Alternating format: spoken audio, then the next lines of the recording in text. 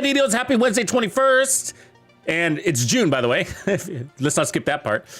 Hey, so the Guardians event is live. Did you guys know that? It went live yesterday, and it probably got lost in all the hubba bubba about the servers being down and whatnot. But hey, it's actually a really good event. We got some tips and tricks to circumvent the Guardians and farm the heck out of this thing with five directives.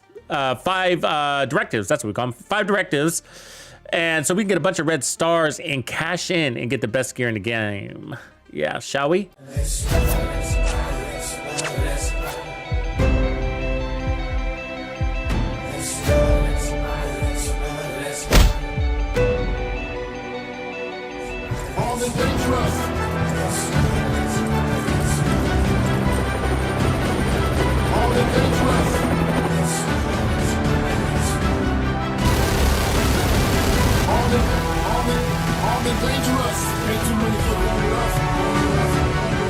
Operational fight one. What you gonna do? Fight or run?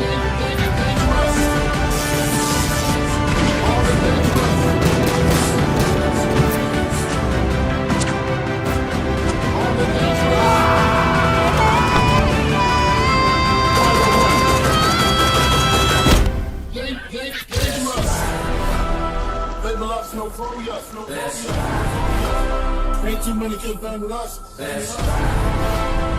Operational fight one. What you gonna do? Fight or run? So June has been a hell of a month, right? And it's almost over, as Destroyer says. Oh my God. Very nice, Destroyer. Yeah, so June is almost over, but it's been a hell of a month. A lot in the news factory. So both for the Division 2 with all of its Year 5 stuff, hiccups aside. And then we have also the new game mode, of course, that came out. And then we had the Ubisoft Forward event. And then we have the mobile game, the Division Resurgence, that's out right now, actually. And early access is now transferred over to the regional beta. So look forward to that. And then we got X Defiant that is live right now. And that game is an absolute blast. That's all I'm thinking about, actually. That game is really fun. So I look forward to getting in there. Hopefully again tonight. It's only open till the 23rd. So I had early access yesterday. So the rest of the community, that includes you, has access today. So you need to be on a next gen console, Xbox Series S or X, and then a PlayStation 5 or a PC to get in. But you don't have to redeem any codes or anything like that. So, you know, just go to your local store inside your console or however you access your games, your Ubisoft games, probably via Connect for PC. So that is worth a try, but I will be doing a full review on it. But the game is an absolute blast. It's being called a COD killer by the best of the best FPS players out there. And it's not really a COD killer, but it's just got the best of what COD used to do. And it's high impact, high action, and takes every drip of dopamine out of your body and leaves you weak and nimble afterwards. Very good game. So, okay, so let's get into the Division 2 stuff. And so if you go into your season track here, you'll see that the Guardians is now active. Golden Bullet is ended. And so we have Guardians event. Now we do have the apparel event, but that was delayed. There's an unlock time there of 1 week and 5 days. So that's basically 2 weeks out. Well, stay tuned for that. Let's get confirmation before we commit to that date, because it was supposed to be live as of yesterday and they pushed it because of the maintenance issues. So the Guardians event, you do need to activate it, so it doesn't just turn on by itself. So keep that in mind. But inside you can have a rewards track, and so you want to play at least so you get that, right?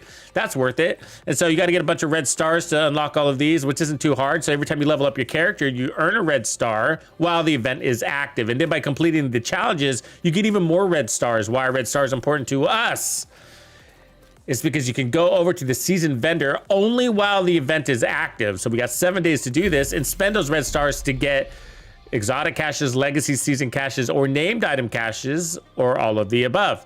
And this is basically a streamlined way to get the best gear in the game. It really is.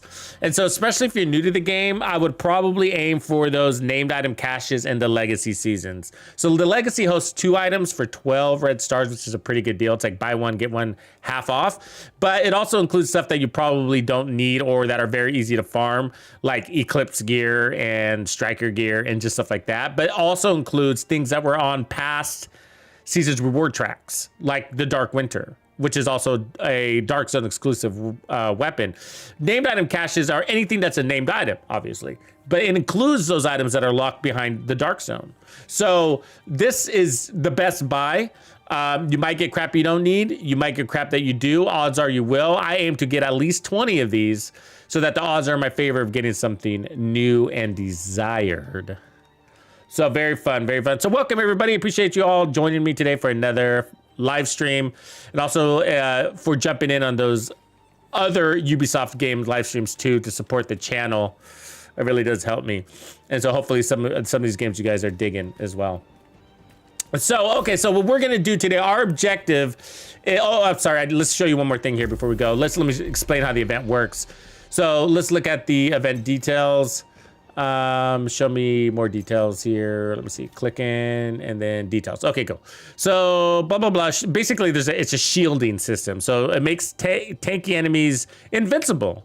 So every group of enemies now has one or more guardian. That's the gold, okay? While the guardian is alive, other enemies in the group will be immune. That's the red, to damage. So you have to eliminate the guardian to break down the shields of the others, basically temporarily, and sometimes there's more than one guardian. So you have to eliminate all of those. They usually control like a group of enemies. So if there's 2 guardians on the field, one will control like 5 of them, and the other one will control another 5 of them, something like that. But eliminating the guardian temporarily increases your weapon damage, rate of fire, reload time, and restores armor, and removes immunity from protected enemies. So pretty cool. So basically, the guardian is obviously your target. So the problem with the game mode, okay, what makes it difficult is that the guardian could be hiding in the back, right? And you got like 50 enemies that are immune to your damage, okay, between you and the guardian. So you got to get through those guys to get to the guardian. And so you got to think about what builds can help me do that, to get to the guardian, to pick him off, to open up the fight for me so that I can basically survive. Apparel event's 2 weeks. It looks like 2 weeks Nemesis.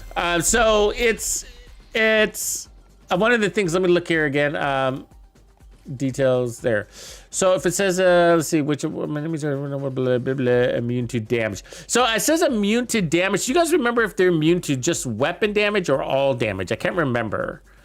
I can't quite remember. We'll have to test. But sometimes skills, it depends on the event. So sometimes they'll still be able to take in like skill damage. But I can't remember with these guys. So one of the best builds that I like to run, and first of all, we want to, the more directives, the better, right? So because the idea here is to level up our character, because every level means one more red star. And so if we can turn all directives, we're going to get 125% more XP, which means we'll be leveling up a lot faster. So that's the deal. If you're interested in knowing the best XP activities in the open world, then check out the link I posted at the top of the chat. It's a 10-minute video that breaks down the who, what, when, why, and where, and gives you some good ideas and places to farm for the best XP, where to spend your time, basically. So tested live and broken down there for you on an on-demand video. I don't know. I don't remember, Chupa, like if status effects are I don't think so. I think those status effects should roll over to them, so because it's not a damage, but the damage part they'd probably be immune to. The other thing is like the pestilence ticks tend to bypass most of the events, so that's another build that we could try running too. The problem is, you know, is it a good 5 directive build, the pestilence build? And yeah, I think so. It could be maybe at least 4 directives, you know, because of the ammo issue. So I got 4 directives on now, but I'll turn on all 5 in a minute. So one of them, so Determine is going to be a really good build, some sort of Determine build or Nemesis build or Mantis build are all really good options. Now the main reason why, or at least to have the TAC 50 on board, a sharpshooter specialization on board, is so that you can pick off the guardian at really long ranges and then free yourself up to run and gun with whatever weapon you want. Maybe that's a St. Elmo or whatever. But so you pop into cover, pick off the guardian, make sure you have enough damage to do that. And then now you can run a gun a little bit more freely. So I don't think the enemies are tuned up. I think this is it's all on defense for them. I don't believe that they have extra ability, damage abilities. It's been a while since I played this one. Yeah, that's a good job. Yeah, that's a good call, Kelly. The Sweet Dreams is a good add on this, isn't it? Because it's like 1 million, 100 million damage or some shit like that. So I wanted to, we haven't pulled out a hot shot build in a while, so we could try that. Let me see, before we do, maybe we want to, this is a nice little trick, easy trick. Let's see if I have it here. I don't have it saved. So let's just go ahead and whip it together. But one trick while you're here at home base is just to put on a 4-piece tip of spear build and start earning that special ammo. It only takes a couple of minutes to load up on all that tip of spear goodie. And then there we go. So we got 4 pieces of tip of spear there. We'll probably run I was thinking about doing one of the explosive builds, because with the we had some really cool things that showed up in farming to improve on them.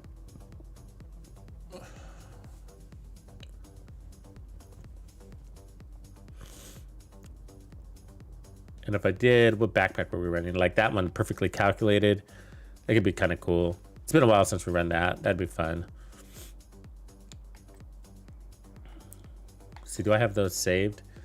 Explosive. I think I have. I think I do. There's one of them. But I really like the one where we were using skilled, but you have to stay in cover to use it. I think that might be the one. Yeah. So you have to stay in cover, and you know me, I got problems staying in cover. So maybe we'll do this one. But let me have a minute here just to get my ammo. But let's go ahead and pop in the memento, because I know I'm gonna get out of cover. But the other one was really unique and really cool. I haven't posted that build video yet, but it's a one-shot kill unlimited explosive build. So it's pretty insane. A one-shot kill with your weapon, and you're playing from cover, but you're getting you're shaving your cooldown so fast. You got unlimited explosives, and it's quite fun. Quite fun. Relatively new. I think we put it out.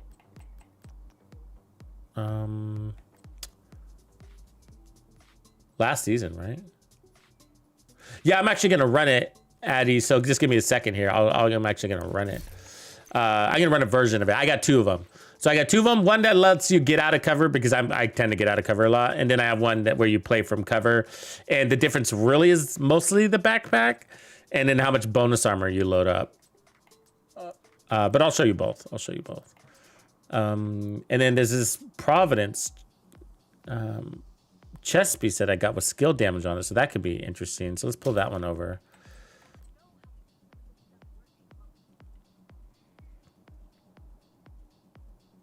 Electric, basically, so electric is just like another Golan for the most part. And then if you're gonna go into the 2 or 3 brand set bonuses, then you're sort of headed down PvP type builds. Shock resistance. There's not much out there that shocks you in this game on the PvE side, so it'd be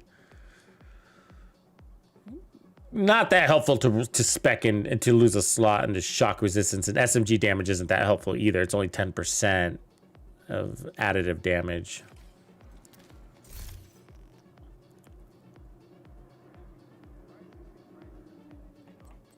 Okay, so I think we're good. Probably good. Let's go check our ammo count real quick, and then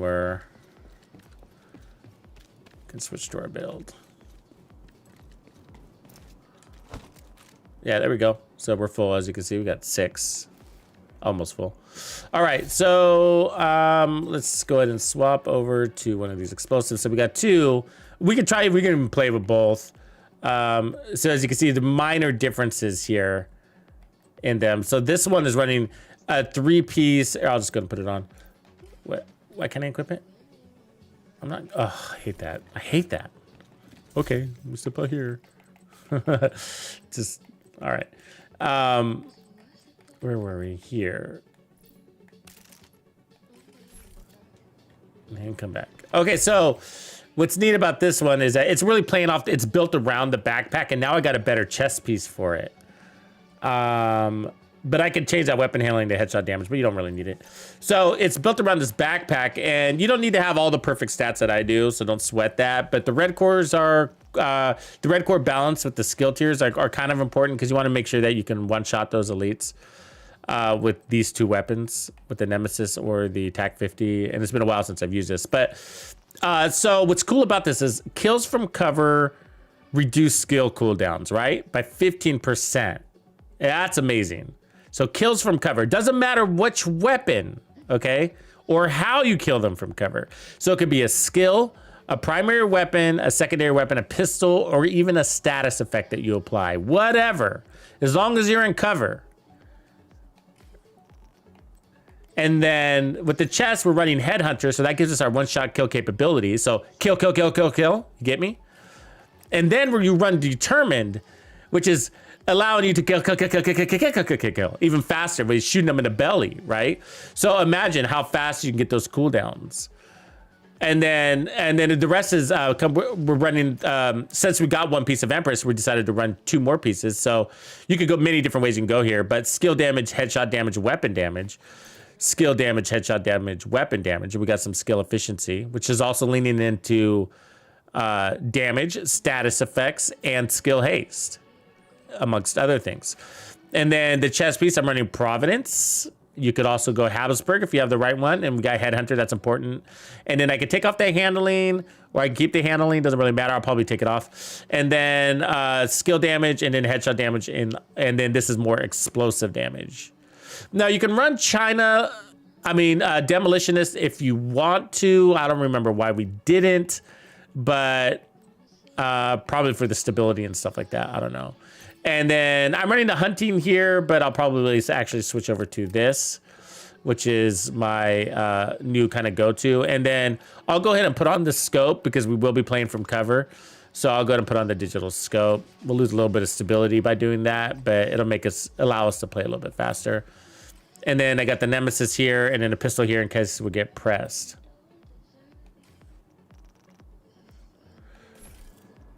Ninja Bike backpack. I mean, you should be able to get it from anywhere backpacks are. So probably Countdown today, if you're looking for today. Here, Federal Emergency Bunker. It's backpacks. So your best bet is to farm that or Countdown. Countdown can tend to be a little bit faster. Don't forget about your weekly projects, right? You get the 3 projects here, and one of them's really easy. You just got to donate junk.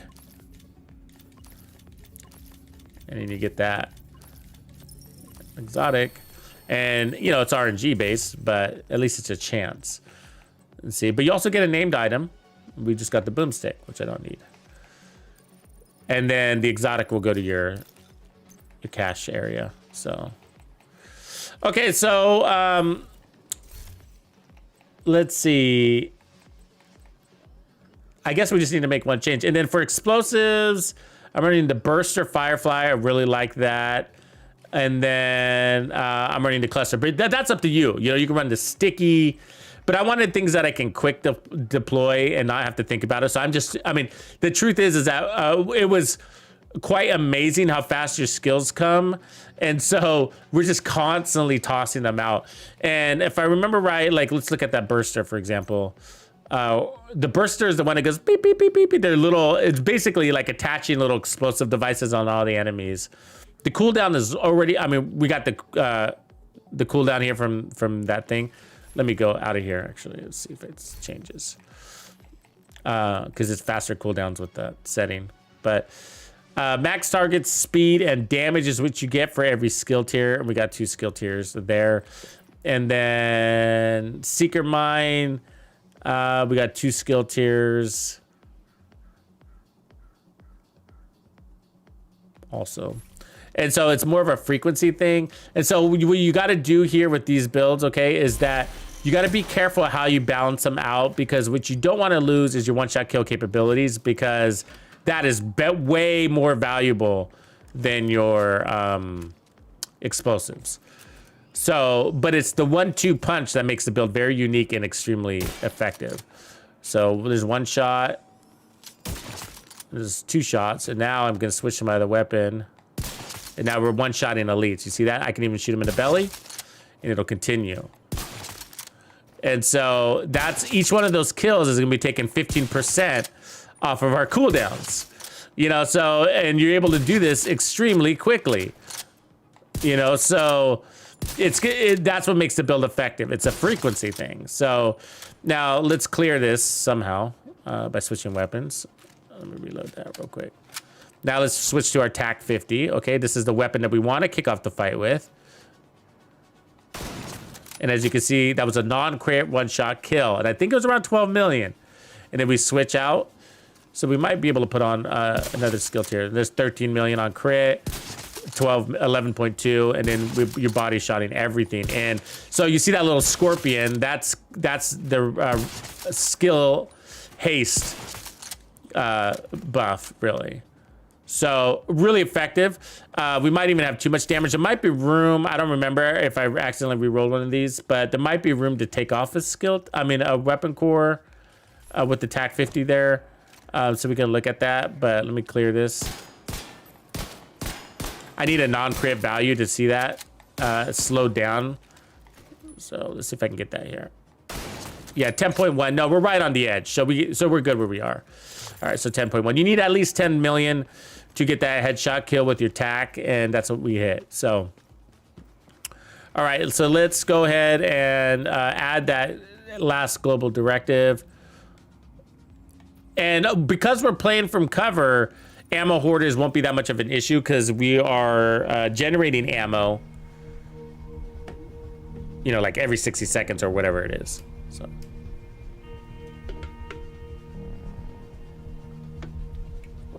The testing range Chupa makes your cooldowns faster.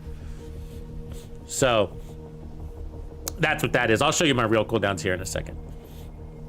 And then I'll show you guys the stats of the build too. Let me just walk you through the build again now that I have it all set. Okay, so here's our 5 directive, I guess what we call it, explosive headshot, one-shot kill build. I don't know what else to call it. Okay, so basically it all pins around this backpack, the battery pack. It doesn't have to be perfectly like this, okay? So as you can see, we're running 2 skill tiers. You can put the skill tiers anywhere you want. Now I have one here on the Habsburg, but you could make that Habsburg red and put this, keep the skill tier on this backpack that it normally comes with. So it's got skill health, skill damage, skill efficiency. The battery pack gives us the perfectly calculated for 15% reduction in skill cooldowns, as long as we're killing from cover, and that kill can come from skills or weapons. So headshot damage, weapon handling, and headshot damage. I like a little bit of weapon handling, but you have room to put more skill damage on the build if you want. So here's Habsburg, the gloves for more headshot damage. I got a skill tier on this one that can be a red core, headshot damage and skill damage. And then our second piece of Empress, skill damage, headshot damage, and weapon damage. And then our third piece of Empress, the same. That's the holster. And then the chest is Providence, more headshot damage. And that's because I want the TAC 50 to be strong. I don't care about my primary weapon. It's the TAC 50 that needs to be at its strongest.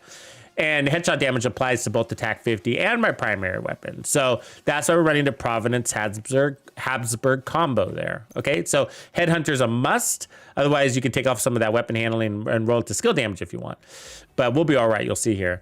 So, and then the mask is China Light for more explosive damage. And then we got skill damage and headshot damage there with the skill tier. I am running Sharpshooter for the ammo generation, I think, and then also for the TAC 50. You can do a lot of damage with the Nemesis, but it looks like the Nemesis requires 2 shots. The TAC 50 only 1 shot to kill. When we're talking about like first stepping up to an elite with no buffs. All right, so skills, we got 23-second cooldown, not a problem. That's going to shave really fast. And remember, any kill, so even from the Burster Firefly itself, and from the snipers. So it's a collectively, everything's going to be dying all the time. So this cooldown, you'll find you got this, the uptime is faster than you can even use the skills. It's very, you're going to be busy hands. So skill, 2 skill tiers there. And then I'm using the cluster, 41 second base cooldown, and then 2 million base damage. And then stats here. So on my primary weapon, I got 308% headshot damage, 100% stability, which is very nice. And then, actually, we want to look at the attack. Hold on a second. The attack 50 should be about the same. Nemesis is 308. Pistols 237, 330 on the attack 50. So that's what helps us out a ton there. So that's the build. Let's go kill something. Let's go earn some red stars. Red stars. Actually, you know what would be fun? Let's put on a little timer. I like running my timers just to kind of see how these builds perform. So watch, I'm 11:207. So let me put on that timer real quick. Give me a second. It's just kind of helpful for people, I guess, right? In case it's important. It's good to know, like, because we're farming, you know, XP farming. And how's this build do over the other one? I always say it's an element of time, you know? It's all a factor of time. Everything in this game is. I think that's the best, I think the best measure of a build is really how fast it clears, more than anything. Not so much, I mean, fast time to kill is a factor of that, right? You got to kill fast in order to clear fast, but you also have to heal fast in order to clear fast. So there's more to time to clear, and time to clear can also incorporates your play style, which is important. So, because if it's adjusting your play style or making it, or you're dying more, because it doesn't accommodate your play style, then that's a factor also in that same metric, which is fast time to clear. So I feel like for me, that's the ultimate metric outside of is the build fun. Okay, so this is important right here. So see, the Guardian is exposed, so we can pick him off right away. And now we got free reign on all these dudios. Oh, I forgot what skill cooldowns on, by the way. So that's something to think about.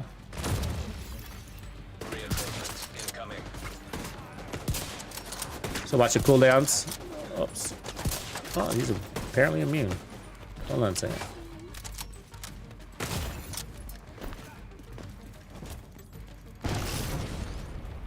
Which is weird, because I thought we're supposed to be killing through these guys. Hold on a second. Really? He's gonna get me. Heal up real quick. Yeah. We should have enough power to have killed him, and we didn't. So let me try that again. Even if he's immune. Unless I'm thinking of a different event.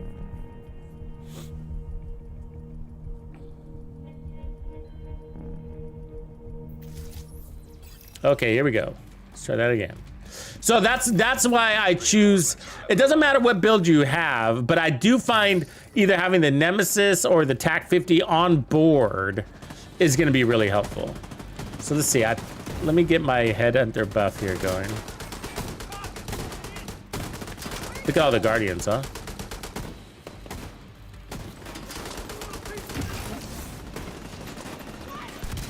They got it. And then...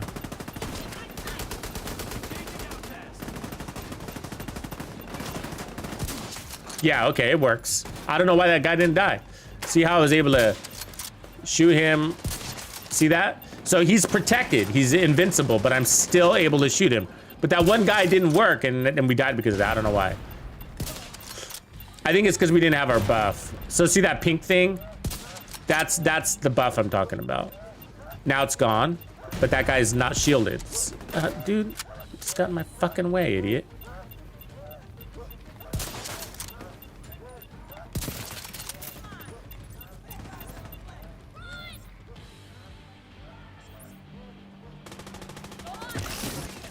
Oh, Apparently that fucking glitched.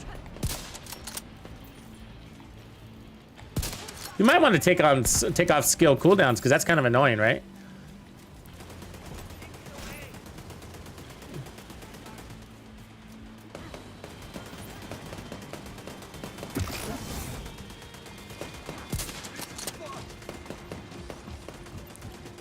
I mean, we're not overly relying on our skills. That's what's cool about this build is that your primary weapon is so really effective. Obviously, one-shot killing everything.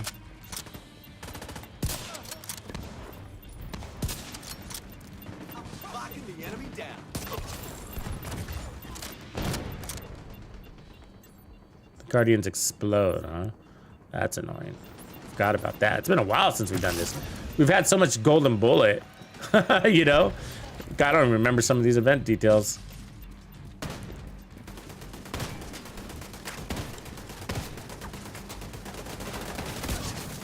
Pick off those guardians. Very nice. Oops.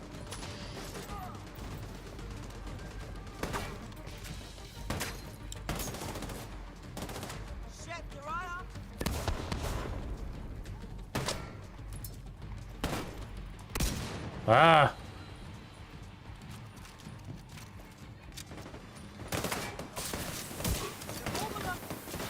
So the Nemesis is just not quite as strong as Attack 50.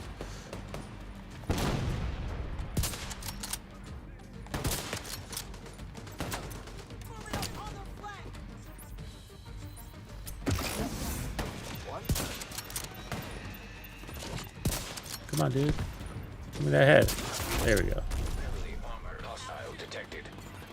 There's a boss. We'll save him.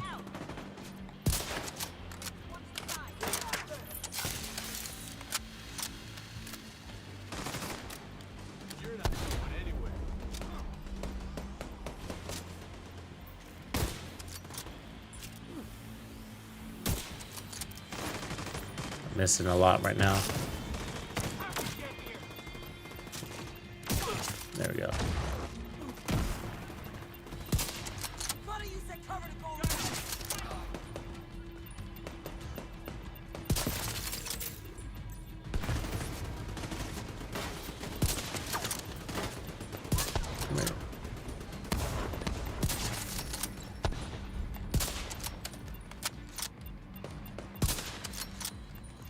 Switching to Nemesis. There's a boss. All right, let's get some of that TAC 50 ammo. I spent a lot early. Well, yeah, what do you guys think? Do you think it's worth keeping skill cooldowns because we're not really relying on our skills so much, or would you rather have more fun tossing out your skills? How would you do it? You know, would you drop to 4 skill tiers, or since you're so effective as with your primary weapon, do you just not care? You know. But if you take off skill cooldowns, you get your skills even faster, right? This guy knows I'm after him.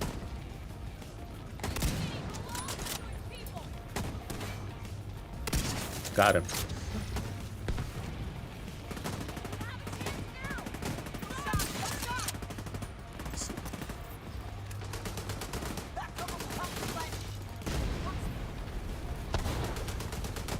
Personally, I don't mind leaving it like this because I like sniping anyways, and we're pretty good with our. Oh, I lost my buff.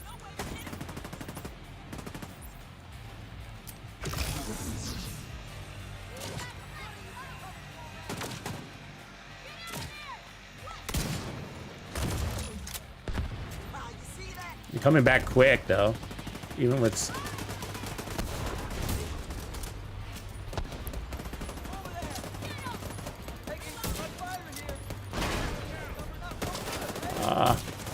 Ladies, stop moving. You're annoying me.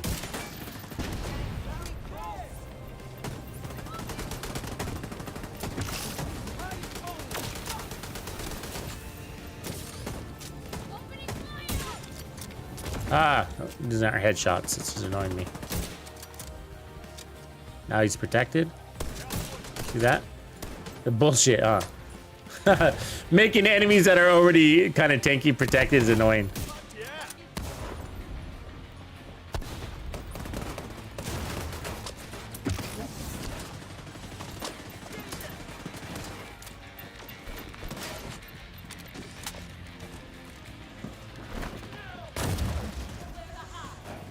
Can't get these bosses to fucking stand still. That's my problem right now.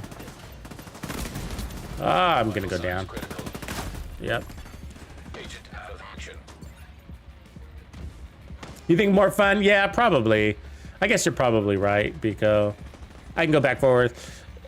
I can go back and forth. You can talk me into either way here. I mean, for me, I don't actually need the XP, so going to 4 directives isn't a big deal. Look at these fucking guys. Not saving me.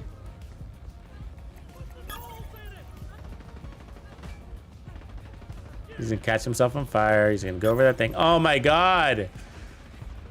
Get over here! We're almost done.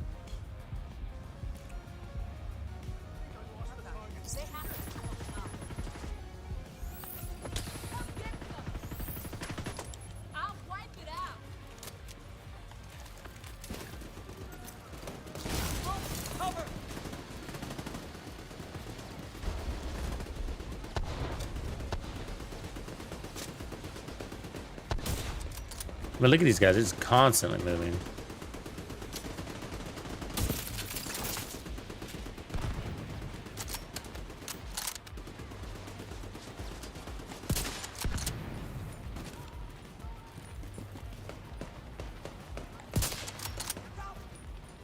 Yeah, something's weird about that. Like, why wasn't that a kill shot? You know? I just killed someone in the head.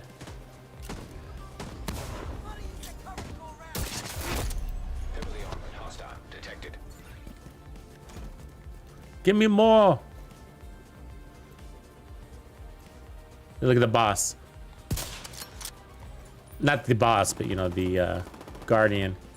He's way out there.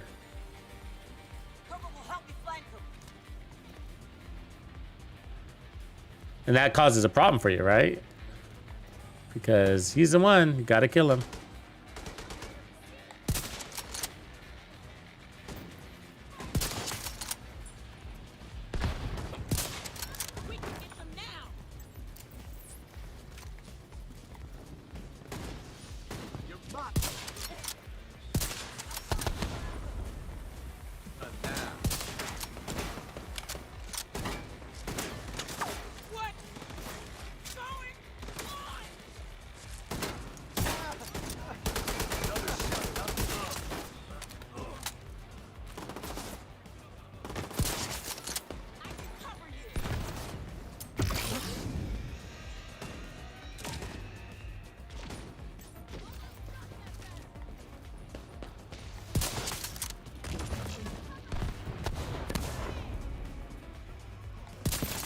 There we go. Took an extra couple of minutes. Guess we gotta get warmed up.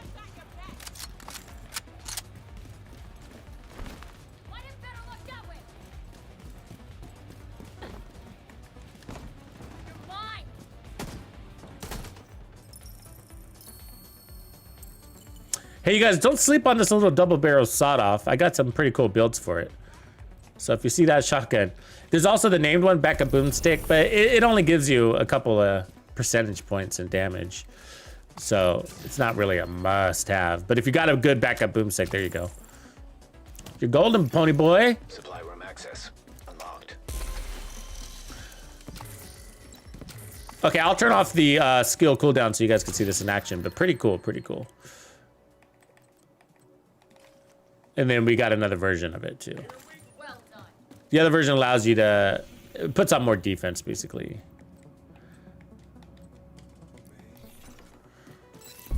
Without losing the same capabilities.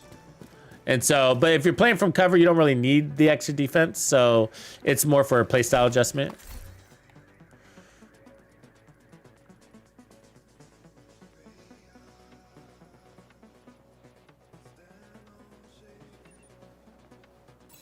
The NPCs being ding dongs.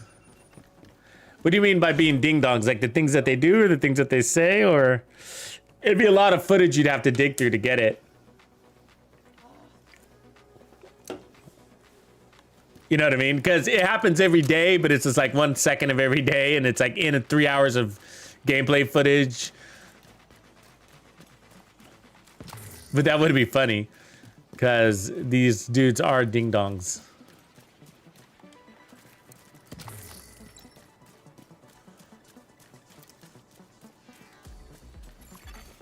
Friendly control point nearby.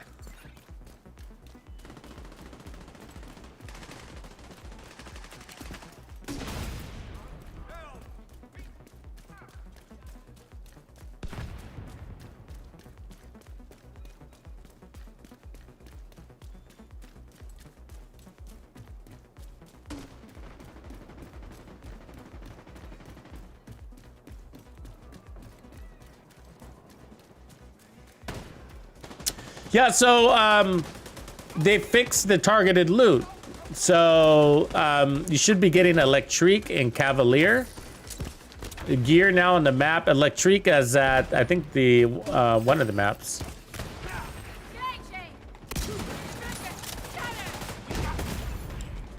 Medical assistance needed. Yeah, they got me, they got me.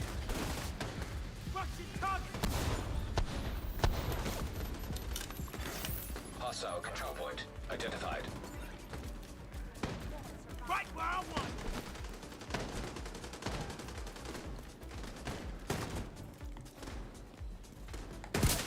I'm a guardian.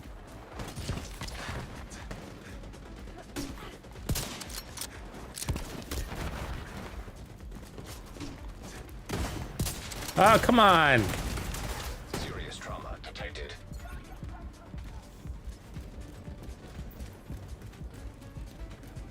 This guy's on my shit, too. That mine is locked on me. Oh, my God. Signs 0. Just couldn't get her head, you know?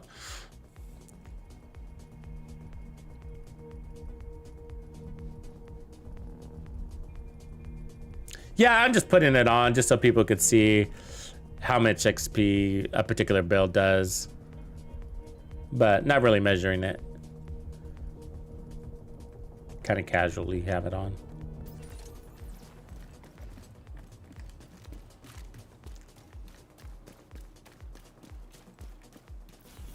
So let's just fast travel through that because that's boring to run that.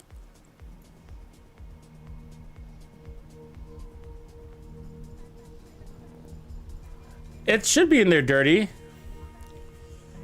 The ninja bike backpack.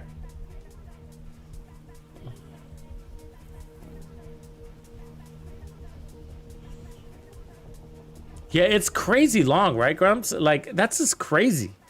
What are they thinking? I mean, to make something literally impossible is what they did, literally, you know? Like, who's the fool that's gonna go to 100?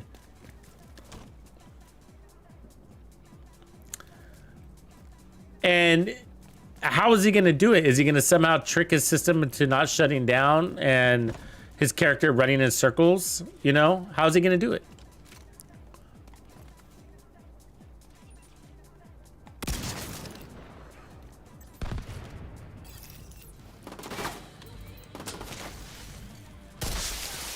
Reinforcements en route. Oops, wrong gun. The problem with this scope, having this scope on, it looks just like the Nemesis scope.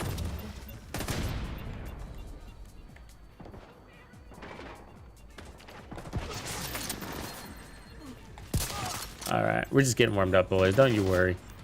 We'll go a little faster here.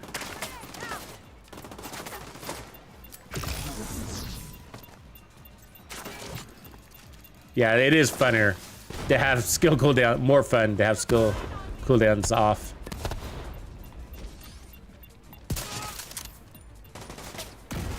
You can see how amazing that backpack talent is. You see that? There you go, and there it is again. It's pretty close to what the exotic does. the Memento, as far as how it impacts the skill cooldowns, they're very similar. Because the Memento, you got the skill efficiency also in a bigger quantity.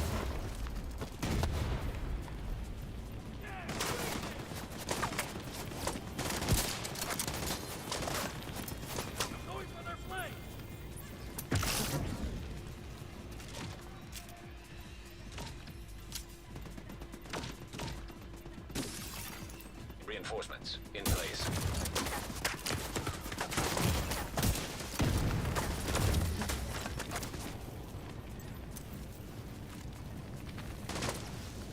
Where's the Guardian?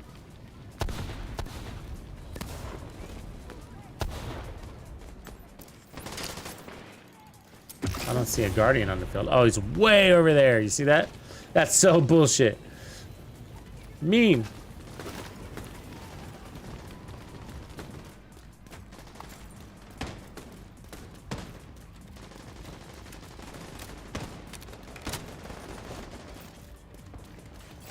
Oh, there's a bunch of them now.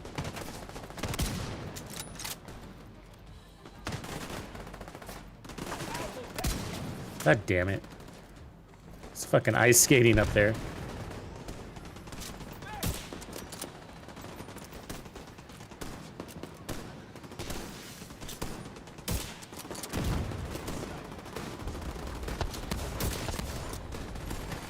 Hostile supply convoy detected.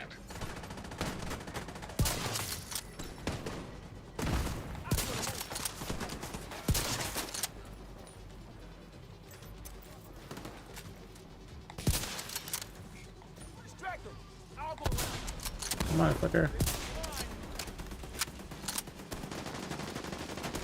They don't show themselves.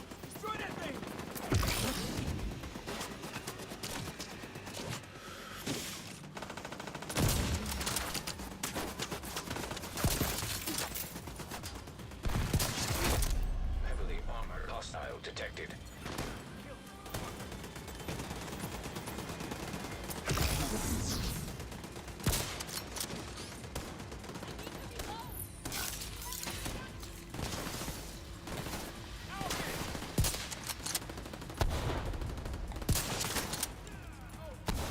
Oh, look at this big boy.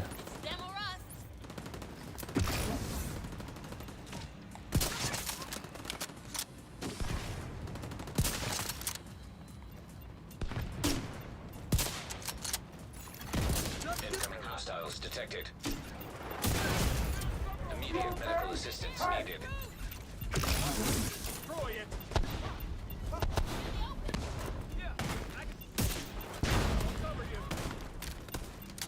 Uh-oh. Serious trauma affected.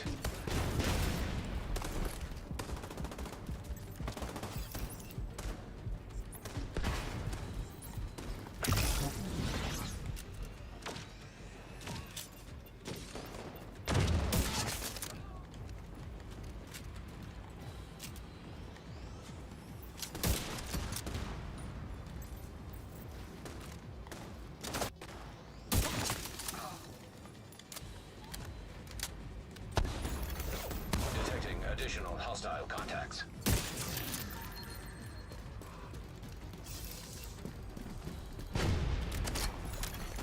Incoming hostiles detected.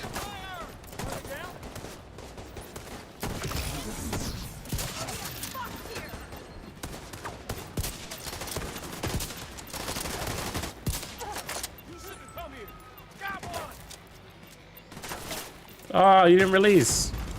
Fucking thing. Critical.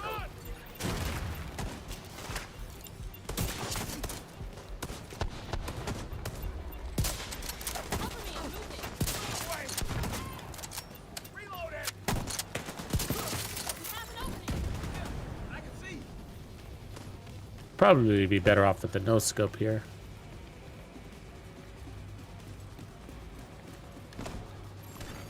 Hostile supply convoy nearby.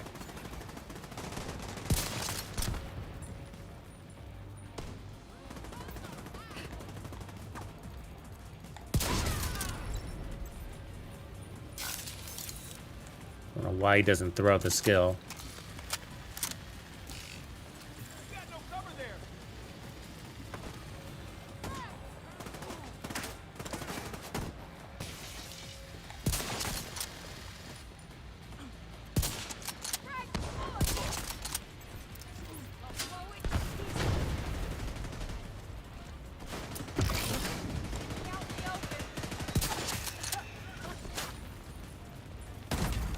What? Serious trauma.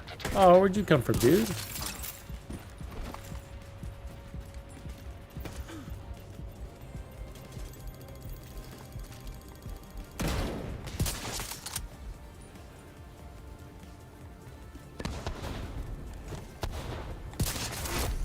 Heavily armored hostile detected. God damn you. Aw, now you're immune.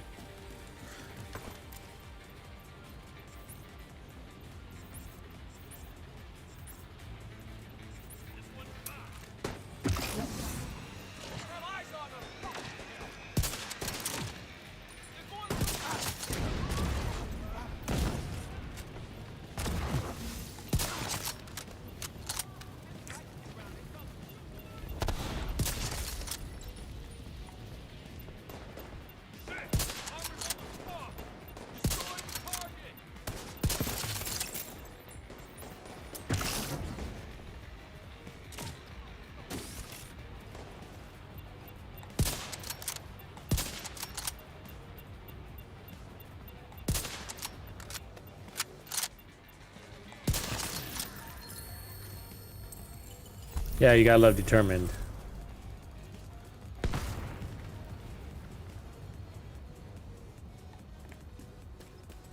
Oh, we got broken armor on. I forgot about that. Supply room access unlocked. Hate that.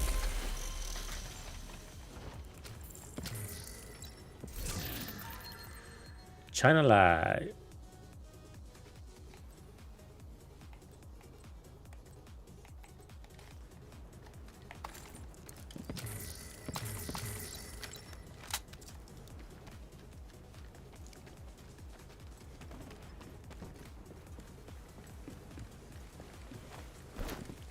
Okay, let's take a look at the next one, the next build too.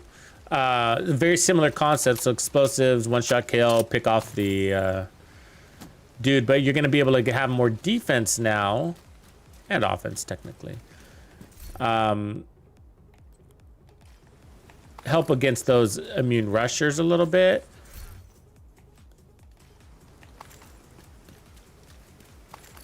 Let me get this junk here.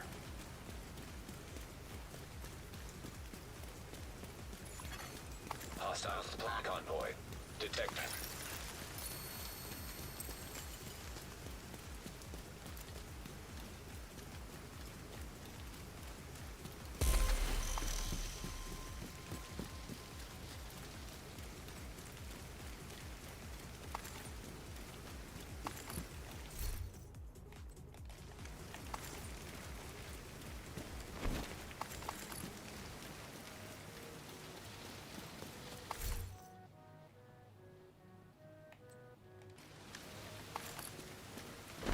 All right, let's give this other one a look here.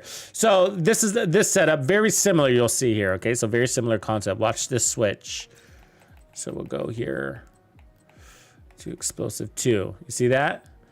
So that's what we're running now, and that's the switch. So you get we're taking off basically whatever you call it, Empress International, and bringing in Brazos. That's the change. You see that? But by doing that, we pick up a red core, a blue core. Well, we technically pick up a blue core and the skill tiers. So watch the skill tier change. Look at the skill tiers there on the left. We got 2, right? Now we got 5. You see the difference there? And so this one I like better because you can get out of cover and you're getting more skill tiers. But what else, guys?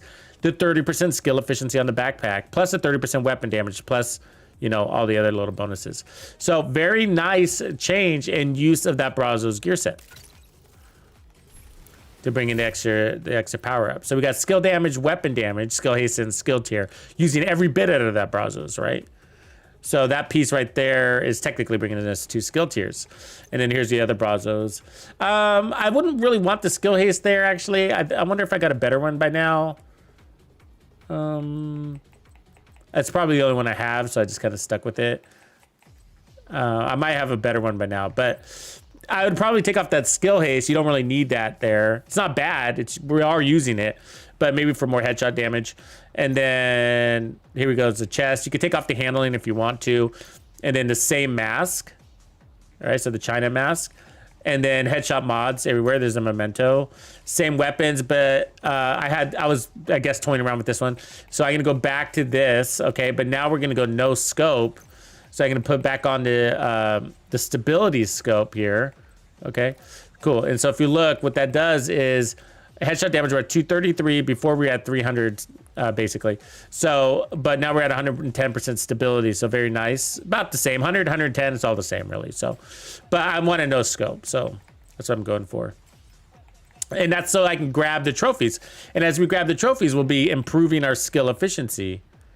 Ooh, there's a nice one too, right there. And improving our skill efficiency and thereby getting our skills up and back even faster. All right, so let's try this one. This one's fun. I think I like this one better. It was a tough call. I think it just suits my playstyle though, a little bit more. So down here, very good day to be farming this zone. What is this called? The Southwest, right, isn't it? I've always been confused on why this is called Southwest, because it's the Southeast, but here we are.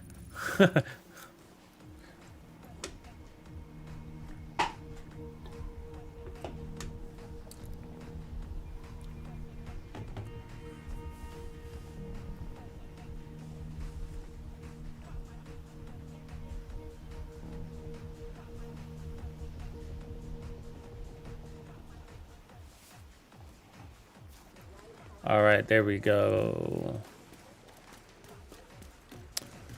Let's see if we got any. Let's clear a couple of these out real quick. We don't get caught with our pants down.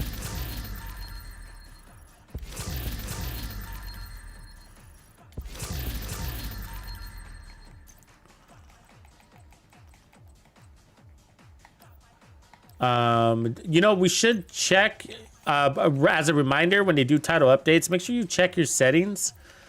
If you have custom settings, sometimes they revert depending on what they do on their end. I forgot to do that today. I'm gonna do that right now. Delete this.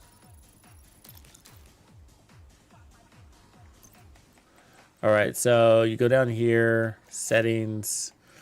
My UI is the same, so I feel like it shouldn't. But let me put on my customize HUD. Let me show my, where is, you know, one, there's the XP thing. So, yeah, let's do this. It's a standard update now. So that way we can see the XP in the top right. So I don't normally have that. Okay, and then what else did I want to look at? Oh, my sniper settings. But I feel like they should be the same. If it didn't change my UI, then yeah. So aim 7.7, scope 5.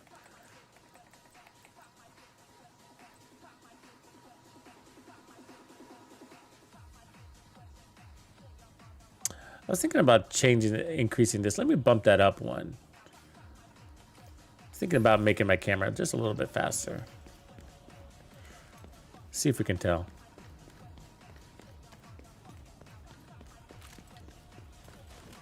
Oh, thanks, Chupa.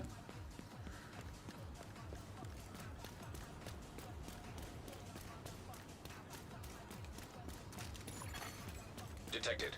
Nearby location. Guarded by hostiles.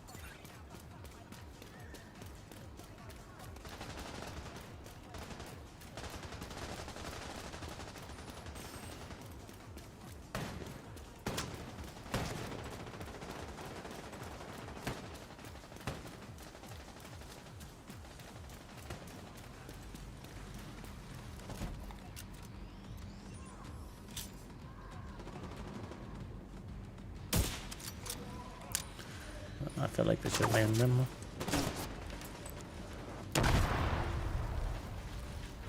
Not gonna come out, eh?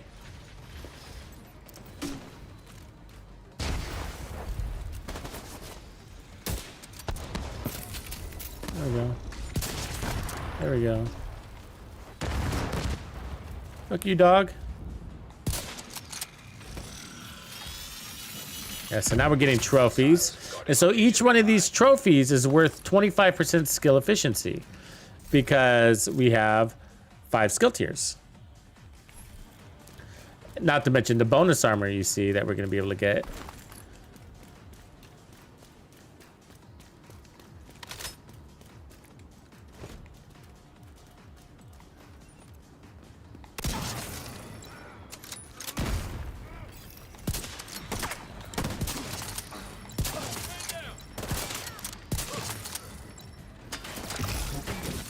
Oops.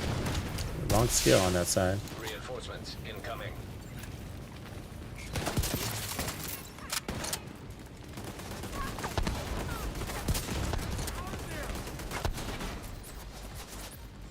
You're dead meat.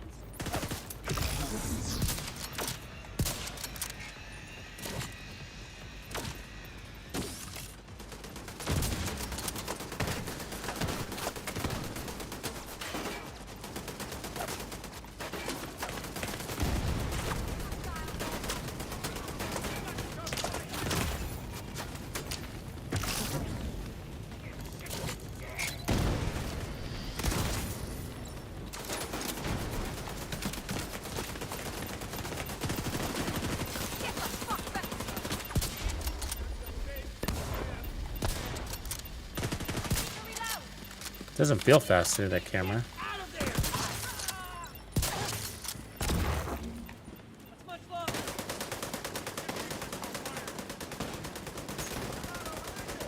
Is the memento broken?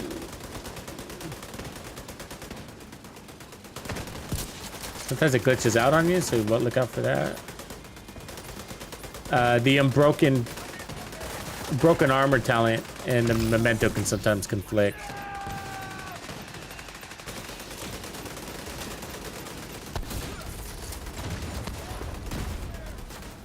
Lots of booms going on.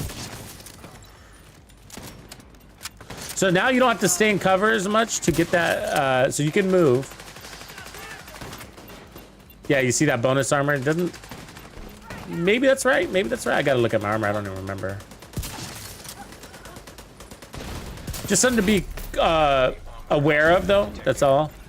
Is just be aware that there's a glitch there.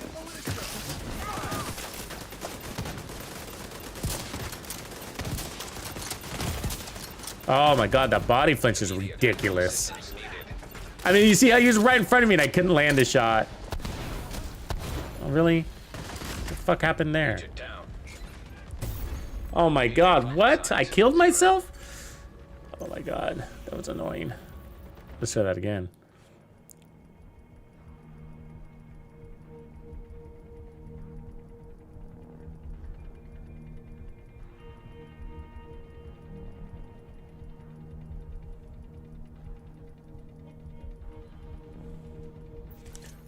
Skeletor, you're crazy, man. You're crazy.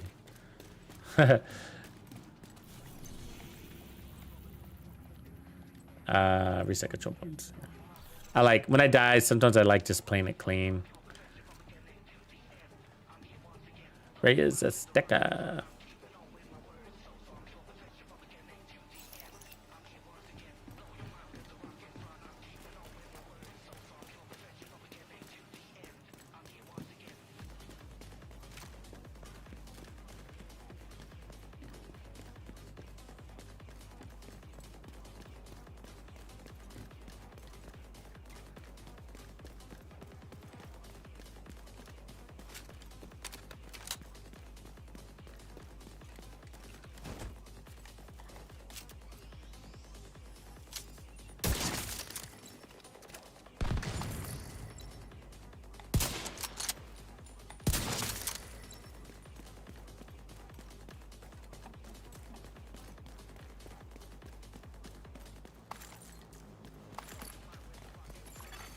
Hostile control point detected.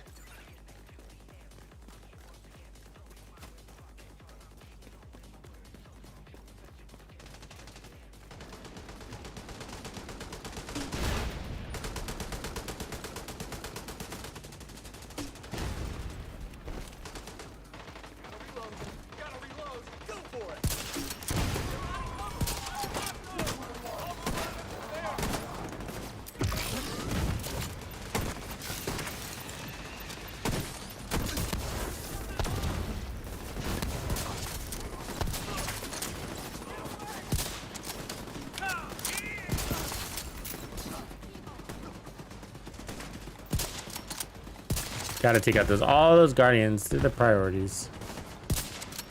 Look, they'll hide in the back.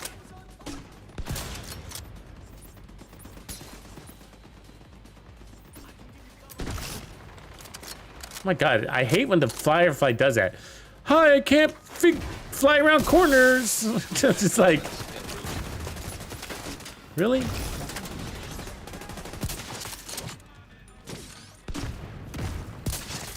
You know what I'm talking about? So the glitch is basically when you try to throw it around a corner, and it's just a dumb glitch.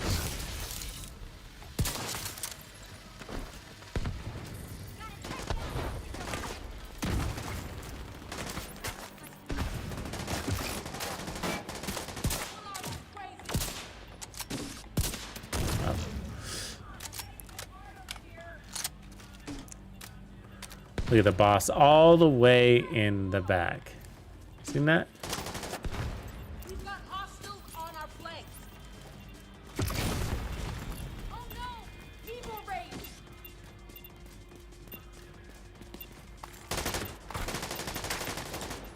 Area.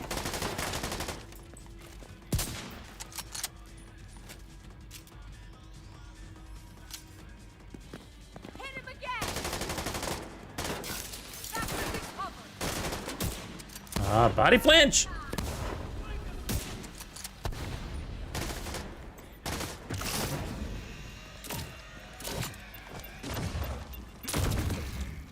Shit, get the hell away from me! Vital signs critical.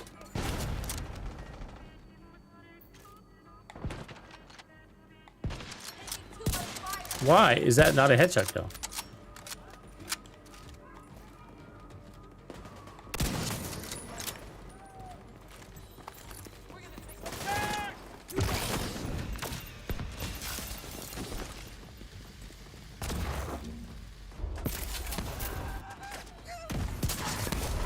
Heavily armored hostile detected.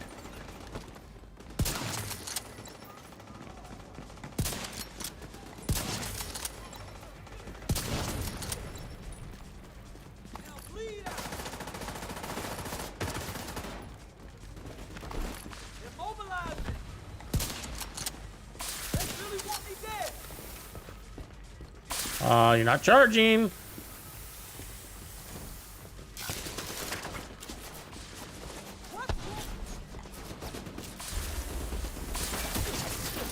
They can make that charge just a little bit faster. Immobilize and charge them!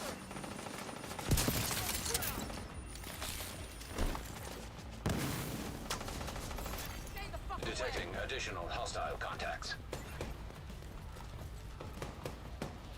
Move on.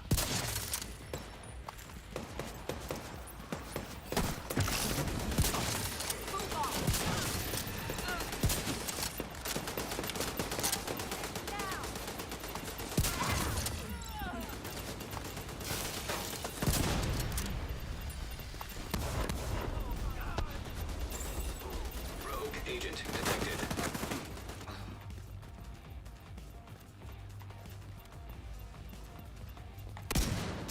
Get off me.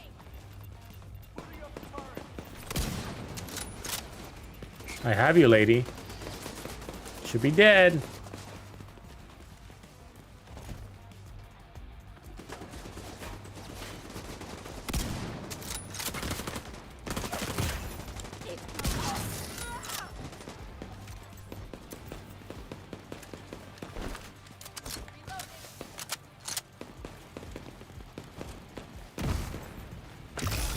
Need to lock down the area!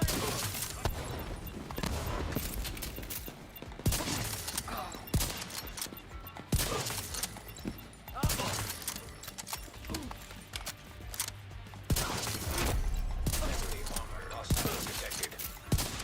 Oh,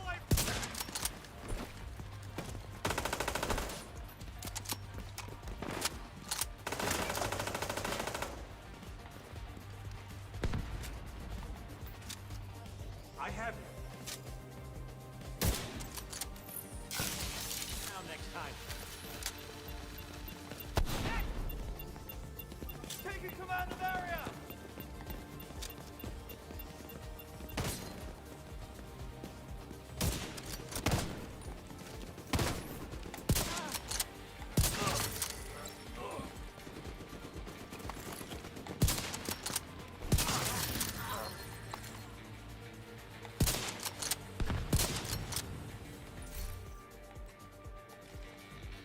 That sounds fun.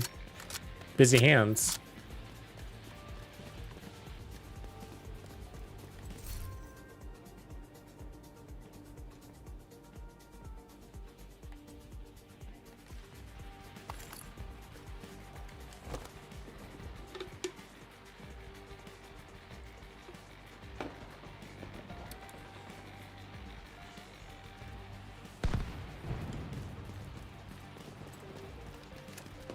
So one issue is the because you're out of cover, you're not generating ammo. So keep that in mind. Pretty low, but it was enough. It's enough to clear the control point and get away with your life.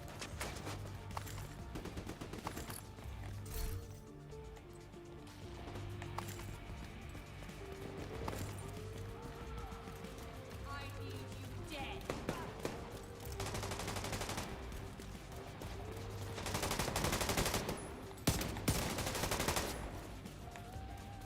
Eat this.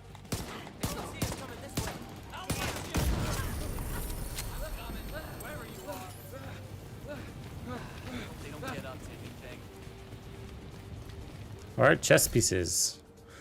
Petrov, kinetic, nope. Electric. And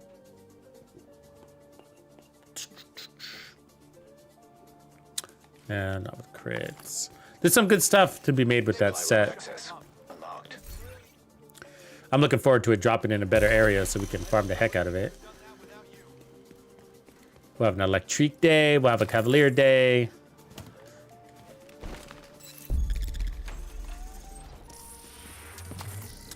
And then I got a couple of builds in the works for St. Elmo as well.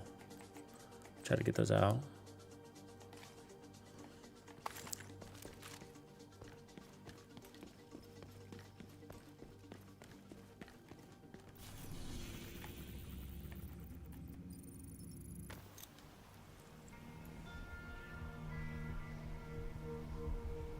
Yeah, everybody's looking for that all red Henry.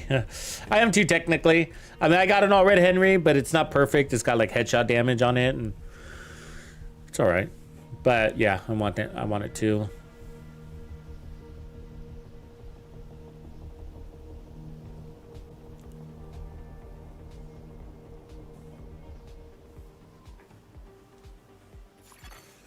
Hostile control point nearby.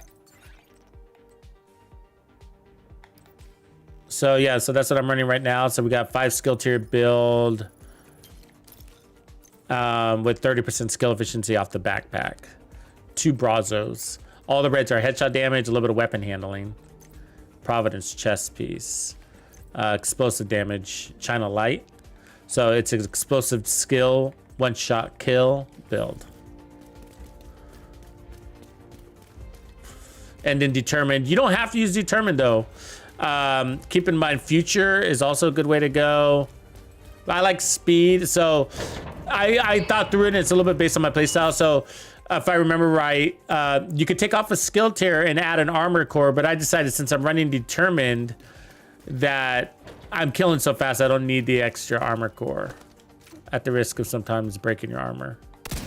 Which is kind of annoying, of course.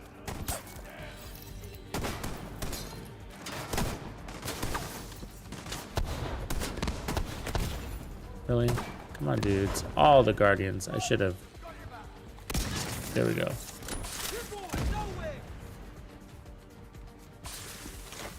Ah, God, you guys are everywhere, dudes. Get.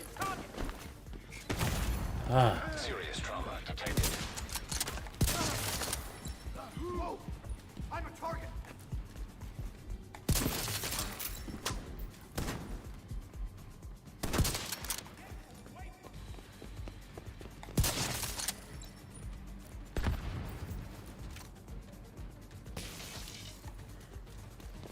Can't shake the damn.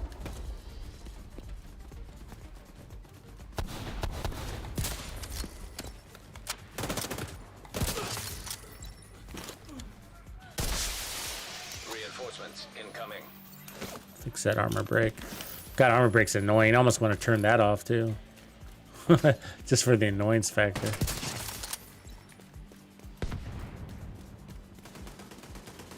Trophy for me.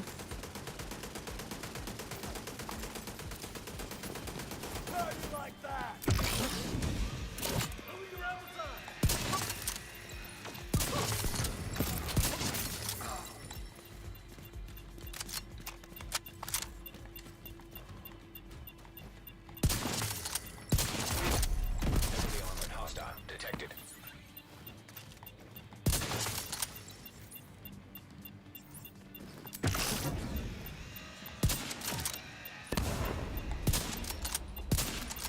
Oh, you little squirmy fuck.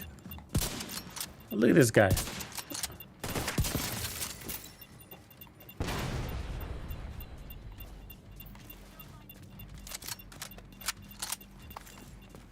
Look at all that special ammo. I love that. Love having plenty of special ammo. I do. I see you, agent.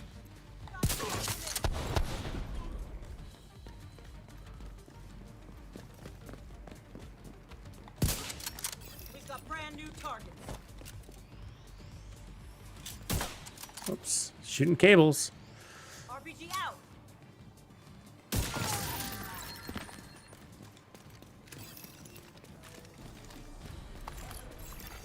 Incoming hostiles detected.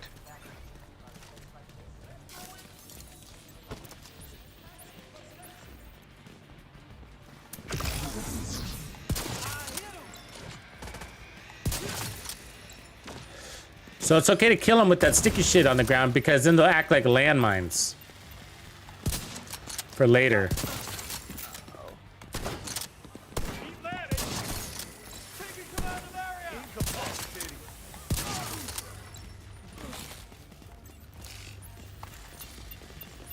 Welcome to my world, motherfuckers. Looking out.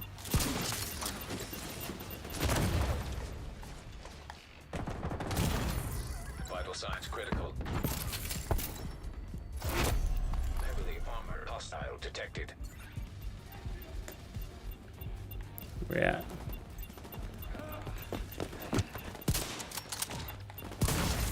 Serious trauma detected.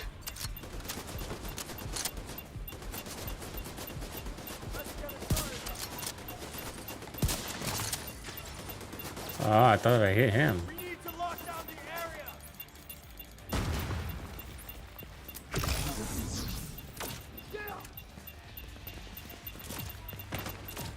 Just lie down and die.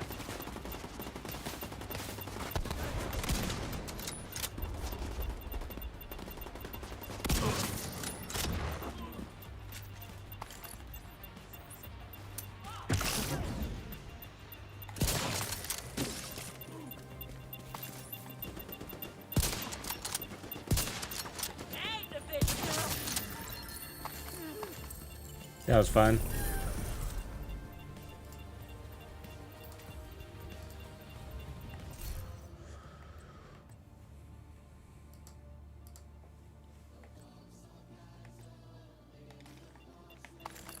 Yeah, I think I do like this one a little bit. You know, I always get torn on the should I add more armor or not thing. Access unlocked. Totally can.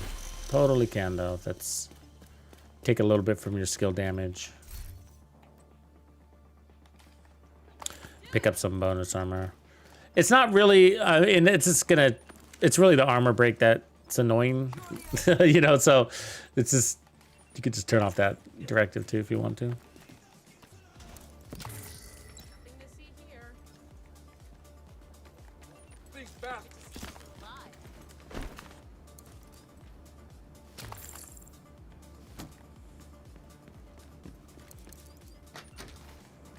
Yeah, I like the shock thing too, huh? Like, I wonder if that shock procs the backpack talent.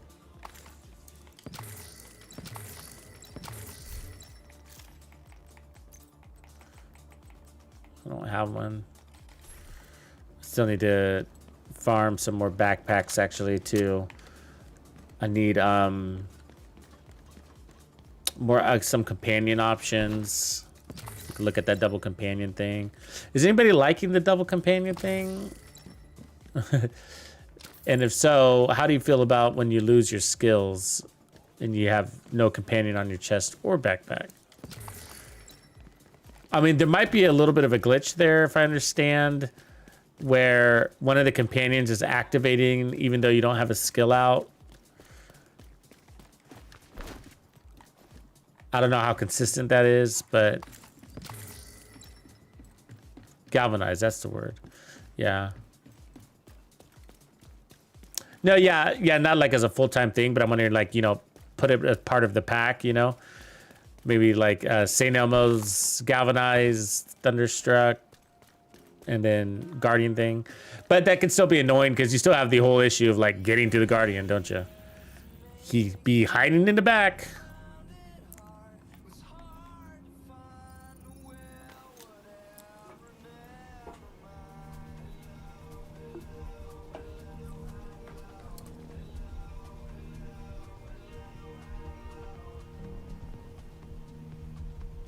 So they're multiplying on top of each other, is that what you're saying? Instead of companion plus companion, they're companion times companion.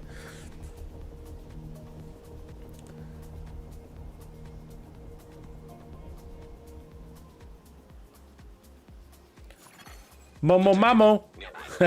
I'm running an explosive build. Explosive one-shot kill sniper build. Run and gun out of cover. 5 skill tier with 30% skill efficiency on the backpack. 2 Brazos, 1 Habsburg, 1 Providence, 1 China Light. It's about balance here. Uptime, you want maximum uptime on your skills without sacrificing your one-shot kill capabilities.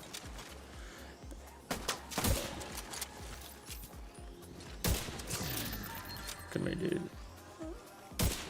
Why can't I get your little head when you're wobbling?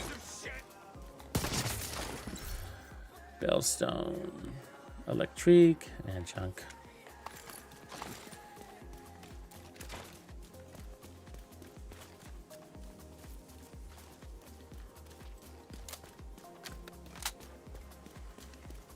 You do some of these activities too. Now that we know, it's kind of fun just to mix them in. We'll do some of these.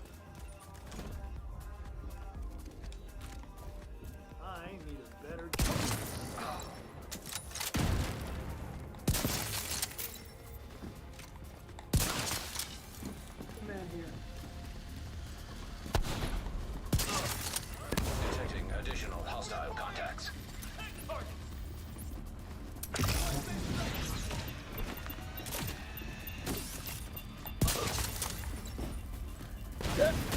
I can't remember if their explosion hurts you. Do you remember if that does? I think it does, isn't it? It's like a martyrdom. Assistance needed. Husky detected.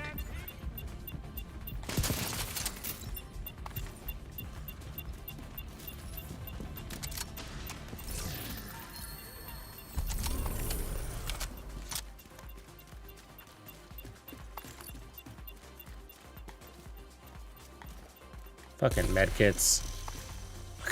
They're just an issue in this game.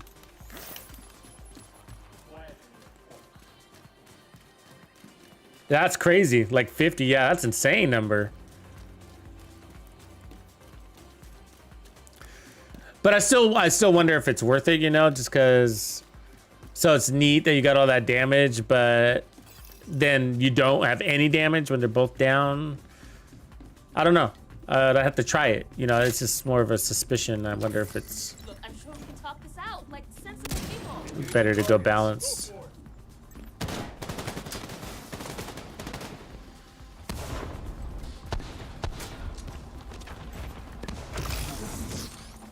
Tango's on me.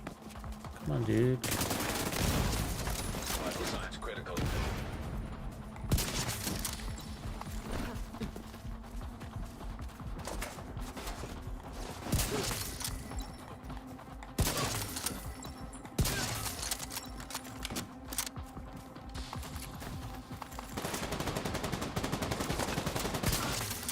Incoming hostiles.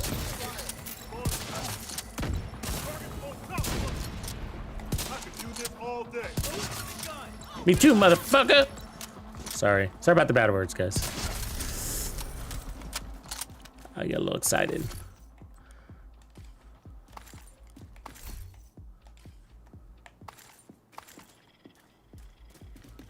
Those are fun when you get all lined up on that. This is actually probably one of the funner, more fun ones of the public executions. I enjoy this one because they come out of that door and you're just like, ready for you, I'm ready for you. Can never thank you enough. And it's sort of nice because you're on your way to a control point too, you know?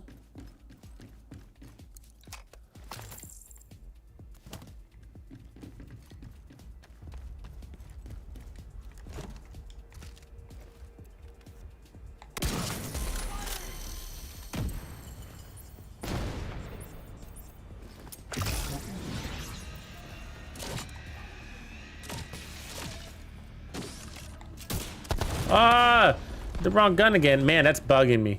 The scopes look the same, and I forget that I'm not even running the scope on the...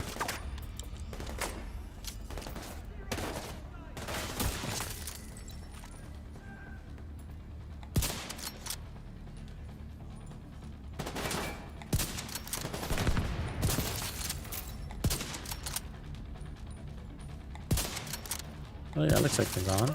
Detecting additional hostile contacts.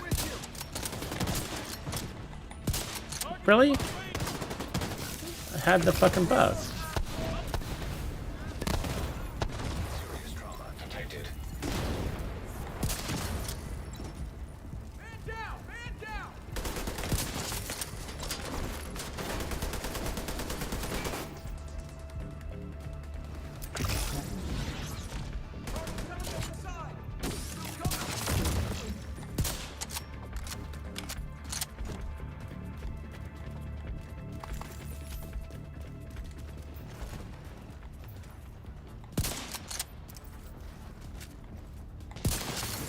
Access key detected.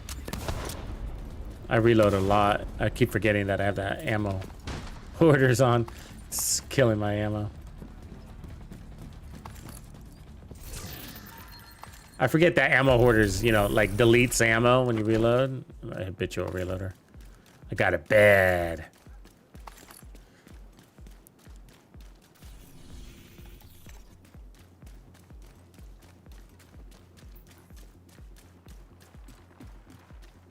Yeah, let the jackals fight her.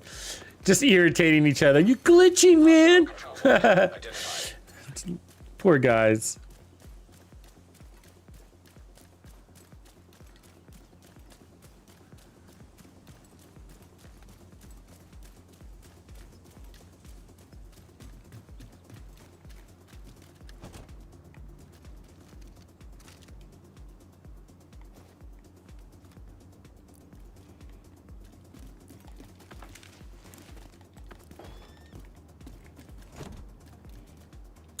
So we got the Guardian way over there, huh?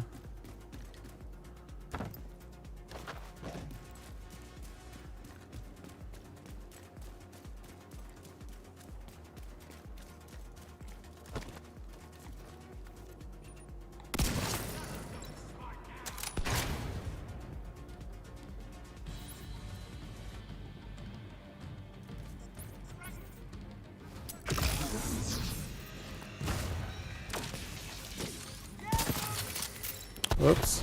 It's a bad shot.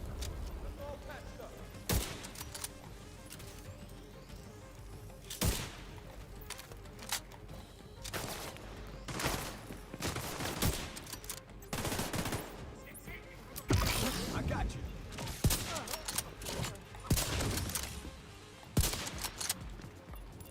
Stay out of these. Ah, Vital signs critical. come on. You cover.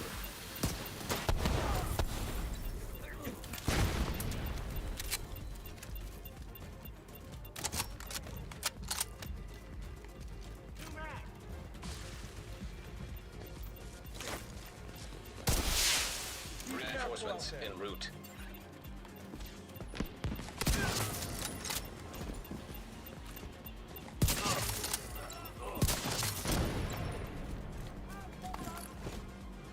Gotta reposition.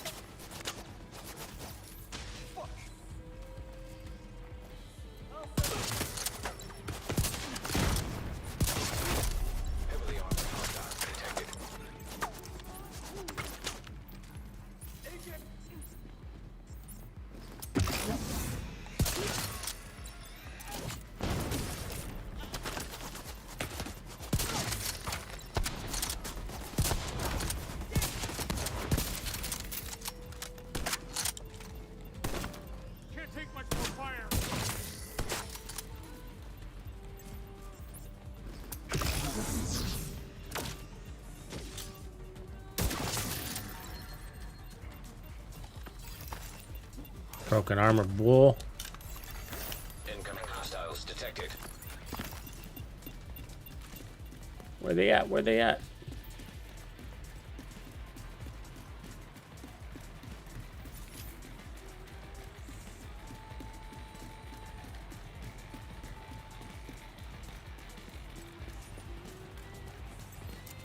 Incapacitating target. Bring it down. You're going down.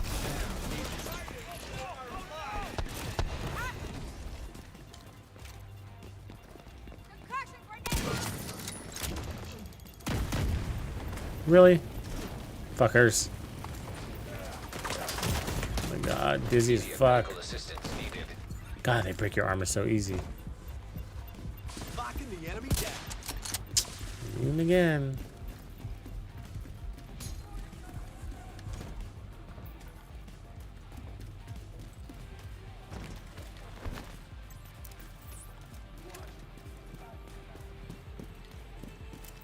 You need to leave us alone. We need to.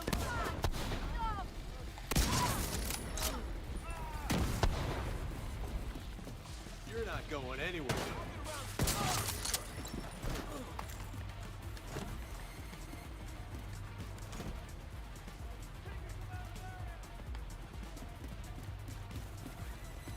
Target's out of sight. Damn, always immune.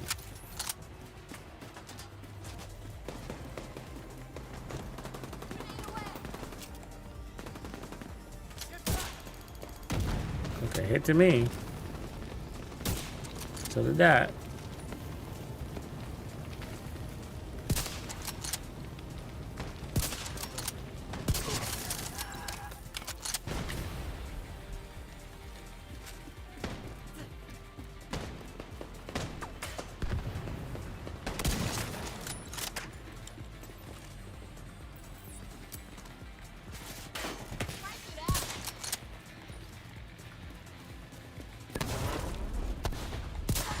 Ah, no. Body shot. I'll go that way.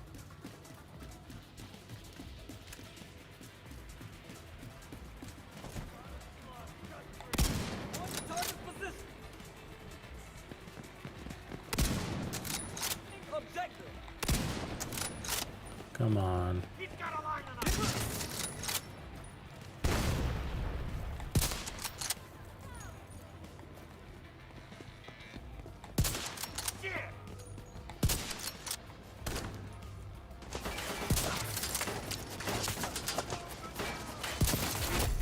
Heavily armored hostile detected.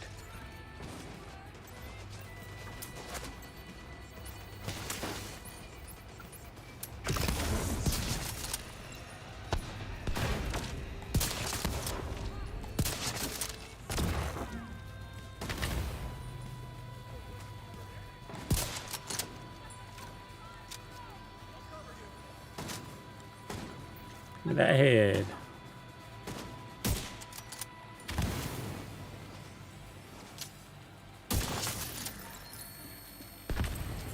God, that armor break is nasty. Just they just don't give you enough armor kits, and it's. Oh look, there's one. I'll stop complaining. Just got one. Supply room access unlocked.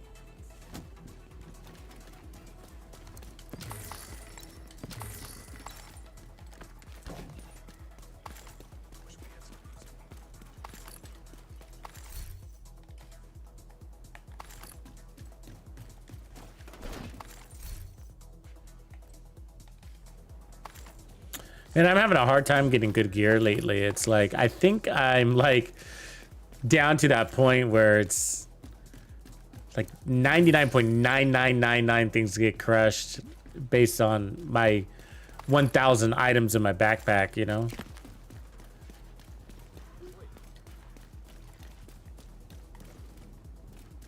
Just have everything.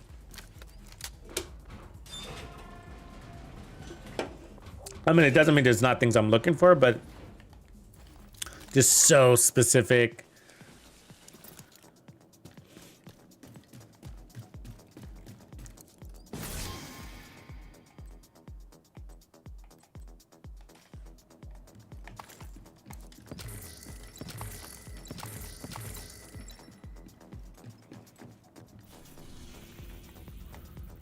Oh, there's this guy.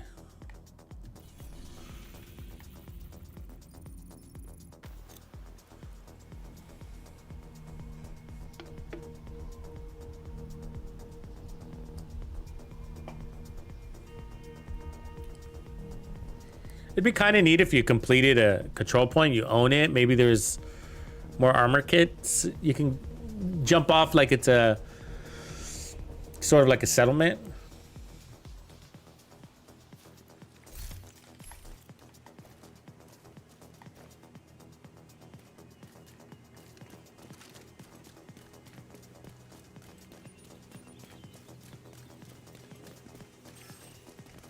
Oh, well, look at these guys just crawled out of that fucking thing.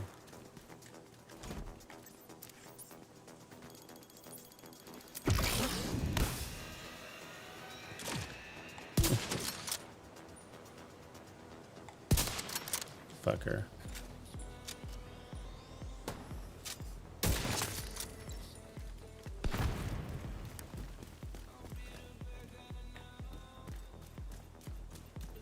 You know, all the way in there, huh? Great, dude.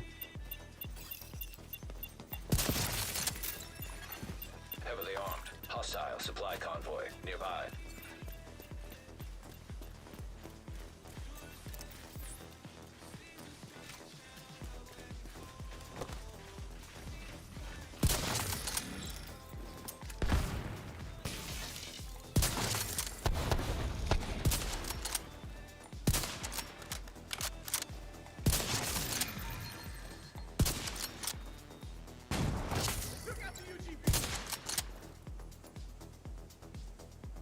Here, kitty, kitty.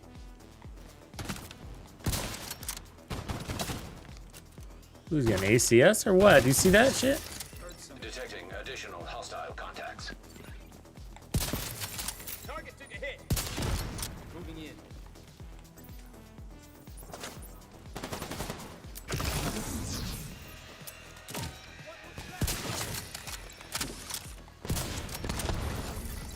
Incoming hostiles detected. Sneaker incoming. Detecting additional hostile contacts. Engaging all enemies. Right. Tango filled that. Well, ouch. Serious trauma detected. Oh, yeah, that popped me out of cover. Fuck, that sucks. That's what happens when you don't have armor kits. Damn game.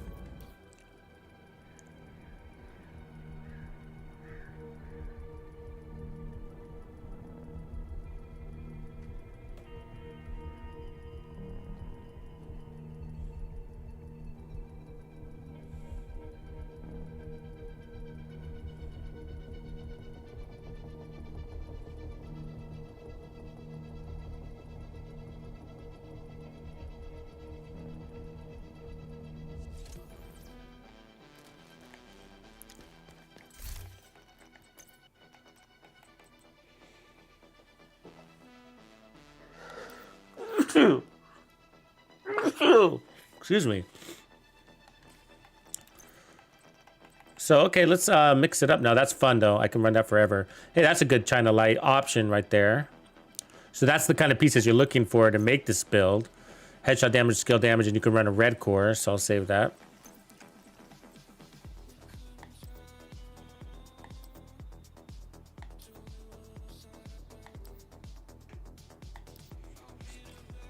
you don't really want to sleep on China right now with possible electric builds and St. Elmo's weapon activating things like Vile. So you know, having a China, all red China with crits could be interesting for you. I don't know, could be junk too though, you know, but something to keep an eye out for. Just clear out a couple of these real fast.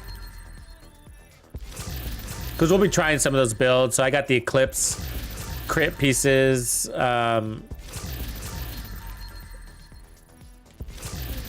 China, some China crit pieces.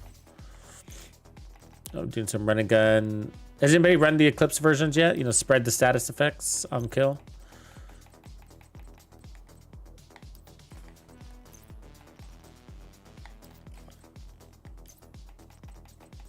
Yeah, there's a few electric builds out there that'd be quite fun to play.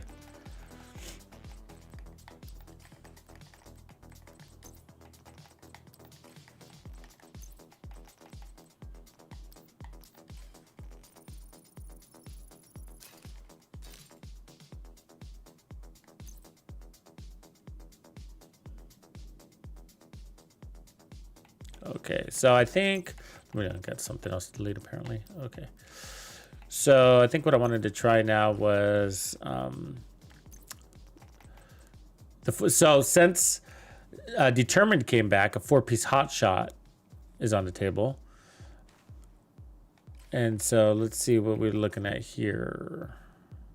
We could also go skill on the hot shot one. But what's neat about the hot shot is you're going to get the armor on kill. I've actually been building some skill versions in here too. You see that?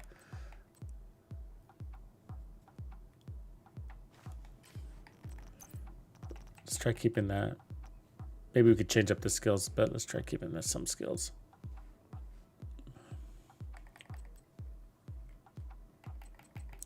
Let's see, maybe. Yeah, but so 4-piece with Determined. So hot shot kind of dropped to a 3-piece option when we lost Determined.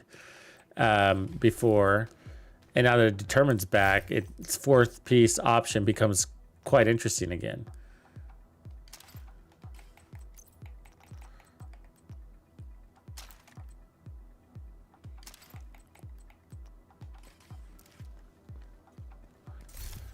Yeah, I'm changing it now, so this will be our 3rd build.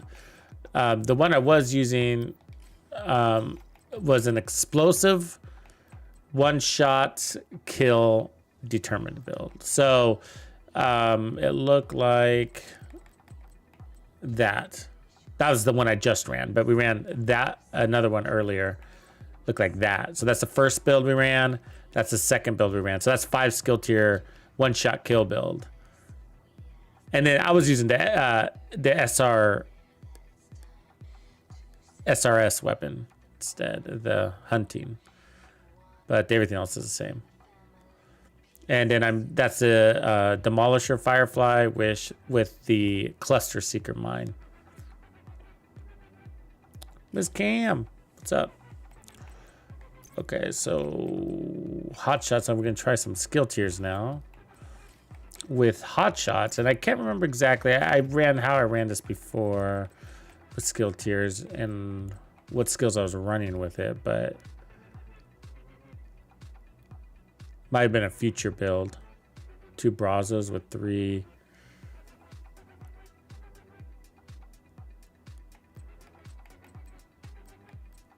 There's one there. Go a lot of different ways with it. We'll just have fun.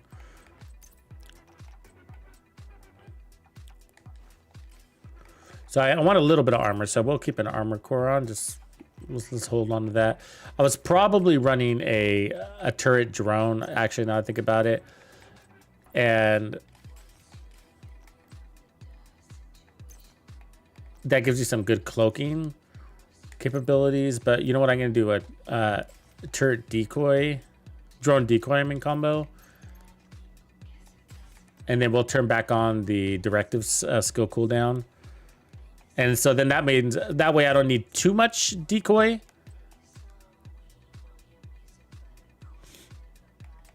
Power. that is. I think that looks okay. I don't know, maybe we don't want this because you can't pick it up. So let's take this instead.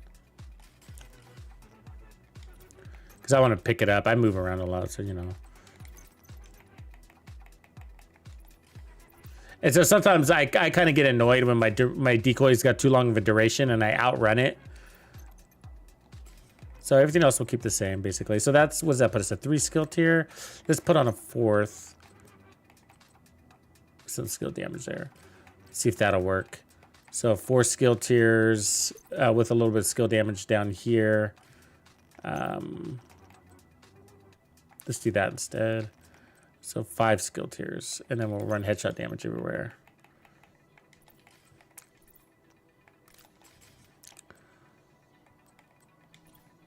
Yeah. All right, cool. And so I still got skill cooldowns off, but on this one, you could actually run skill cooldowns. So let me do that. Because on the attack stuff, cooldowns aren't a big deal. The ballistic skills. Let's see, do I need to reset cooldown? I do. Reset those control points.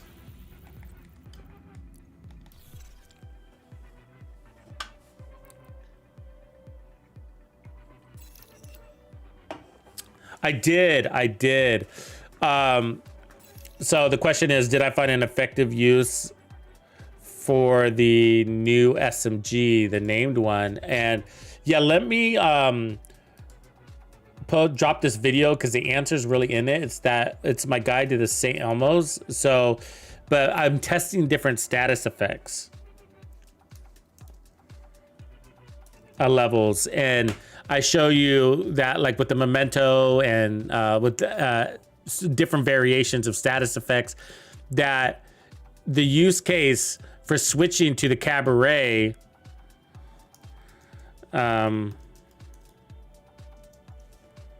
hold on, sorry.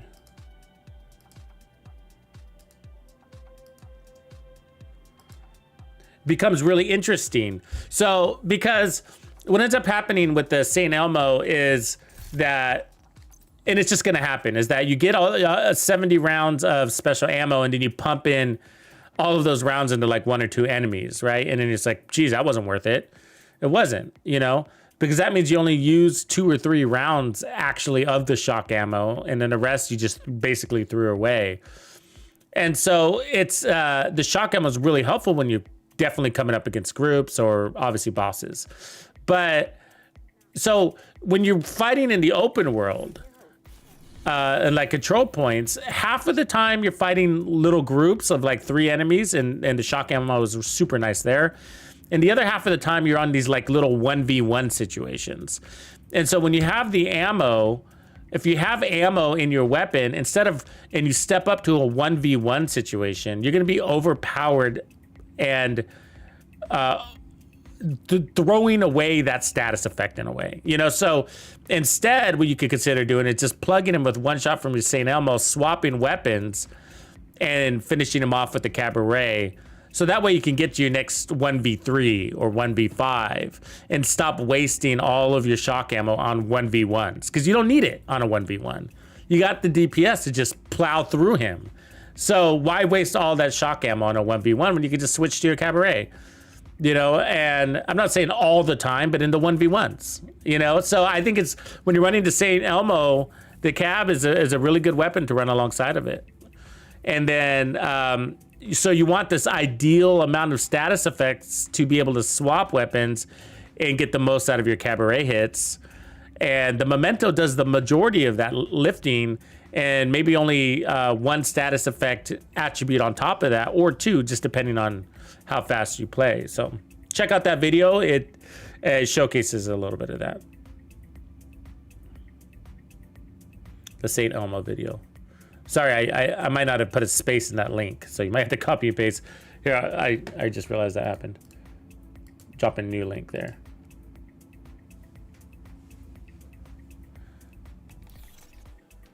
Hot dogs, though. Hot dogs, man. I love me a good old-fashioned hot dog. Who doesn't? Just Americana right there, right? Control point detected. Or chili dogs. We don't have any good chili dog joints around here, but I bet you, like, those are those little nostalgia foods, simple American chili dog concepts. You know, you make a spicy version or whatever. Like, you know, in cities like Portland where we just don't have anything featuring it, or like corn dog huts. You know, like a restaurant that just only does corn dogs. We have restaurants that like only do whatchamacallit, mac and cheese, and they blow up. They're really popular. Okay, let's see if we have enough damage. Don't quite. We need a couple of trophies. Okay, that's good to know.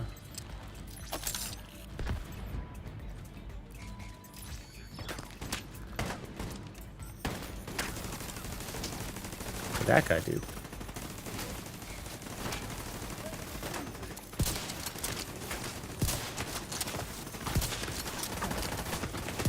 That's that body flinching. That's why I can't land that shot. The impact makes you twitch. And now it's because I'm foamed. There we go.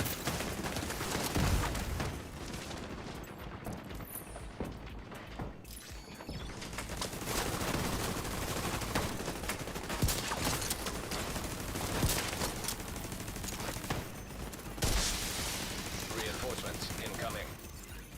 So you see the little skull? I wonder if they fixed that. So that skull used to go away when you, what was it? When you threw out a skill or something like that? That's the hot shot symbol.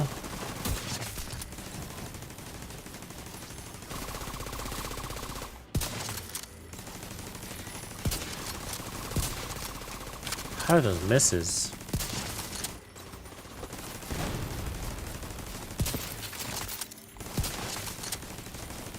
Very effective build. God, it feels good. Feels really good. It's so, the reason why it feels good, like what I'm talking about, is we just got like a big lift in weapon handling because of the hot shot. So if you can feel the impact on your build, and it does feel good.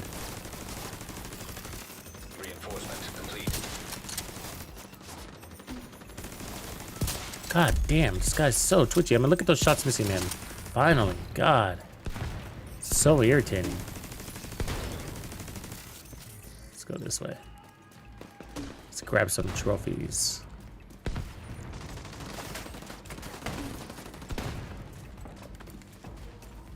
Look at that, another group joins us. So the reason why I like sniper ballistic builds is I can do this. See what I'm doing here? So I'm sending my drone on a guy I don't want to kill.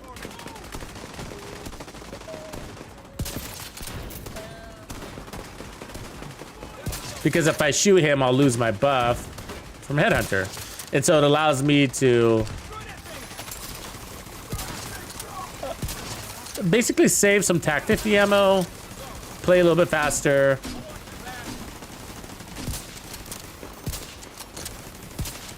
I can just land that shot. Come on.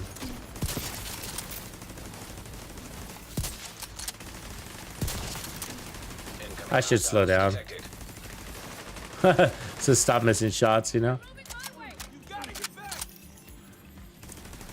So that boss is dead. You see that? I didn't even have to put one shot in him. And so that's the use case for going skill sniper builds. Put them on the guys you don't want to, helmeted guys or bosses or whatever.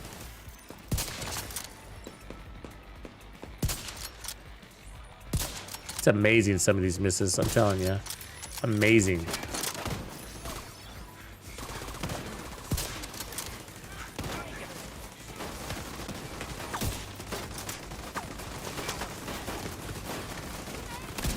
Got the shotgun I'm breathing down my fucking neck. Come on, man, get off my nuts, bro. God, he's always on my shit. Ah!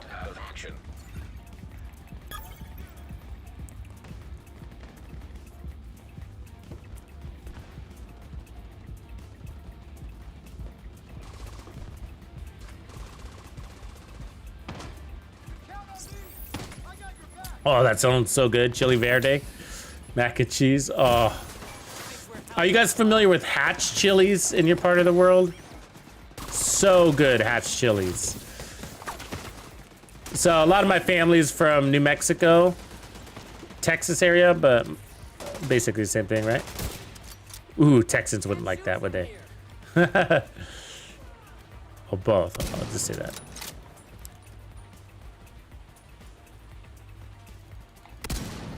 How does that misses?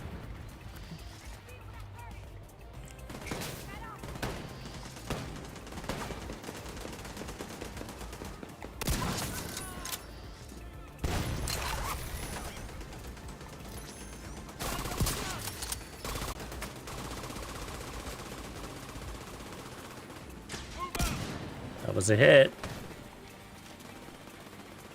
I know it was.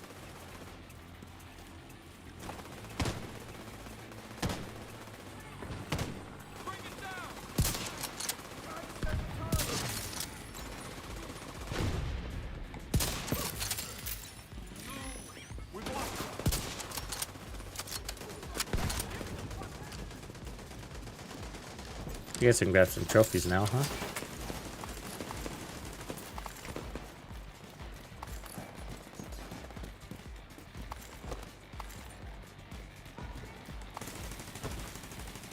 Look at this guy going on the La La Land. Fuck. I can't help from this box. What are you waiting for? Heavily What? hostile detected.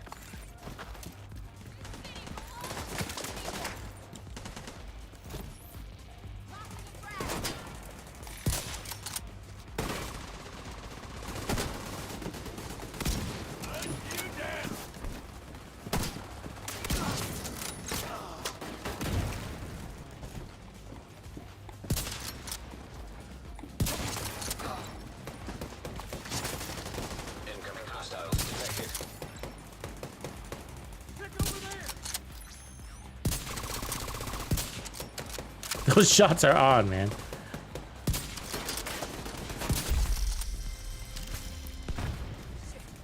Gotta reload. Moving in from cover.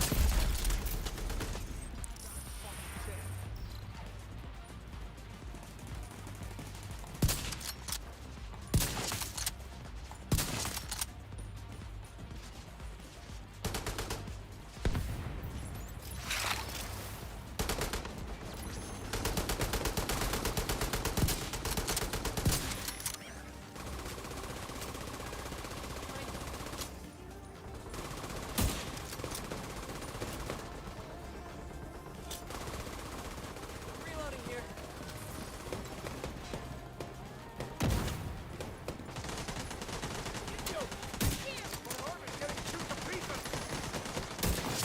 You really came through for us. It's over. Did anyone get hurt?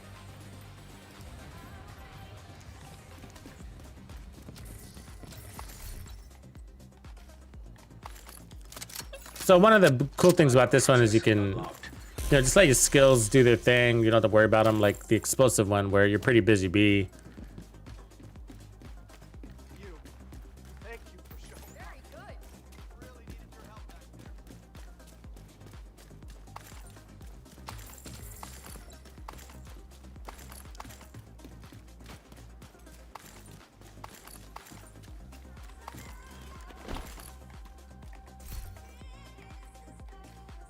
And it also, you have the advantage of being able to turn on one more directive, the full 5. Which you can do with the other one too. You really can, because you're not overly relying on your skills at all. But it is more fun to have the max uptime.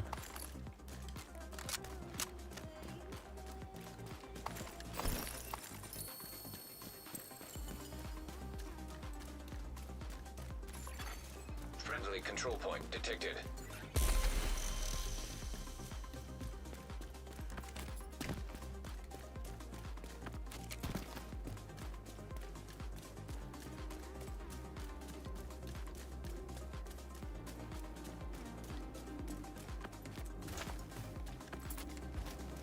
Looking to make another shotgun build here too, so don't mind farming shotguns.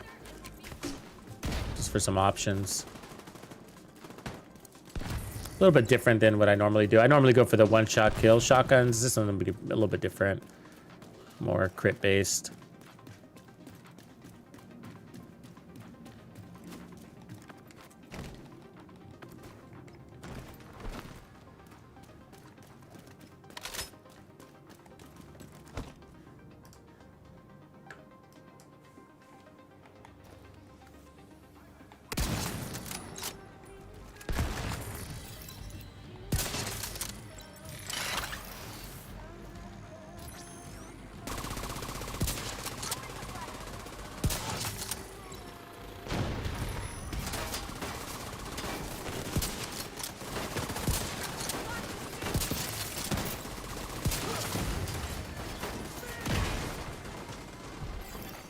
Reinforcements en route.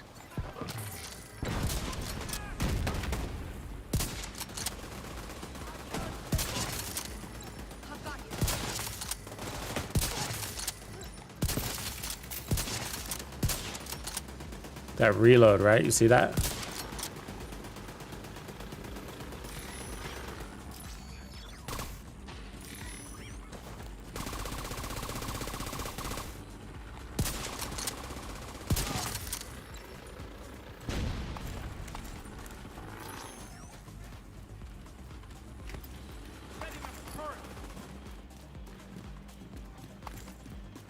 They're moving. Bring it. The hell? Gotta reload now. Of course you're in now. Of course you are. Reinforcements have arrived.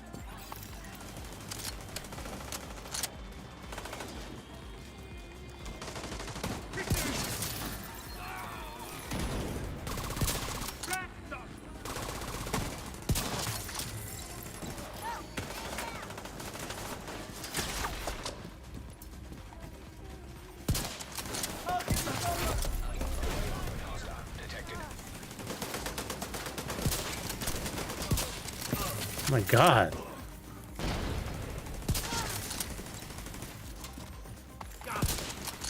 How? How?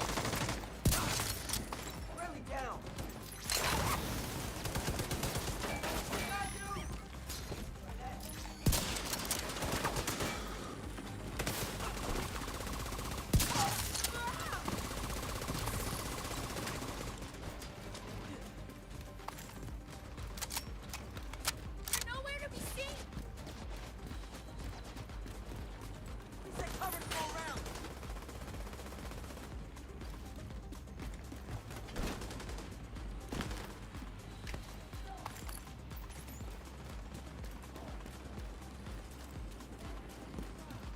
I can smash it to pieces.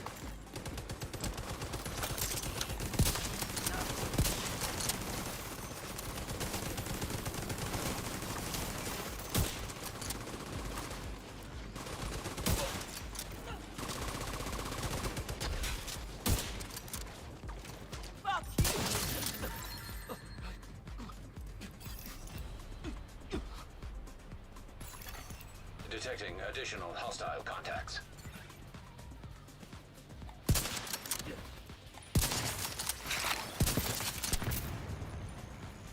Back up on the hockey flank them.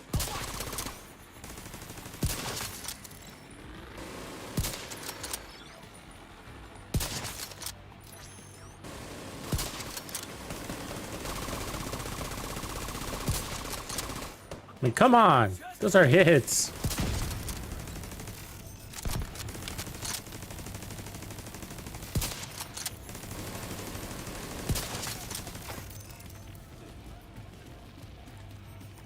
Quickly, you can count on me. I'll flank them. I'm in now.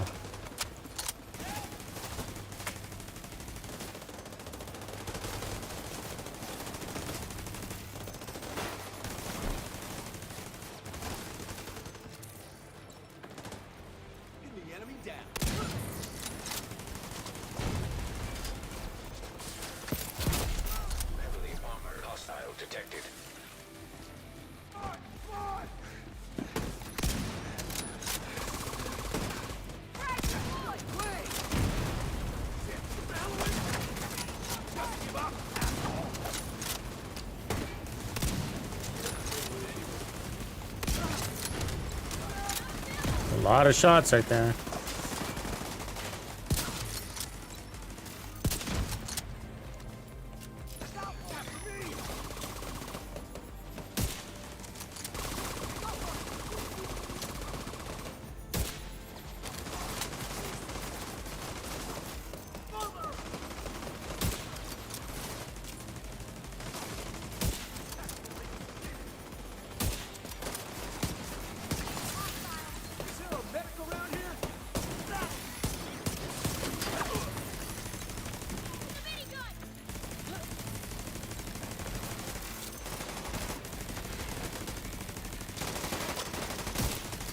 Is there a medic around here? We gotta pull out now. Taking way too much damage. I need some help. Think you're safe behind those walls? Oh.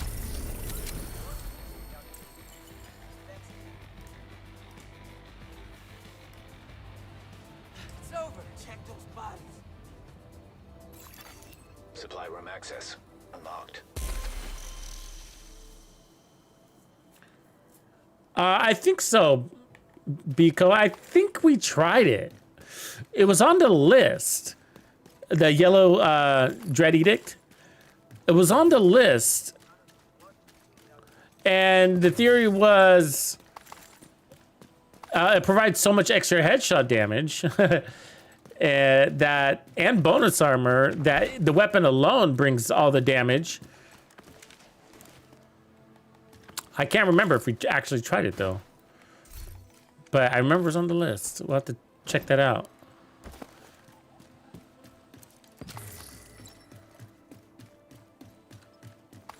Might be on my other characters, so I might have to fetch it.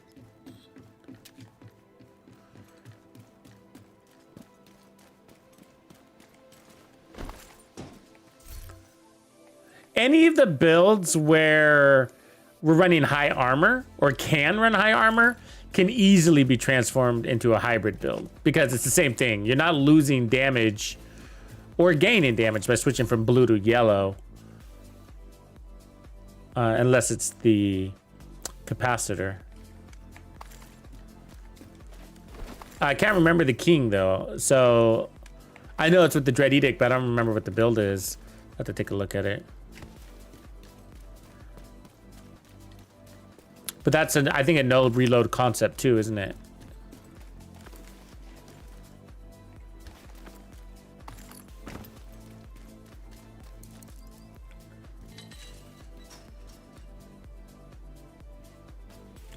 Yeah, I think it was a Dread Edict chain killer, no reload. I think that was the concept with it.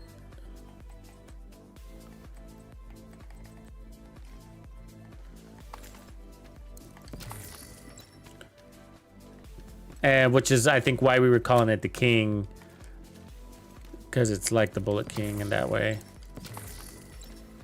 Never reload. More of you agents we have on our side, the better. All right, let's do one more of these, and then we'll check it out.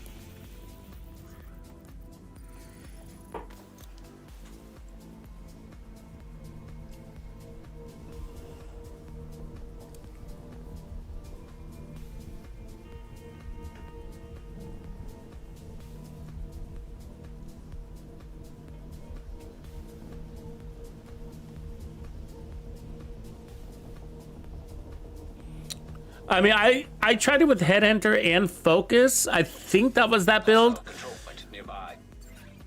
I don't remember Ace's chest, but we did check a Focus and they both worked.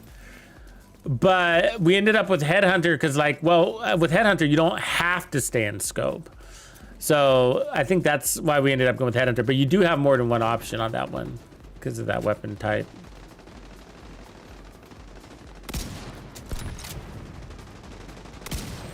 I don't know what the deal is with me today. I mean, it could be that small adjustment I haven't adapted to, but I can't even tell. Reinforcements incoming.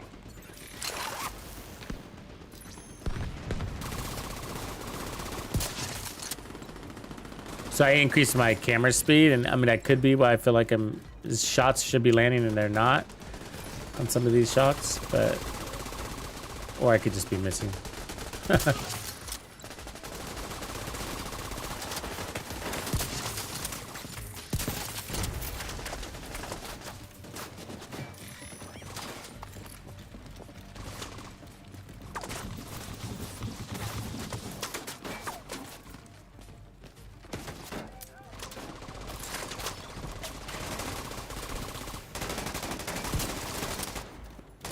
Probably me in there.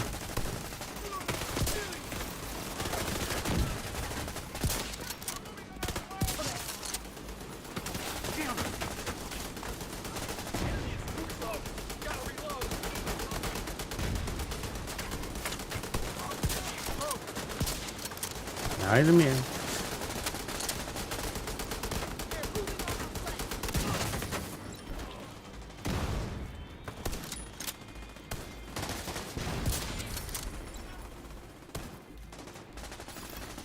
Reinforcement complete.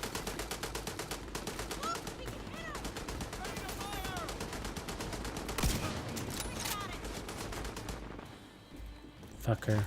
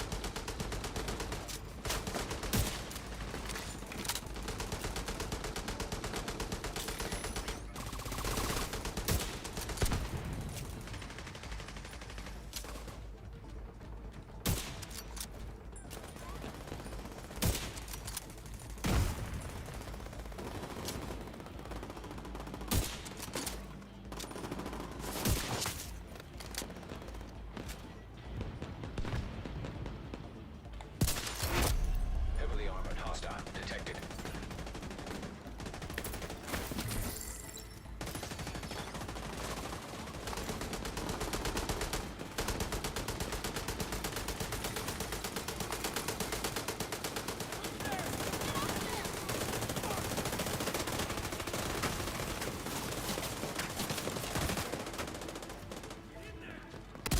Oh, that was a bad shot. Lazy.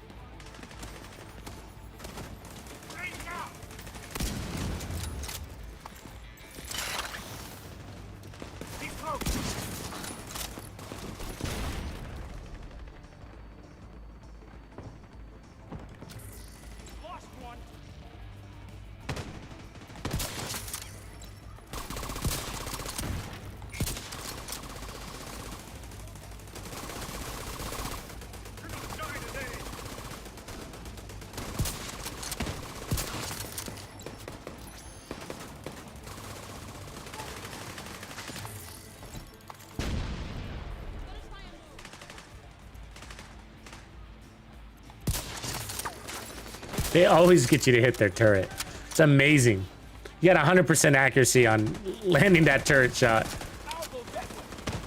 It's like perfectly positioned for you to not hit their head, but hit their turret when they're setting it up.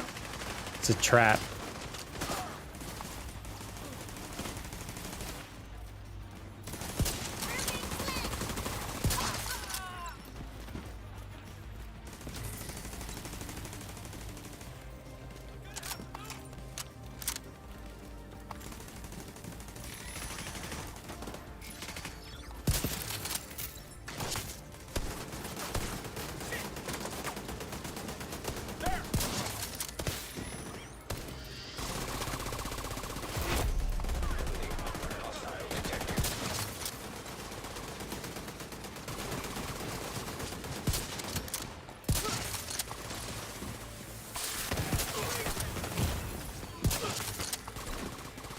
Somebody's hitting hard.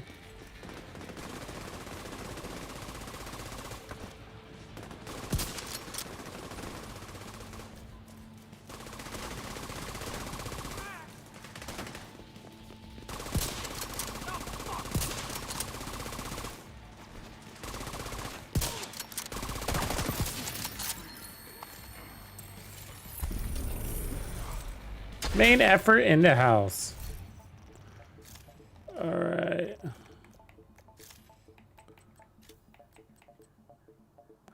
gonna pump this back to 7 where it was. See if that's bothering me. Buggering me, I should say. Supply room access unlocked.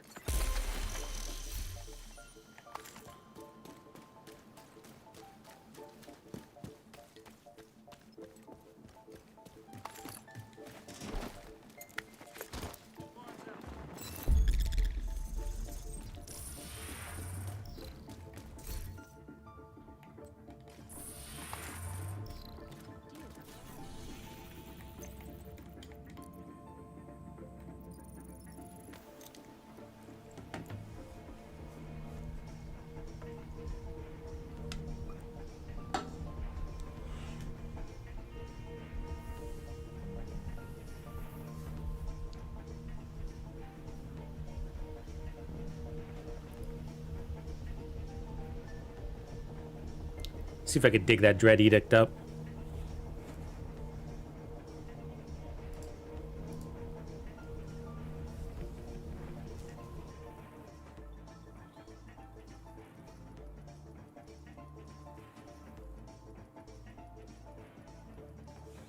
It was a ninja bike build, huh, Biko? Hostile control point identified. Okay. 3 aces, 1 hot shot. I guess we weren't going hot shot because I get why we wouldn't go hot shot.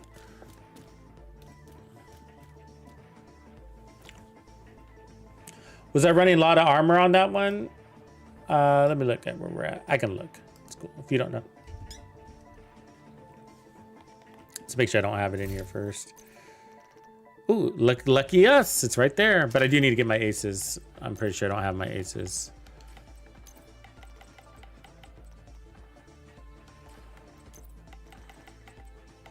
All right, let's go grab aces.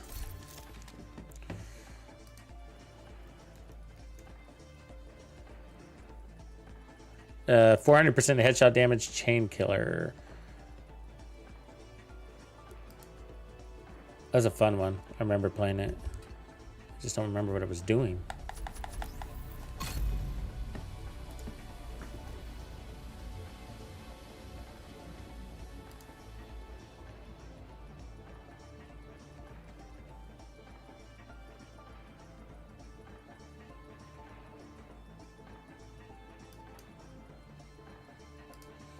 Okay, so we got ninja bike, walker, 3 aces like you said, but it's all armor.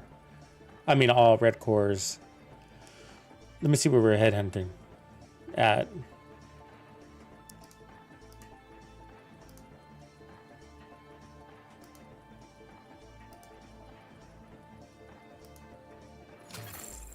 Safe area detected.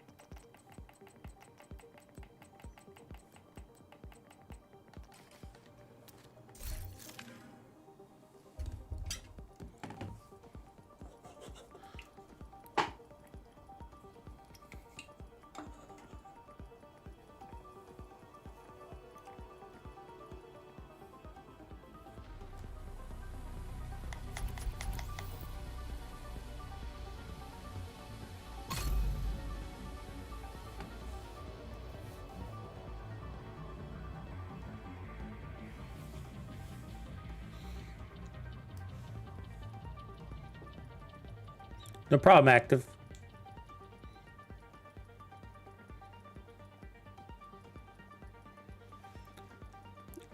We're gonna be doing more St. Elmo stuff here in the near future.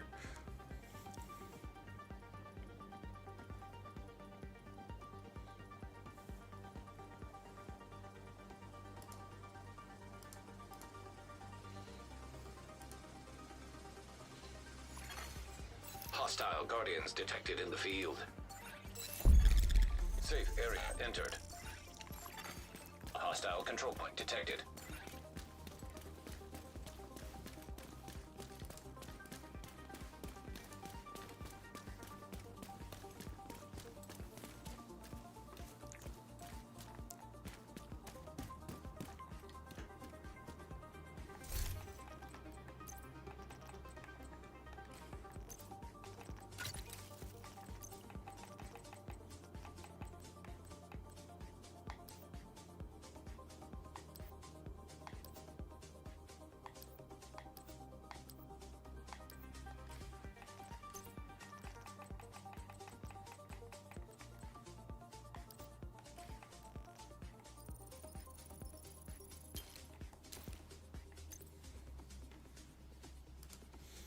Okay, so let's see if we can pull this off. So let's start with the ninja bike.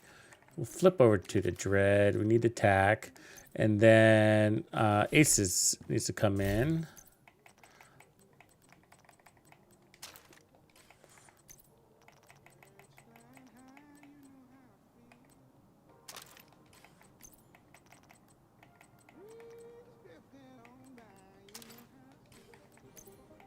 And then we'll run hot shots over here, I guess.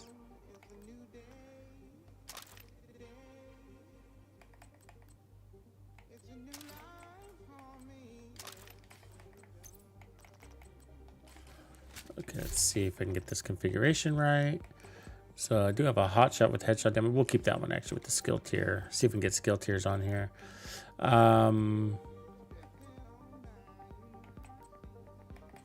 Two-piece hot shot isn't bad either, though. That gives you 30% headshot damage. But we need the aces set to kick in, so... there...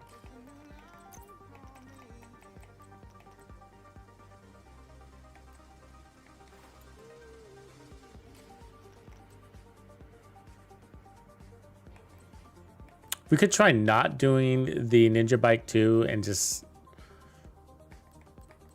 figuring out the weapon handling part.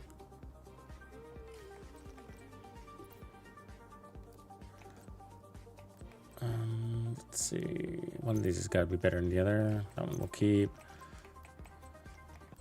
Go this aces. Okay. And then here, I guess we can go the chain killer, and then I could swap to a skill tier there.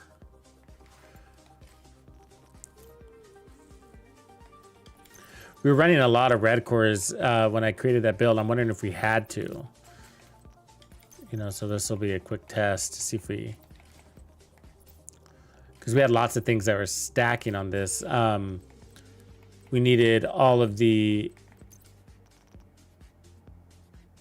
aces buffs to kick in, I remember, and to have the full hit counter for full stop, if I remember right. And then we just, from there, we're maintaining it with our headshot kills, and you have 10 or however many rounds. Yeah, 10 rounds to maintain it. So you only have to get one headshot kill every 10 rounds. Of course, you're chain killing where you can.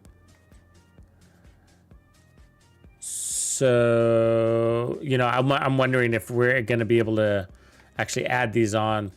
One way we could is just by going into the memento. So let's start with an all red here, and then actually this is going to keep that one actually. And then see what our damage numbers are at, and we'll figure that out.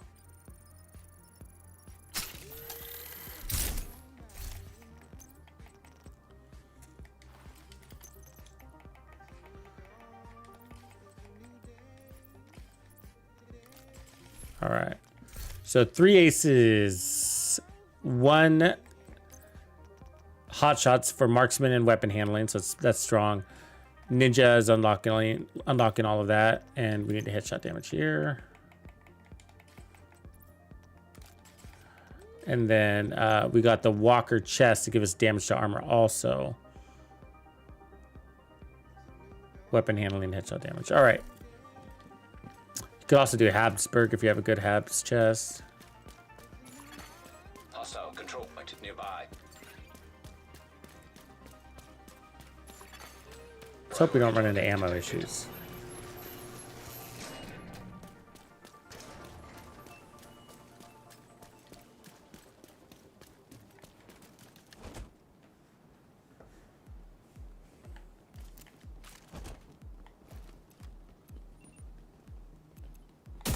Taking you down.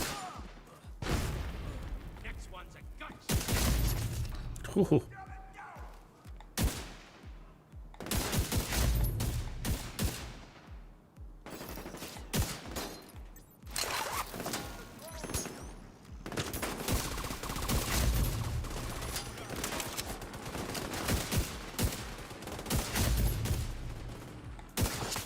Pretty strong. And so you got the pink buff thing too, right? So I see him. one shot kill. Wow.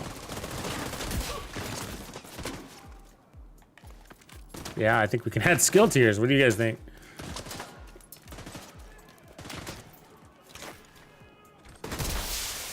Reinforcements en route.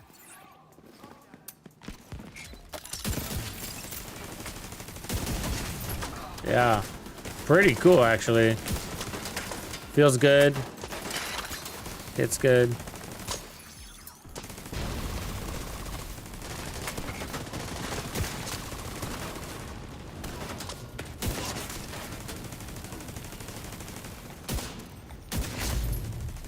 That's why it's the king.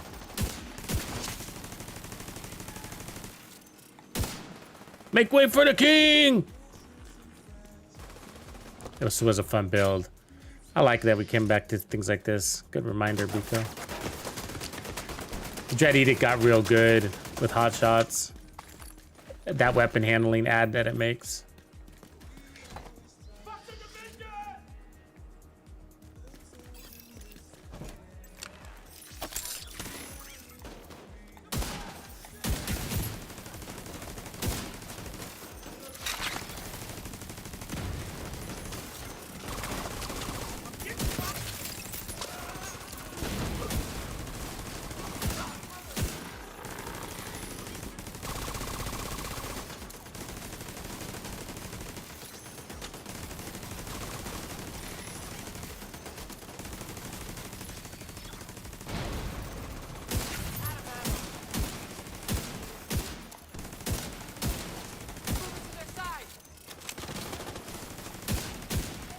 Come on, you fucker.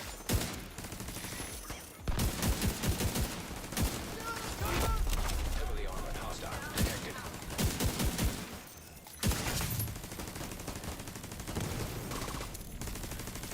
Right. Gotta reload. Moving around.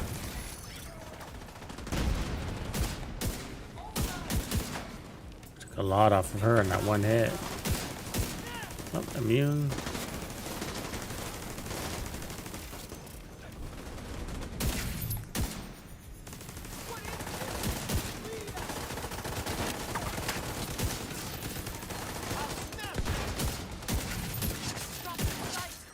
Oh, it's pretty good. Very fun. Even just like this, you know? Someone cover me. Need to reload.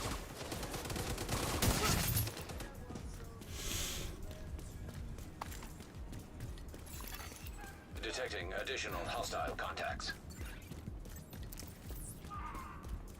We're gonna take them by surprise.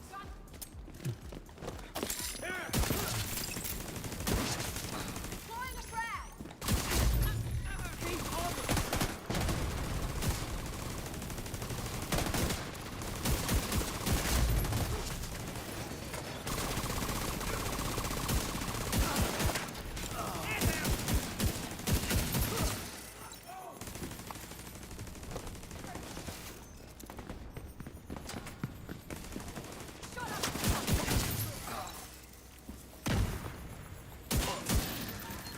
Oops, hit him in the hand right there.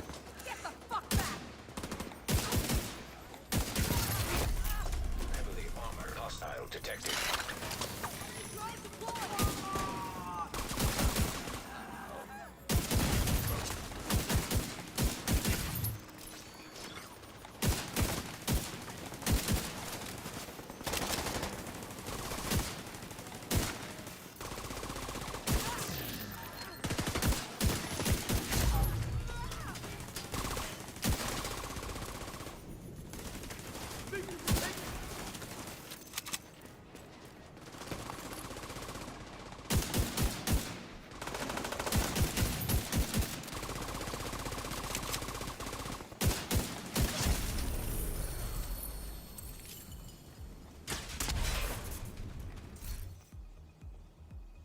Oh, 511.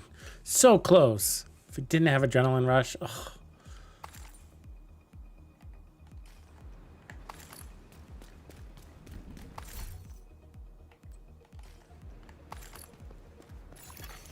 Supply room access unlocked.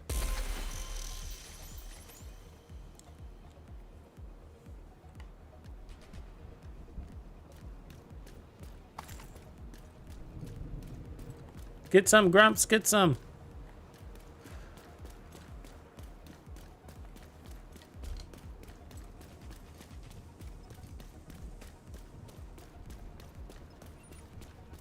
Do this for a living. This shit is so boring.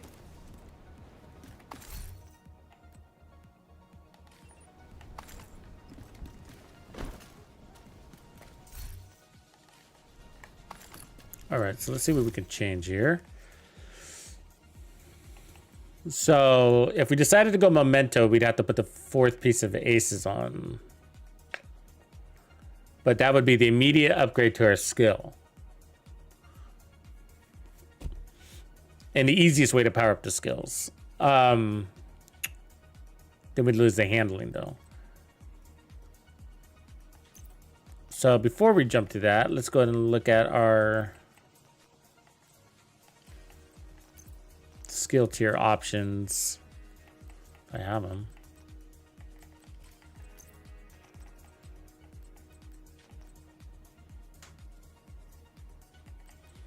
So I think the best bet would be to try to keep headshot damage, but add the skill tiers. Because skill damage, 10% skill damage here and there is just not that big of a deal.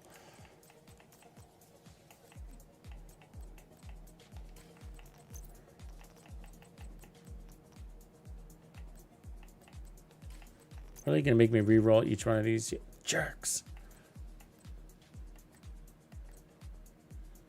Yeah, you are.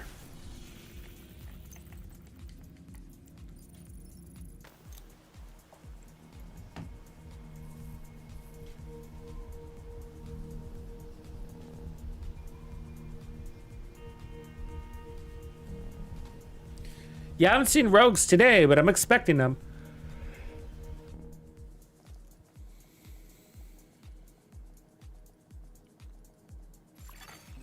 Hostile control point identified.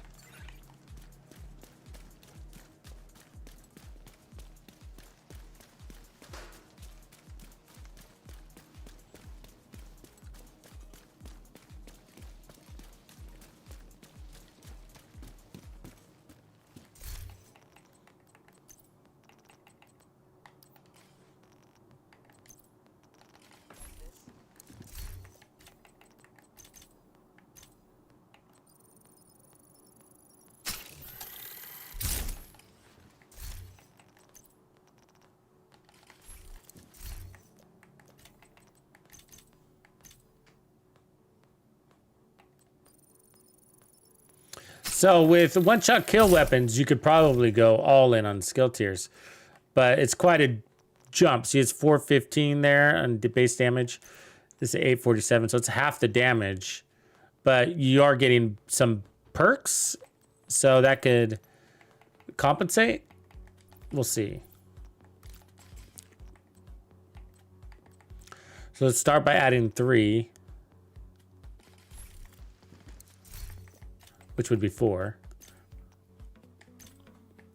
total. So that cuts our damage in half.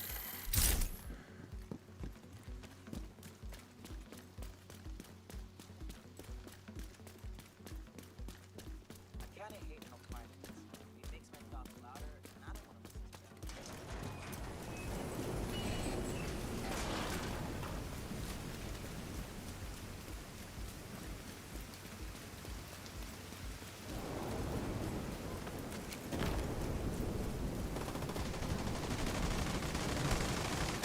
Where you think you're going?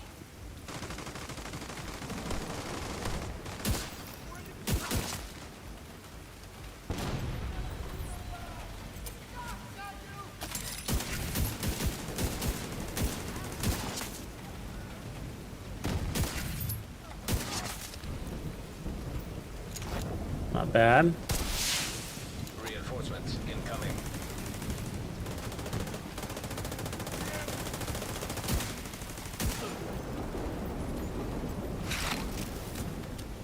You'd want to be able to at least 2-shot everything. That would make me happy, you know.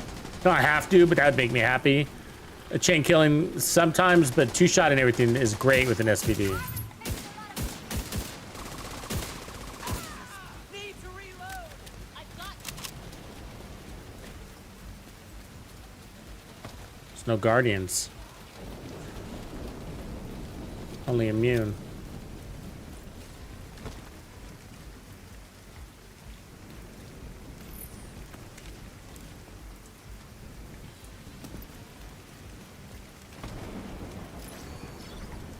I was on way outside, apparently, huh?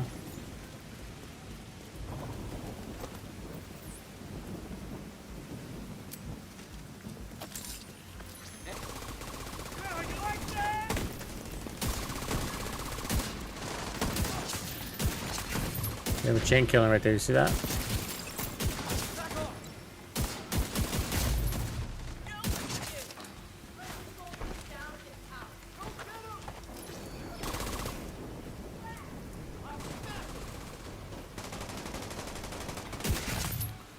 Yeah, I was chain killing without the pink buff, so it's working.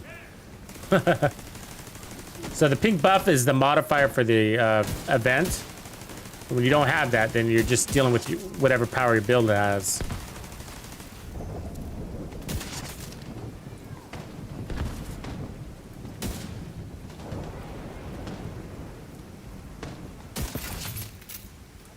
Just hit 11 million there.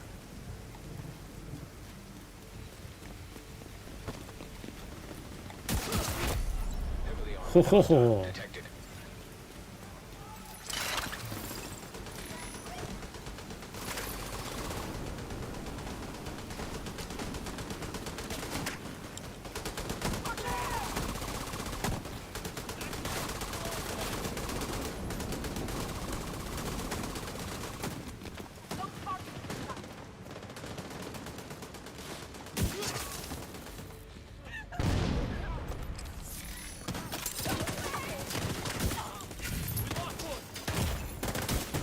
Ah. Serious trauma. Ooh. See that armor on kill we got somehow? I don't know how we got it, but we got it.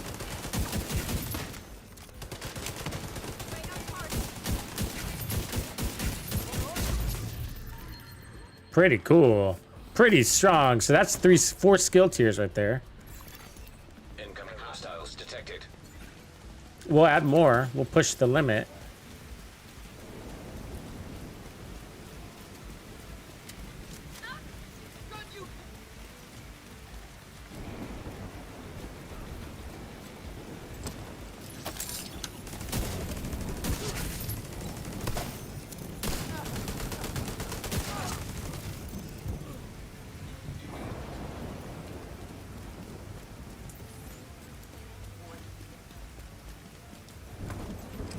This here and prep.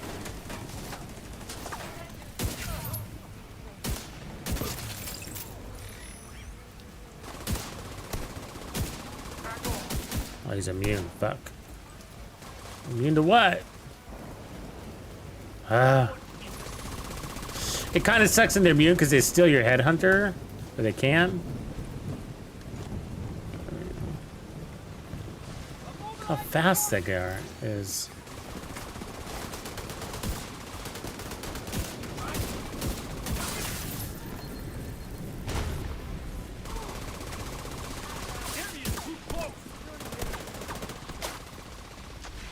Yes, I'm absolutely annoyed by the way you guys move.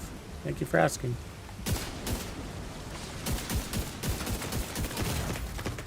And for changing my camera. God, it's so stupid. Just stupid. How the right phone changes your camera position, like... It's dumb.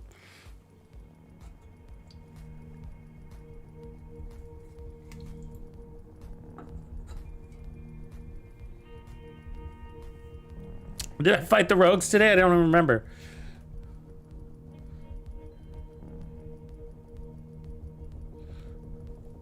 They're so easy to kill now. Yeah, it's like blink of an eye. Nearby.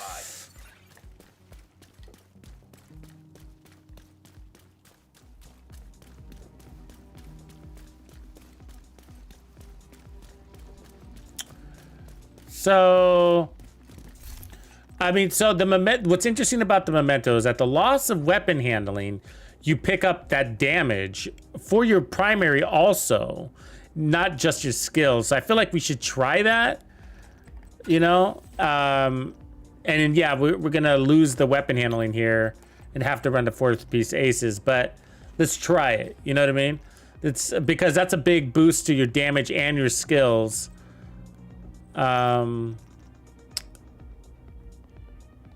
I mean, it's actually not a big boost to your damage. It's to your skills. The reason why I say that is because the 2-piece hotshot that we were running there was giving us 30% weapon handling and 30% marksman rifle damage, which is equivalent to what the backpack is basically giving us.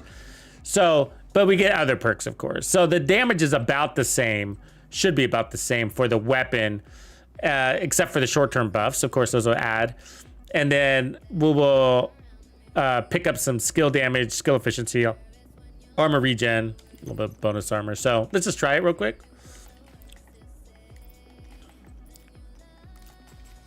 I don't mind the ninja, though. There's nothing wrong with it. So, but I want to see if this weapon handling, taking off the weapon handling is a big game changer or not.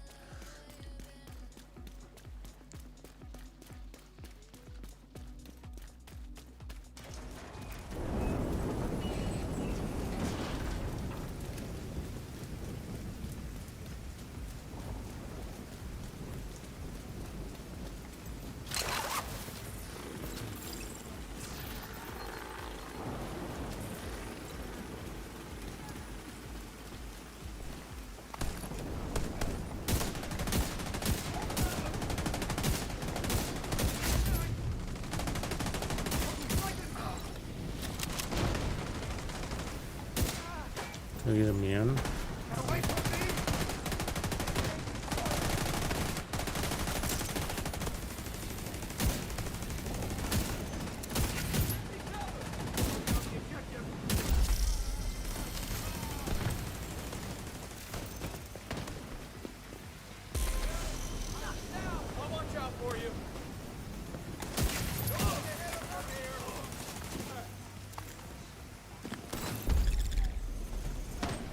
How's he still immune over there?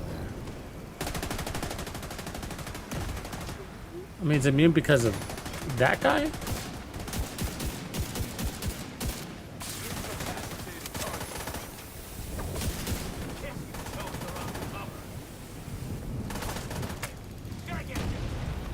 Really? I was so far from that grenade. That's right, Farmer. That cover won't save you. My skill's not shooting at him. You seen that? It's just staring at him.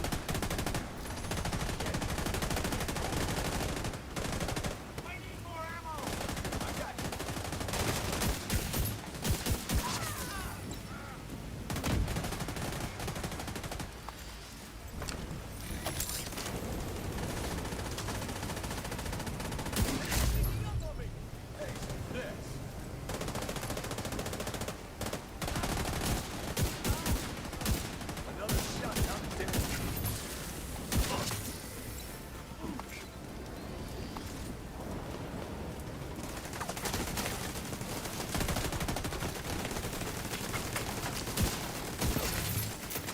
Why is that turret shooting at me? It's two-shotting.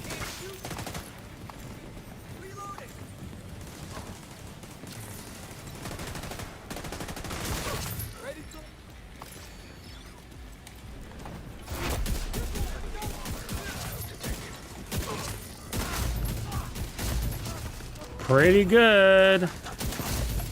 I mean, it's not super chain killer like with one shot, but that's pretty good. You know what I mean?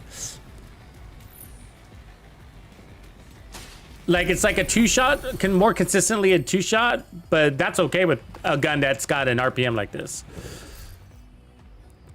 And you get in a lot of other buffs. Well, that's not bad. Skill kills have a 25% chance to reset cooldowns with skill damage. I could put status effects on that too. That's actually pretty good. I think our skill damage mortar builds get stronger with electric on board. I think we can do Golan electric. Let me write that down so I don't forget that to do that build for you.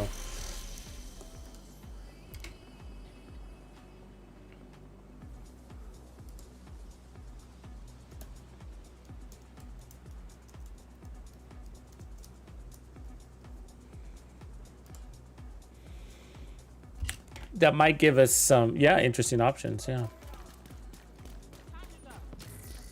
This is cool. I'm liking it. So I'll take a look to see if we got some more improvements here in a sec.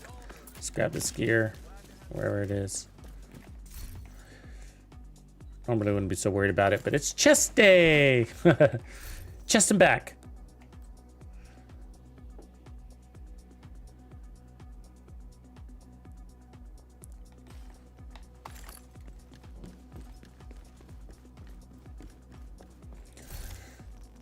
So that was a 3-4 combo there. So 3 red, 4 yellow. I think we could pop it to a 3.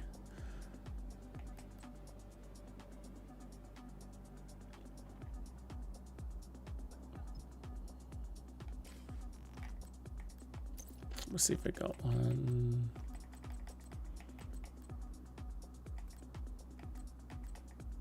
That one's stuck. That one isn't. So let's change that one real quick.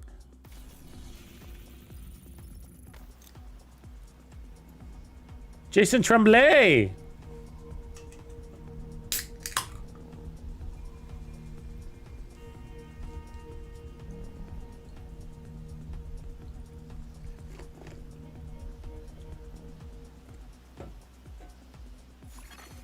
Friendly control. Yeah, it's in a farming pool right now. It's in it's on a mission. Electricas. It's on a mission right now.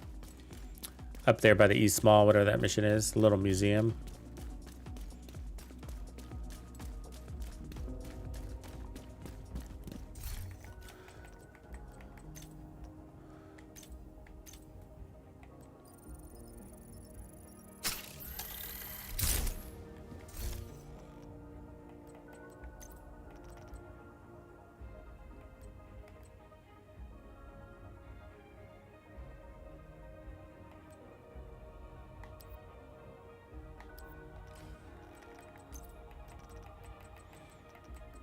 I feel like we should try this 6 skill tier build though. But I might be stuck with that aces here. I mean, it's worth it just seeing what the 6 skill tier feels like on the weapon damage side of things.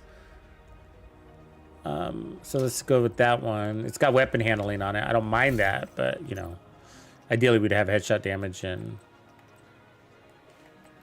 skill tier there. So a little bit of handling won't hurt. Let's try that with the skill tier. Now let's go reset control points.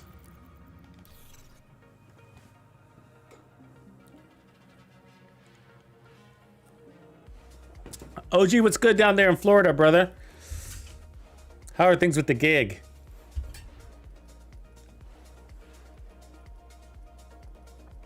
Hey, OG, are you gonna try any of the new games? Like Resurgence and X Defiant? You know they're free too. So, but there's still the desire part that's gotta be in there, right? X Defiant is going on right now. You should check that out. Super cool. I'm super stoked about that.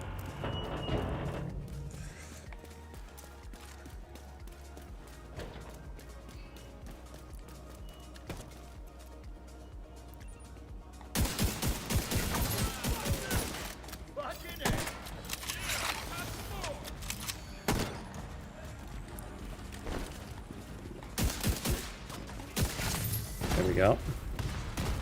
So you basically, what you're trying to do is maintain the Dread Edict stacks. That's the bullet Reinforcements en route. symbol.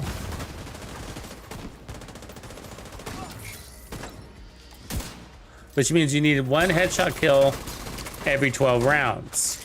Very doable. It doesn't time out. They can be carried to other control points. And so you can use your skills to soften up a target too, which is cool. So, especially in the beginning.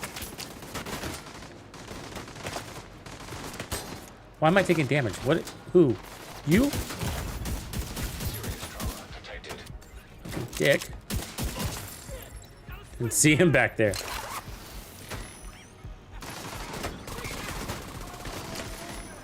That guy, the Guardian's hiding. Never convenient.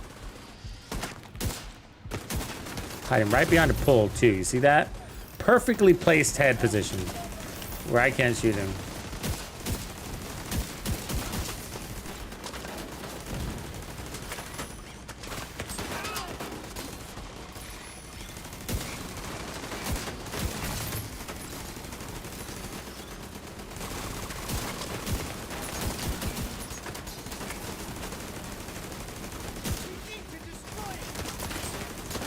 Oh, that turret is fucking killing me. It's got nothing better to do.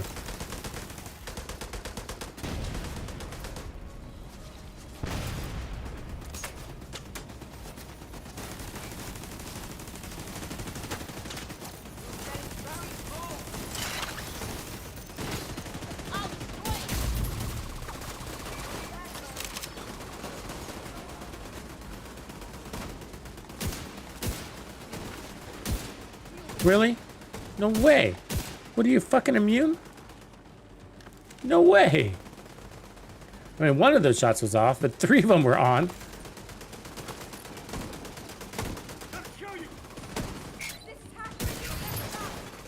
Hostile flight convoy nearby.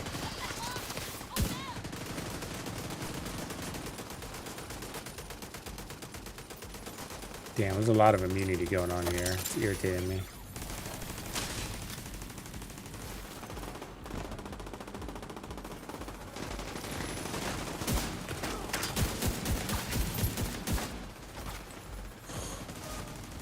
Taking damage from that guy up there. God damn it.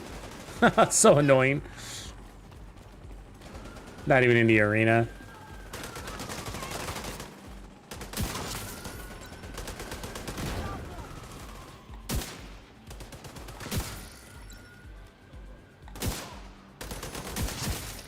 All right, kid, I'm coming.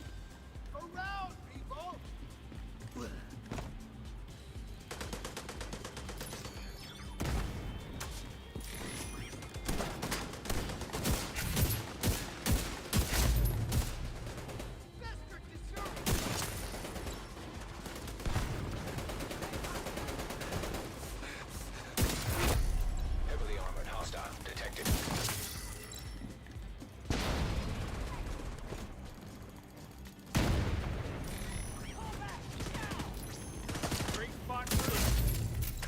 $7 million right there, one shot.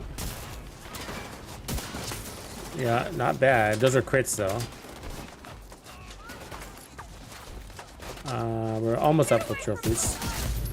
2-shot kill. Non-crit, that's good. Be on the way.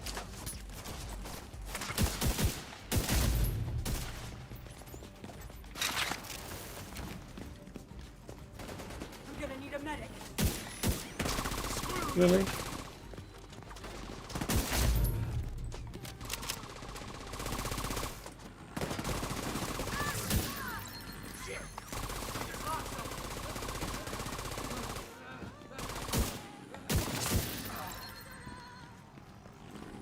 Tough call. Tough call here. Detecting additional hostile contacts.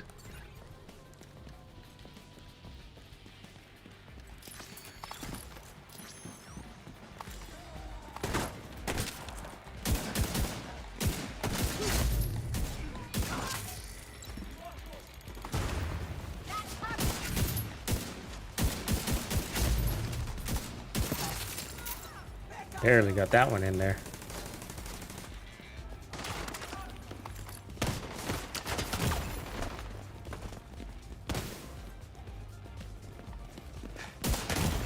Damn Guardian, come on, man.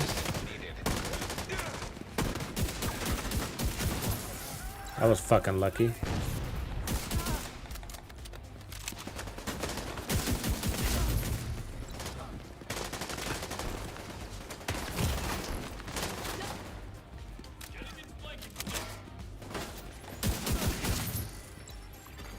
Hostile supply convoy. Detected. Saved my life. It did. The Dread Edict did, actually. The memento's glitched. Do you see that? Grabbing trophies, no bonus armor.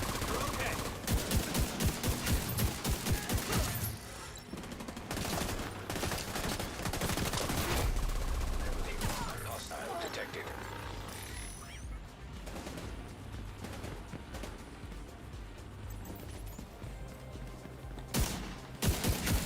This armor's screwed.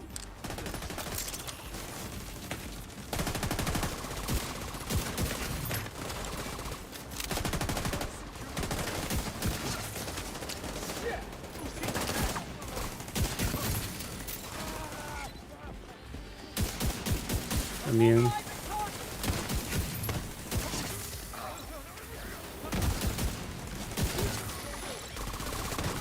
Pretty good. Pretty good this way. I'm looking at those situations where I should be dead and I'm not. You know what I mean? So that's what's making it good. Like, wow. Just saved my butt.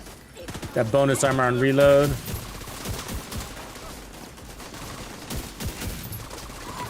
Makes it a good, well-rounded build, you know? But the first one was still good too, so it's kind of hard to... It's gonna be hard to pick. You're fucking dead. Stay back. You hear me? Oh, dude, you followed me? Fucking got a drone on me, man. Pay attention to your shit.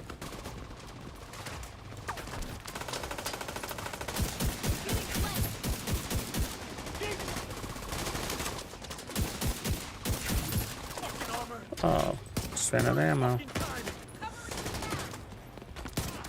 all right, soldier. Vital signs critical. Oh, there's another one. I didn't see him. Fuck. Incapacitated. Thought we were down to one.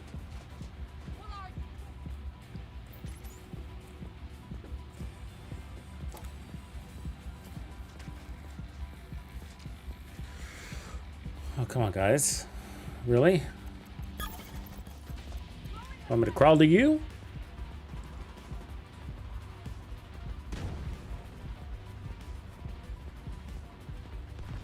Wow, I feel like the enemy's multiplying on us here.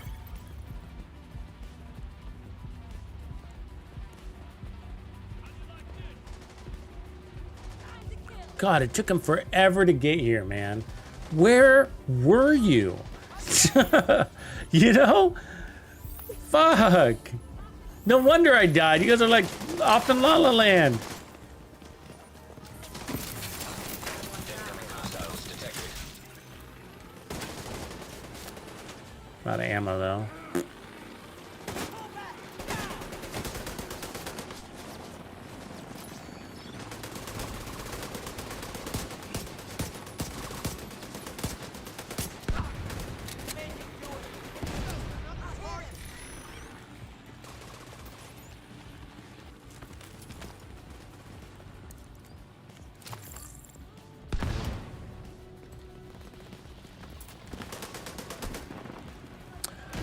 I wonder if we went to a regular SVD with determined. I can't remember if we tried that. I mean, I know we tried it at one point. The king might have worked because of all of its damage modifiers. Definitely contributing.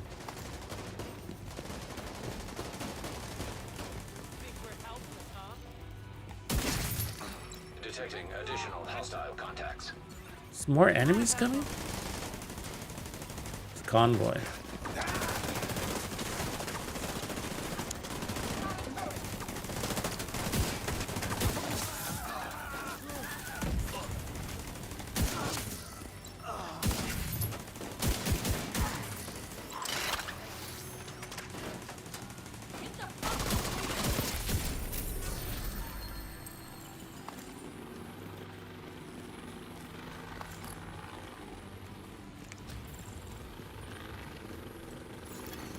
Supply room access unlocked.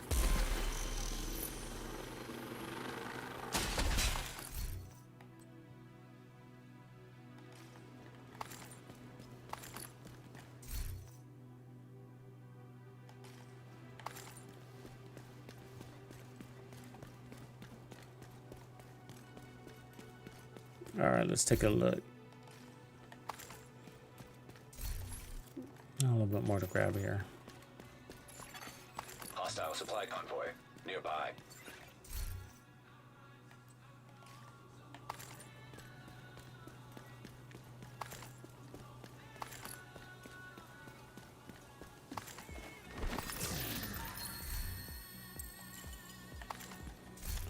So I did like the power a little bit earlier.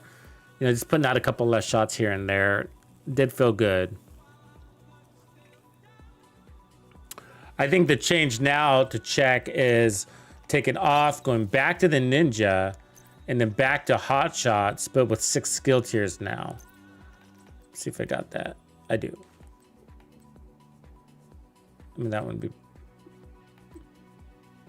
Yeah, that's good. So 6 skill tier, hot shot now.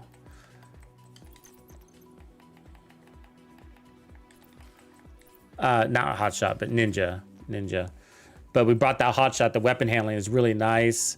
And we're not really losing weapon damage because hot shots brings in that 30% marksman rifle damage. So it's a little bit of a wash.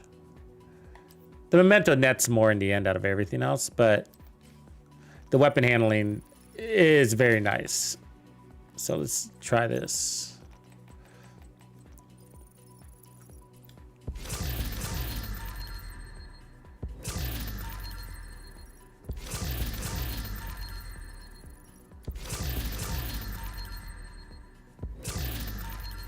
This is actually a pretty good farm for today, by the way. If you just do this choke point every time, because it's just right out the gate, minimum fast traveling. It's a quick clear.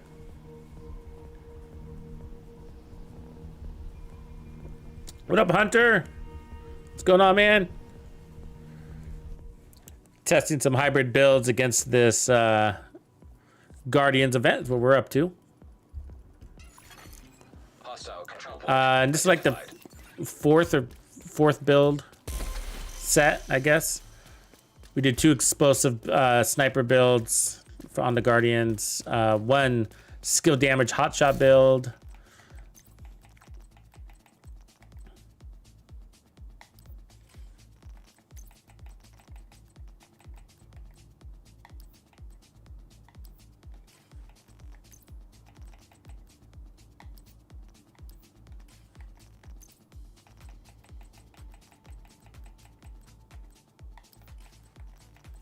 And now we're doing a Dread Edict build.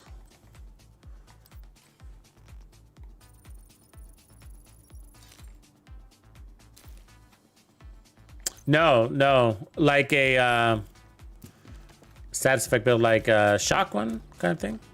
No, not yet.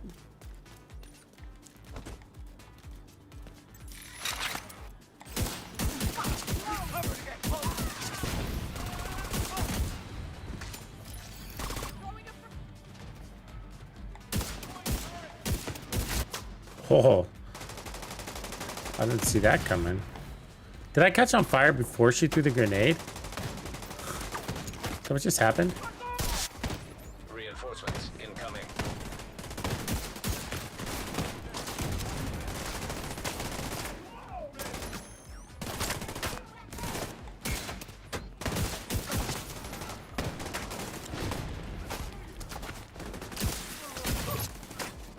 Yeah, nice clean two-shot right there. Serious trauma. You heal it from that.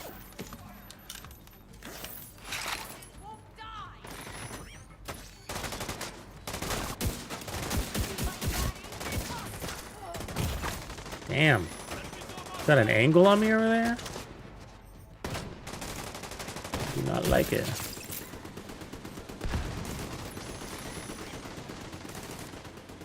That purple guy go.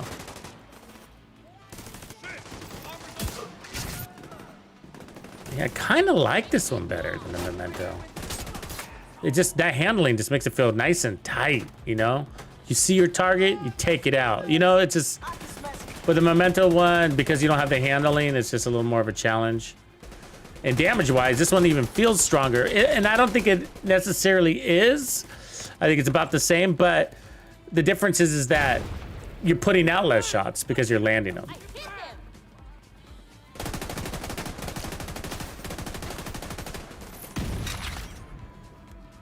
We need to destroy it.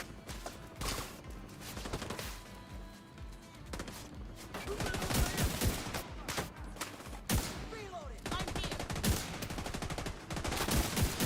It's as good as gone. Can't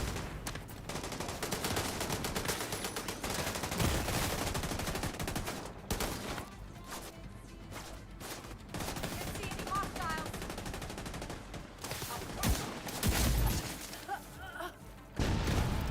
Really? Put that grenade off. Punk ass. Shit, gotta reload. Don't let him heal.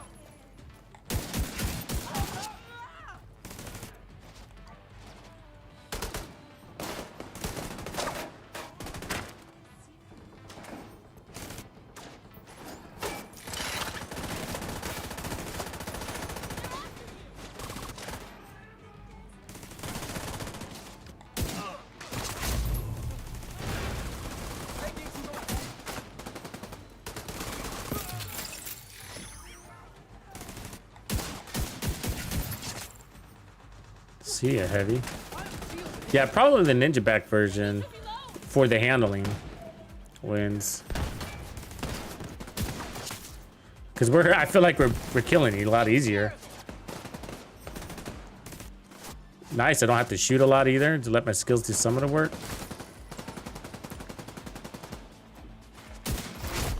10.3 right there. Detected.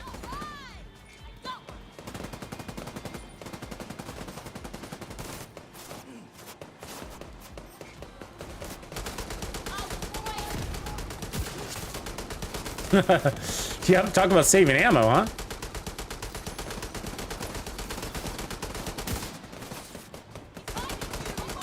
You covered. Let's see who runs now.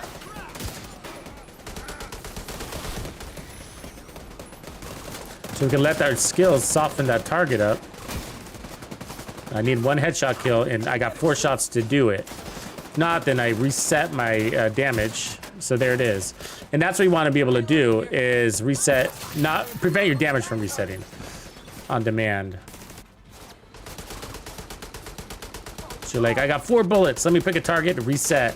And then that, what I'm resetting it is my Dread Edict count. So I still got 11 shots to get my next headshot.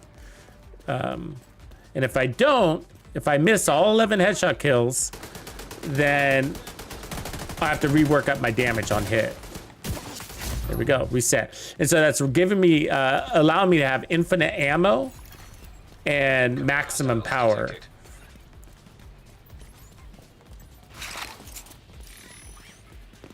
Yeah! Securing the position now! Just die, lady. Sign critical. Better heal. Again. God damn it. Agent down. Got immunity shit, man. Guardian in the back.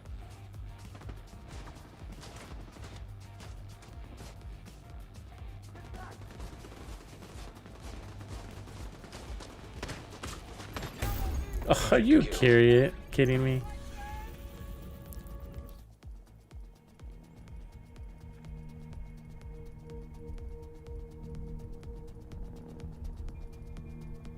Yeah, sometimes memento trophies not proccing bonus armor. You gotta reset it.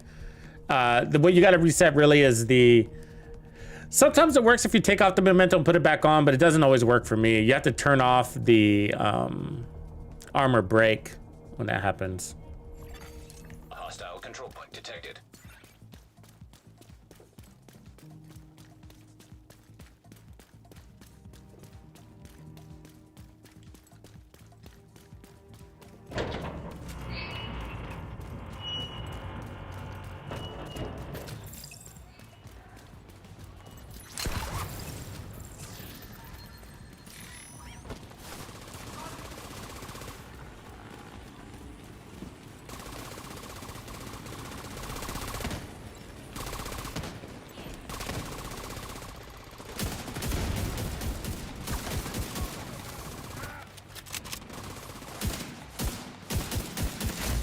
Finally, that one. Lady did not want to go down.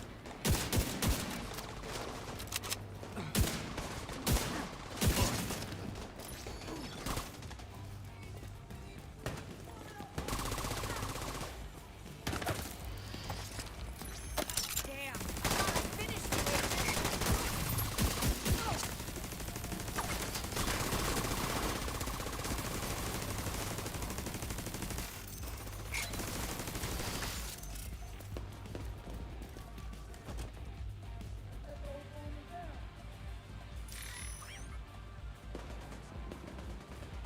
I'm all coming immune.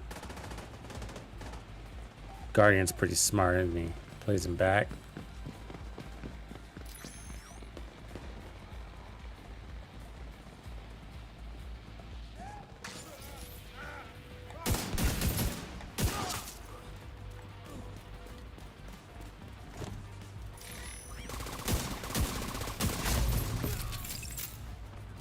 So now I got 7 shots here.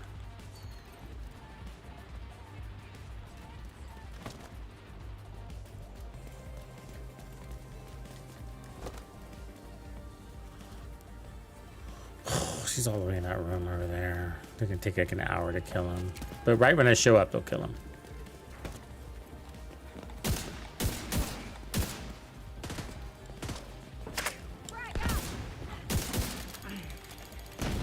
Of course! I anticipated, she still got me.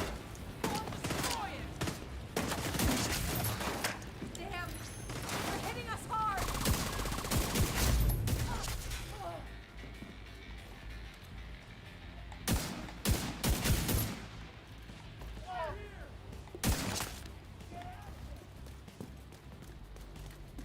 It's actually a pretty fun gun to use. Hostile detected. Because you got a mini objective, like a mini little goal, you know? Got to get that one headshot, and it's reloading for you, and it's pretty well-rounded of a weapon. Offense, defense, and utility. It's a cool weapon, a Jetty Dick. I wasn't like a super fan of it at first. I mean, it was all right, you know, but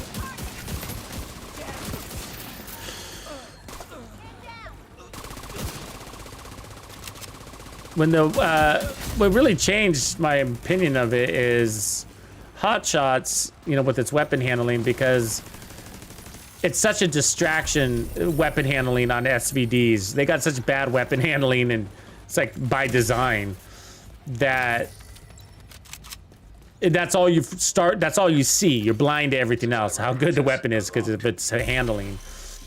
And so when you fix that, it lets you focus on how great the weapon and what its talents do for you. And that's when I started to like the Dread Edict more. Last season, I guess it was last season, right?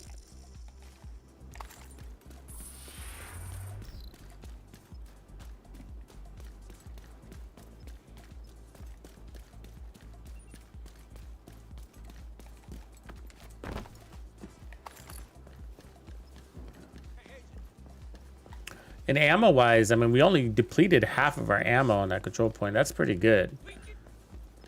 Our skills are doing some of the heavy lifting. All right, let's put it to work. I think that's basically the setup. So that's 6 skill tiers, and I didn't feel like I was missing any power. So yeah, I don't see the need to add skill damage. Again, it's a balance of power here.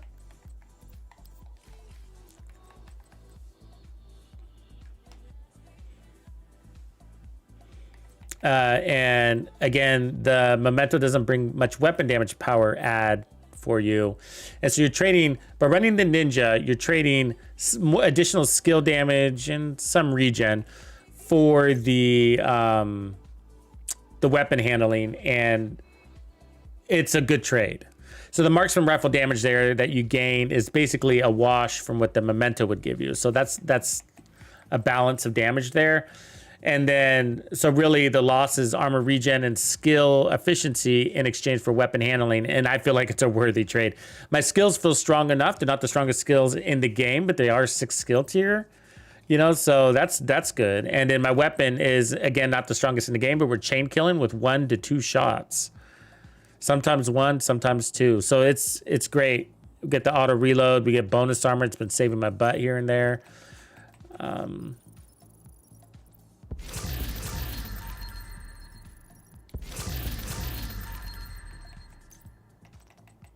You could also trade out one of your skills for heals. Since we're not running any skill damage, you can easily swap that.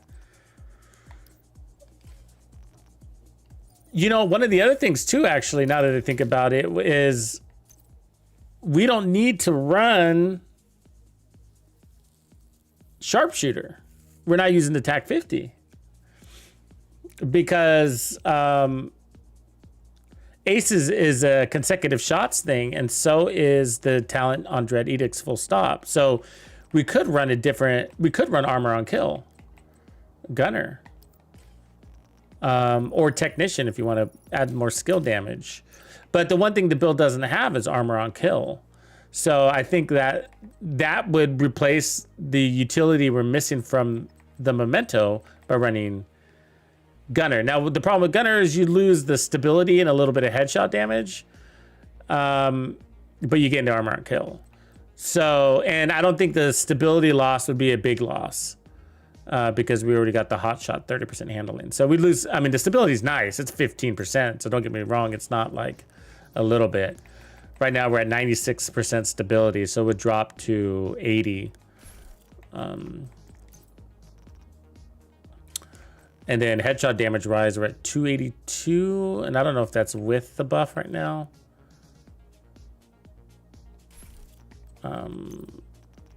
Because it's given us, I don't think it is because I reloaded. So 5% headshot damage, 10 stacks.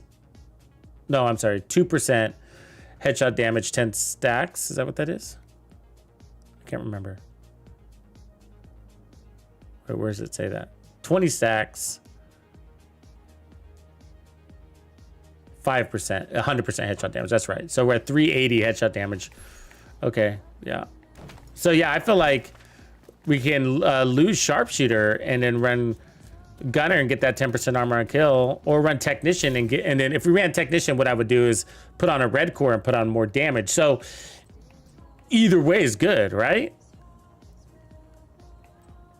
What would you guys do? Biko, what would you do? Are you on?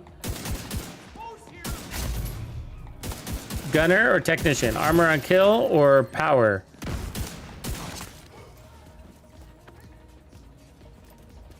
Weapon damage. I'm not sure the weapon damage would actually. Let me actually feed my thoughts into that. I'm not sure the weapon damage would have any value because to put on technician so you can run 15% weapon damage sort of doesn't make sense because you're losing the headshot damage by taking off sharpshooter, which is a multiplicative damage. So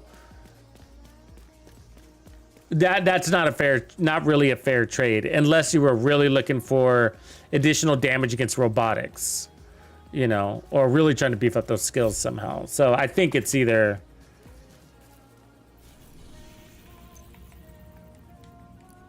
I think what we're gonna want is gunner then, or you can stay with sharpshooter and maintain your damage.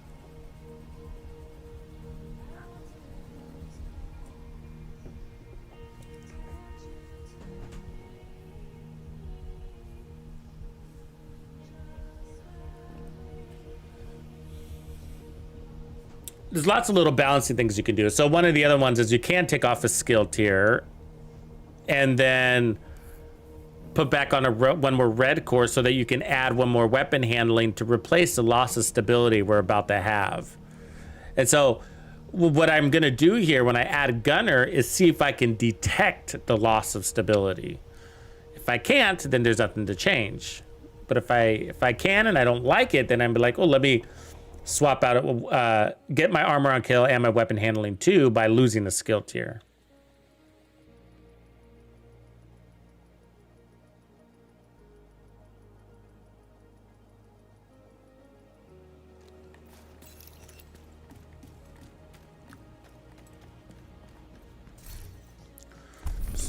So with gunner, we're looking for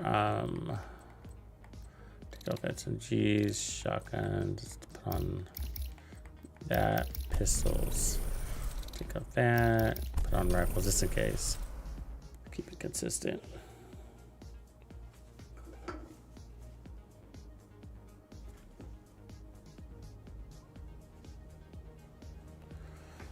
All right, and let's activate it.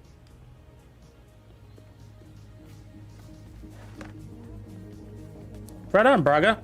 Was it the Juggernaut video or Some might call it over. the 4 Juggernauts? I just think it's adapting to circumstance. Yeah, that's a good video. I had a lot of fun. And that just shows like how powerful you can be in this game when you have things really well balanced. Like, you just don't have to be an all red build anymore. That's like, you just don't, you know? And it's sort of the weapon that kind of dictates it a lot, you know? In a funny way. I feel like if you have the right weapon setup, and that's totally preference. So some people don't like the strong weapons because they like the RPMs and handling. And so it totally, right? Like, that makes plenty of sense. But if you can love guns like the Kingbreaker, the D50, the 1886, the M870, you know, certain weapons are so strong you can just max out on armor, you know what I mean? And not just those ones. I mean, if you looked at one of the ones you got to check out, Braga, I'll drop you a link here, is if you haven't already seen it, Civilians in danger. it's a build called Kill So Fast They Poop Their Pants. Have you seen that one? This is based off of the Vector. Let me see. Okay, I'll drop a link. I'm grabbing it here for you. I'll drop it for everybody. It's a very fun one. Very fun. It's the tactical Vector. Here it is. And it's running mega armor, and you are hitting at like 1.3 million, I want to say. So I'll call it a tank DPS build right now. And then let me paste the link here. Here it comes. So that one is just, it's rock and roll. You know what I mean? It's just like a really good, and showcases like, you don't need to run all red builds in this game and have the best time to kills. That's an out of cover, run and gun, slaughterhouse build. Like, it's just amazing, you know? It's strong. Where's that? This guy here. And it's using a tactical vector. The reason why I'm mentioning that is because the tactical vector is like, it's the 9mm handheld SMG. And it's a weapon that isn't known for its high base weapon damage. But as far as the weapon itself goes, it has a better DPS than the 45 caliber vector, as far as the base weapon goes, you know, and then the rest just depends on what talent you decide to go with. And on mine, I decided to go with measure just because I didn't want to run killer, just to give it some distinction. But you could also run killer.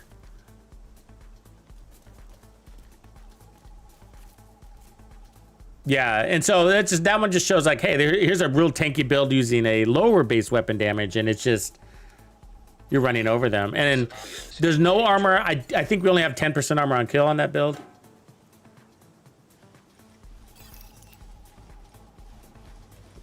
Okay, so we made a change, right? So our change is gunner. So let's see if we like it. And really, it's the weapon handling we're going to be looking for.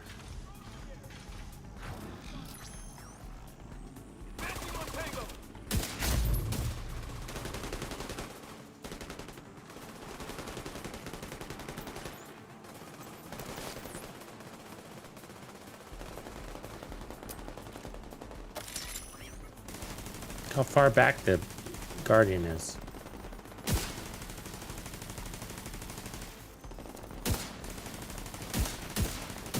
Those shots should be kill shots back there.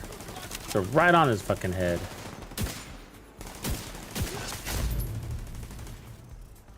Let's take out the dog real quick.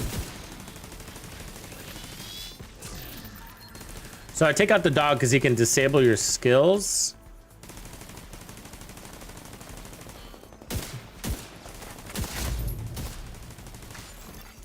Detecting additional hostile contacts.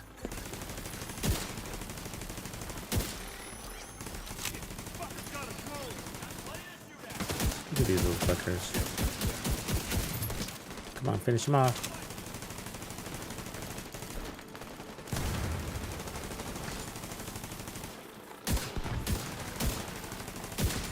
Should probably buy some real estate here.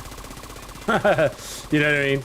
Because as guard, they're so fast, they're running out of the doors and like disappearing. I can't get a shot on them.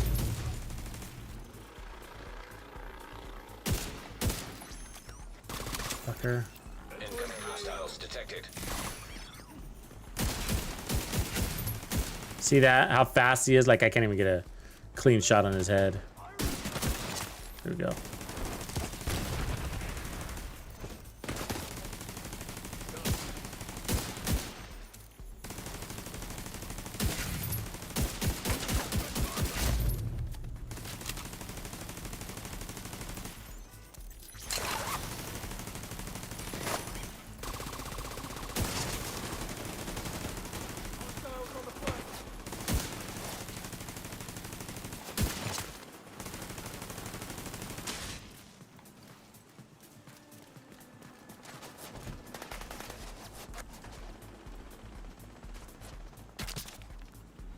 Damn, dude, where'd you go? God. Detecting additional hostile contacts. It's kind of hard. It really is. You're so immune. And the Guardian just goes, man. He takes off. Guess you're gonna have to commit suicide here. Yeah. Because the Rusher's just not gonna leave you alone. It's dumb. Dumb. Alright, let's try something again, I guess.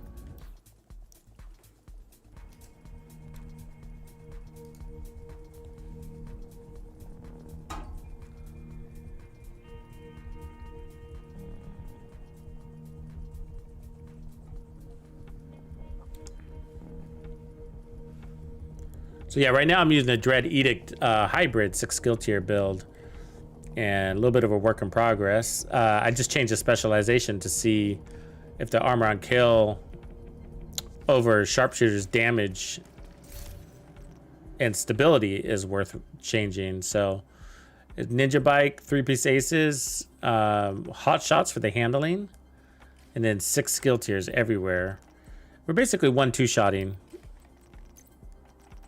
everything.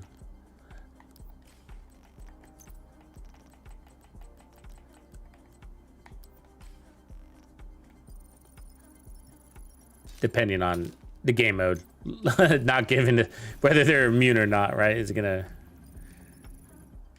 call whether that's happening or not?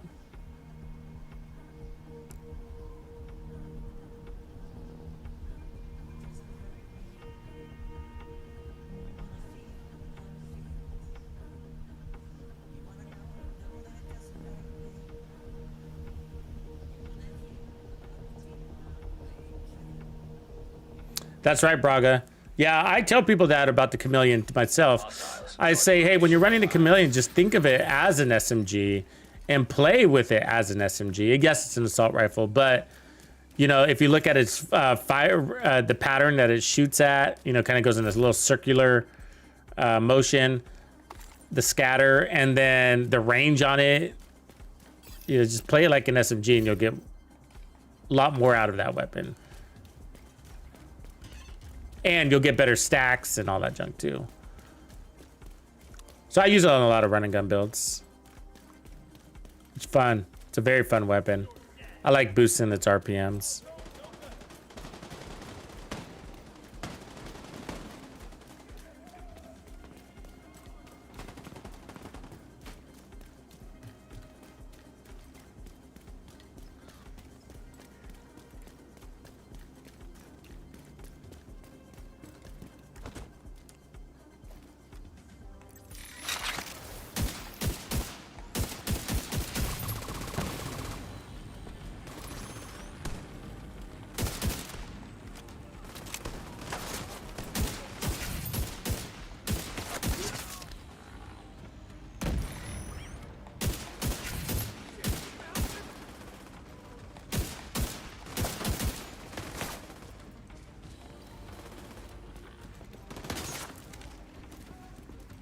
That was the slowest climb I've ever seen. I'm gonna fuck you up. Armor's intact. I can feel the difference in weapon handling. I can. I don't think I like it. Taking off sharpshooter. I don't think the armor on kill is worth it. I could see the weapon just kind of going all over the place. Like recoil recovery kind of thing.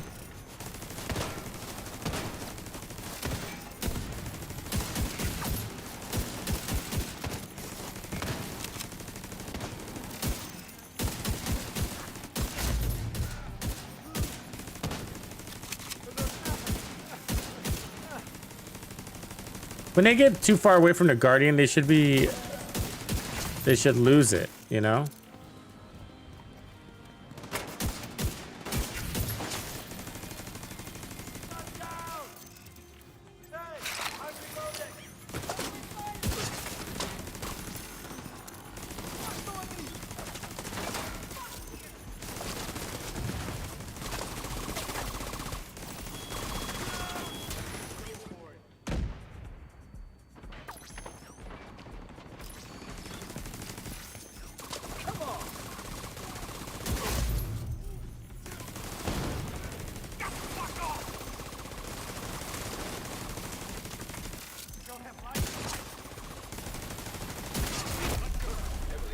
Pretty cool though, huh?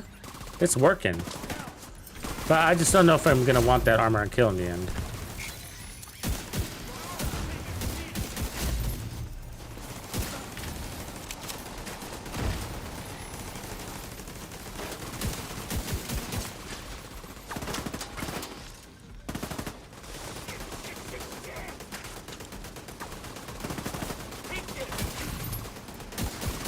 This weapon's got good stagger on it. Are you seeing the stagger? You hit him in that forehead and it just throws his neck back.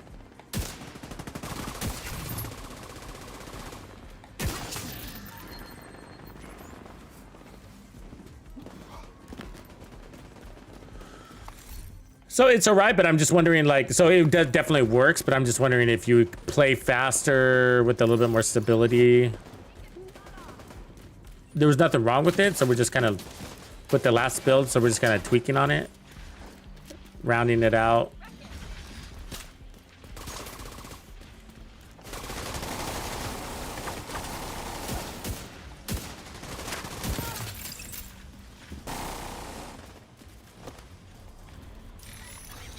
Incoming hostiles detected.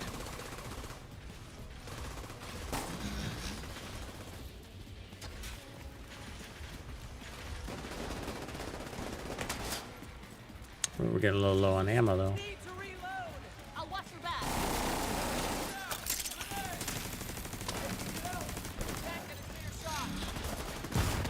Grenade followed me.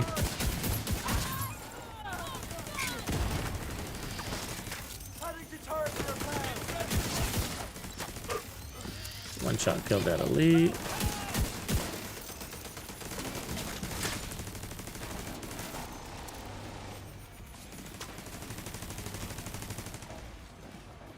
Oh, dude, you're annoying. Aw, they love going back here. They do. They always come back here. Immediate medical assistance needed.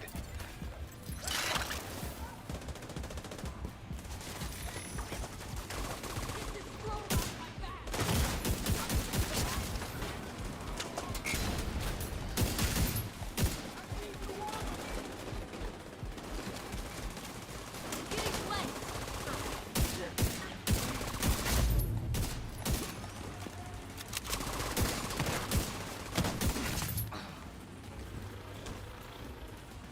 Long round kill definitely helps, especially with my playstyle, but I think I like the other one, but we'll keep going. Useless over here. A little hard to tell.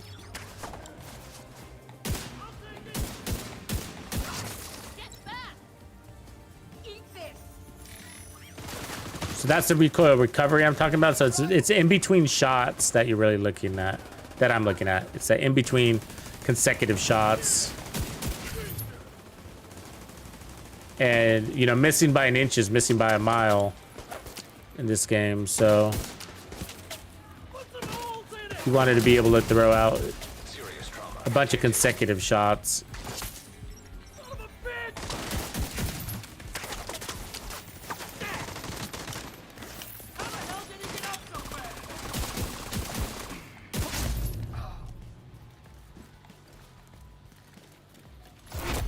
Heavily armored hostile detected. Yes, I can't see them.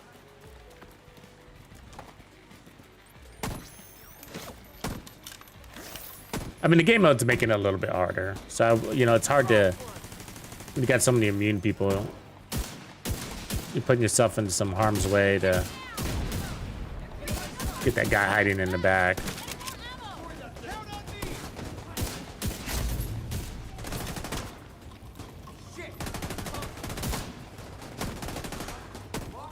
Because without the game mode, I mean, I could just pick off any of these guys that are in between me and him, right? Instead of taking damage.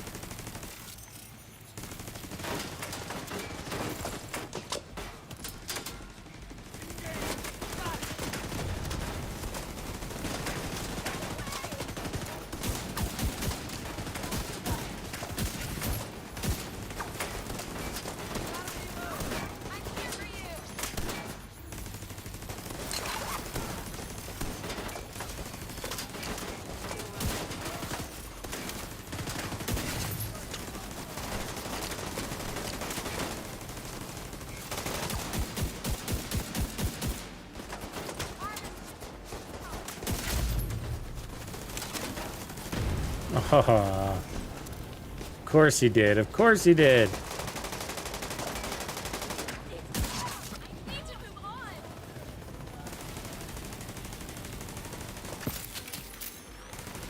Quick, reload.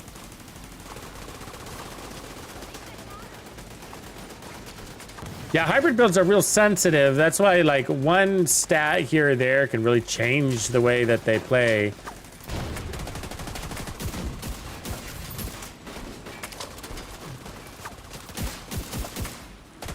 That's why it's always important to define what you want your build to actually be doing. You know, and it's really important on this build for me to not lose that 1-2 shot capability.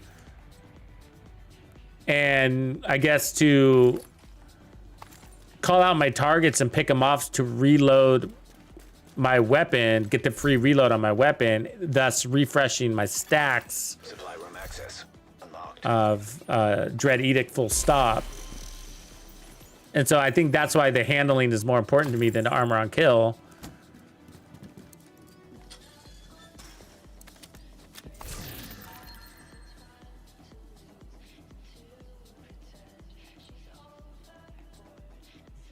Let's see, crit damage, weapon healing, skill haste.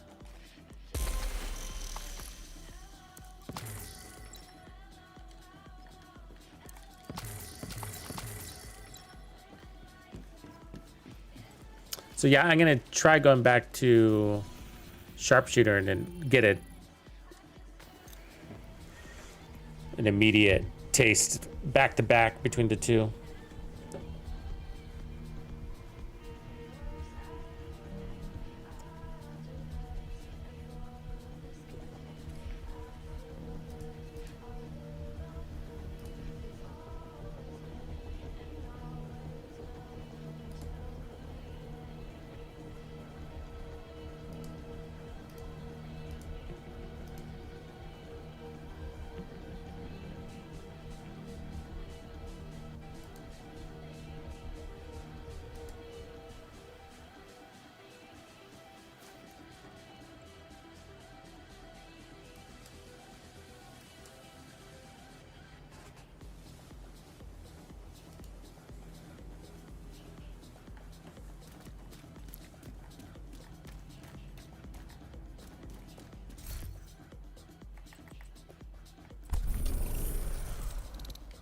Oops, what do we spec? Nothing, good. Right stats, okay, activate. So we're not using the TAC 50, even though we can, but it doesn't give you really any real advantage, except for the fact you can take out, I guess, that Guardian with a single shot. But the reality is you want to start working in your stacks for the Dread Edict. But let's see what we're hitting at here. Let's get everything going. So halfway there.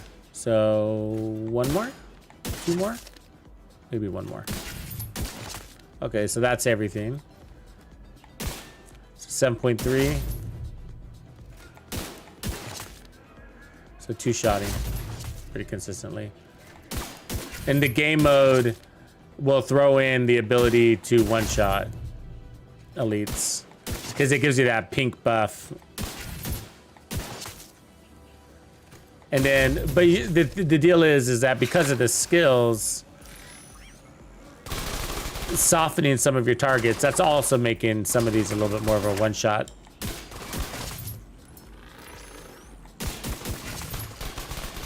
But that's good. You got 11 rounds, so you might as well use them. So it doesn't really bother me, you know what I mean? It's not really the goal to one-shot, but the closer to one-shotting we can, the better. Now, non-elites, that's something different. As you can see. They're not dropping. They're all staying up. You see that? Oh, there we go. One went down.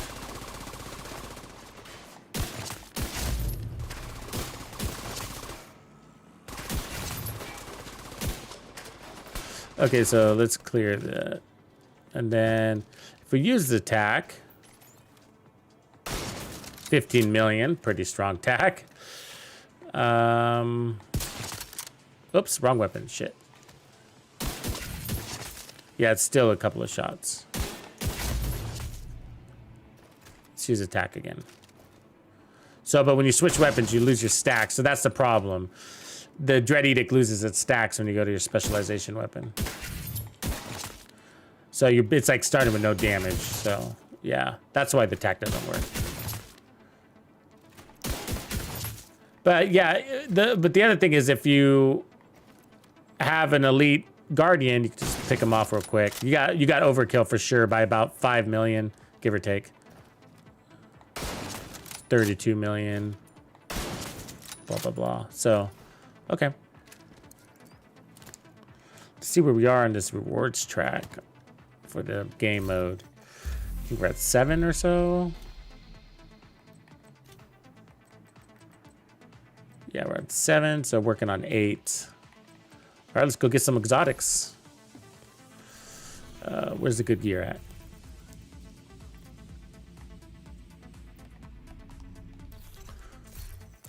Try a different zone. Get rid of a couple of these caches. Kind of like that one.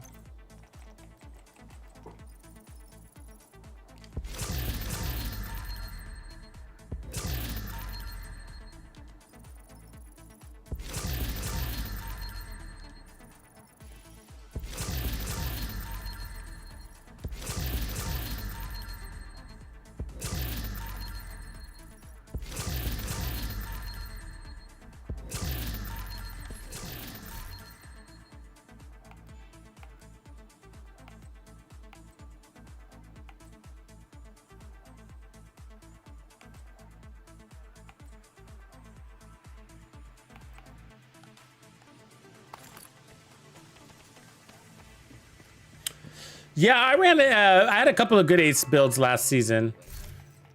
One of them being this one. And I was happy to bring it back out. Because I'm not one to run a full ace set actually either.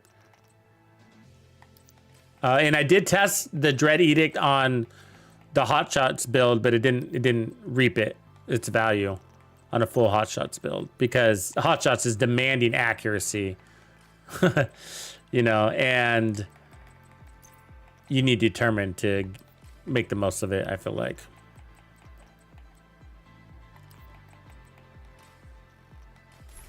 What's going up in here? Oh, I gotta cash in on some of these stats that are filling up here real quick.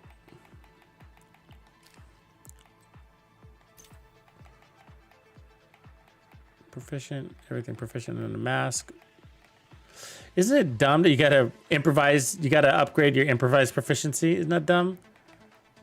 I just not realized that. I guess we gotta do it. I mean, because there's no way I'm gonna run an improvised mask.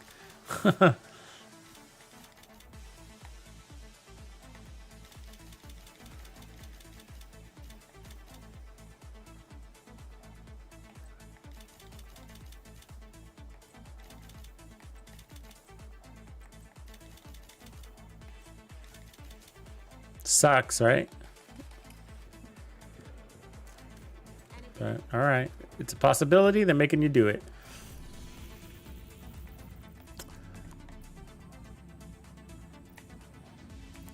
So let's see, what do we want? I'm gonna come over here and the Outcast got that fire ammo though, you know. So a little hesitant, but oh wait, there's no special ammo. All right, cool. Forgot.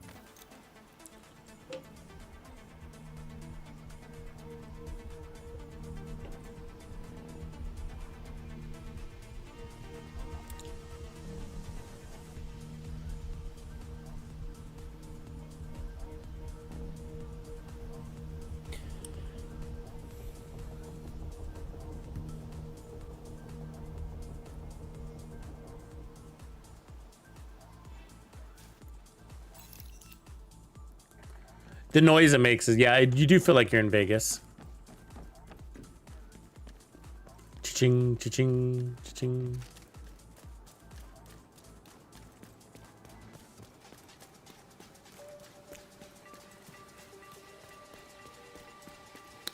I know the huggers. Good point.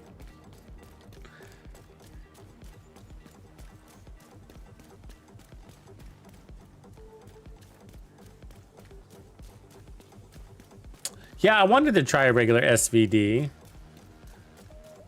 Also because you can mod the hell out of it too, right?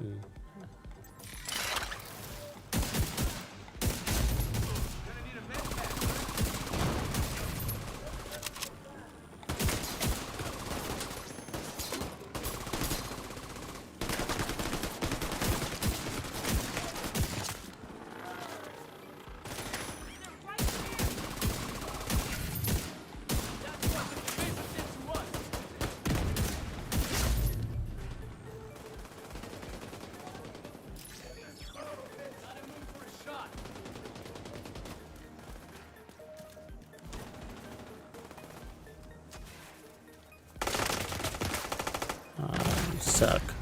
Immediate medical assistance needed.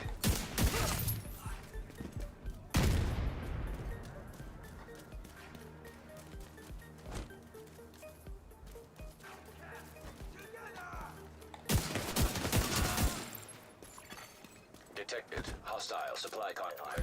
Heavily armed. That day just got worse.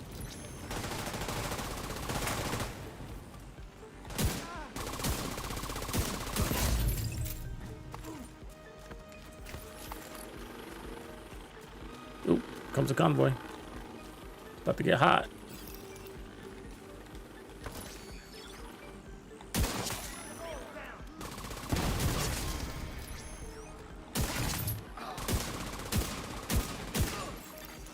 Detecting additional hostile contacts.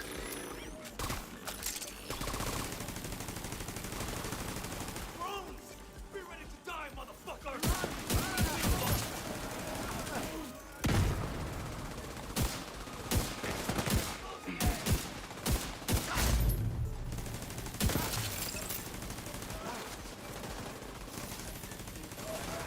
Hostile control point nearby. Incoming hostiles detected.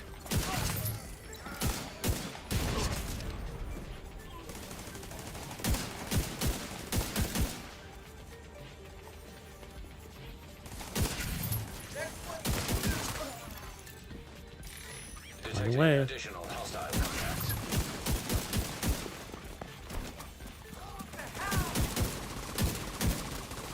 Swear I got his ass.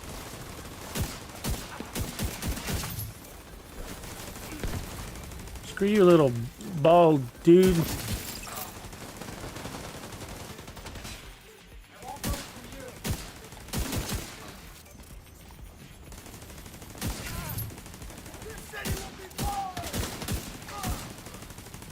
Blood on your hands.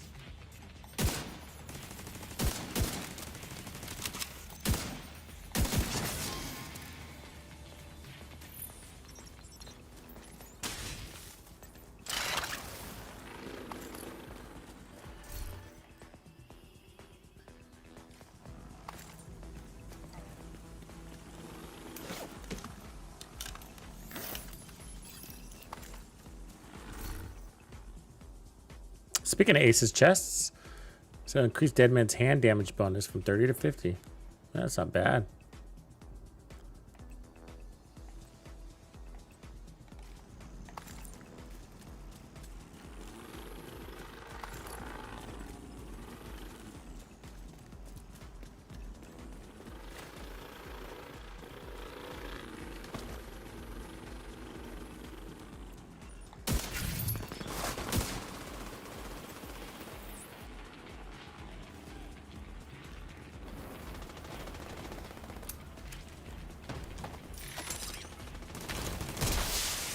Reinforcements incoming.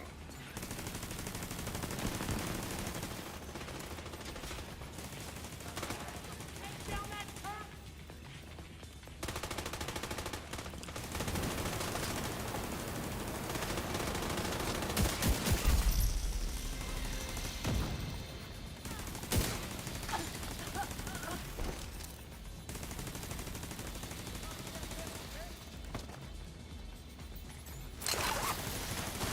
God damn, that thing is relentless. Fuck you and strength. Got to be more careful. So easy to break your armor. What I need. God. Armor break sucks. Let's just admit it.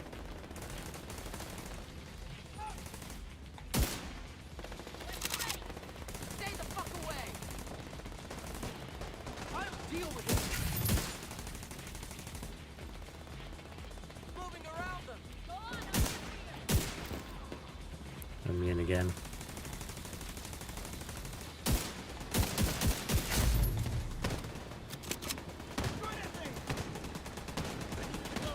I got your back.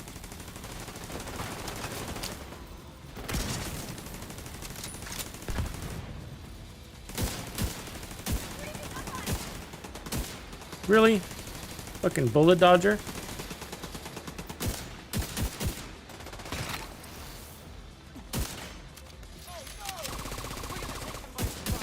I'll keep watch.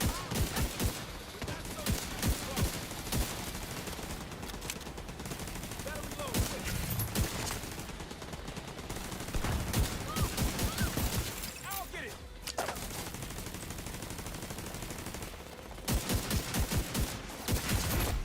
Heavily armored hostile detected.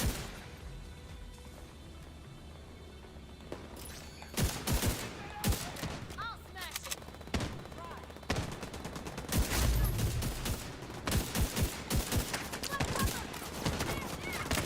I'm a little too deep for this weapon. I feel like it works better close range. Not close range, but you know, like better eyes on that head.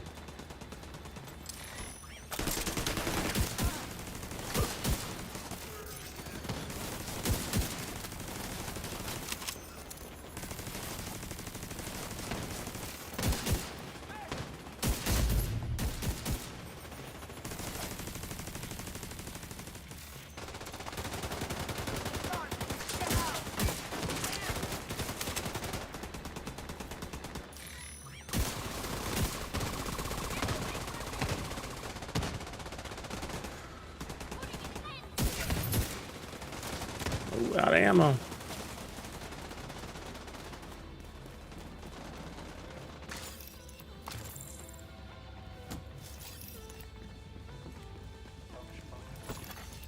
Incoming hostiles detected.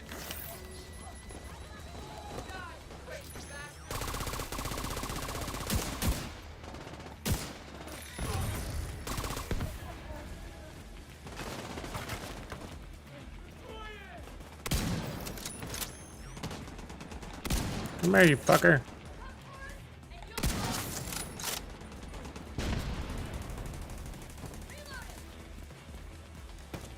Officer down.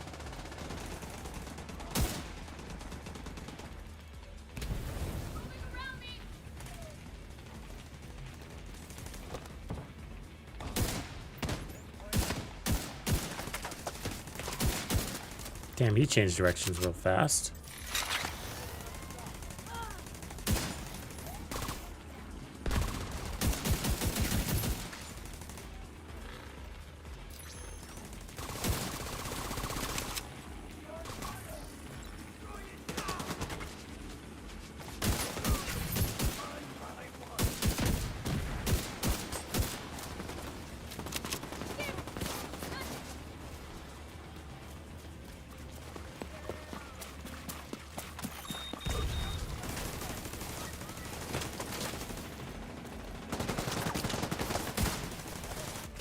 Take out that thing.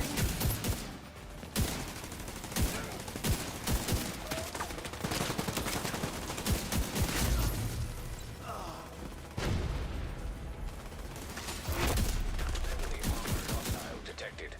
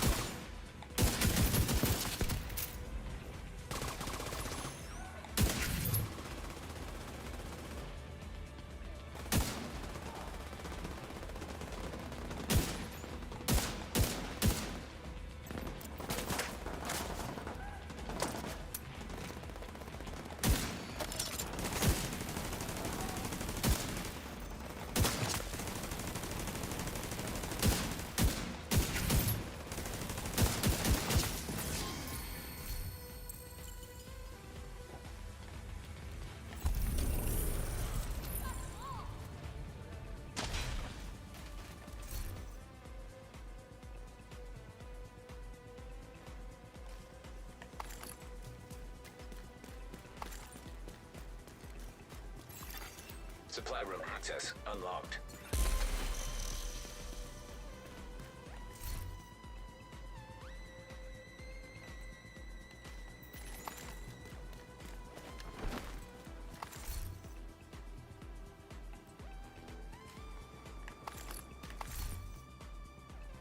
Oh, there's a good one.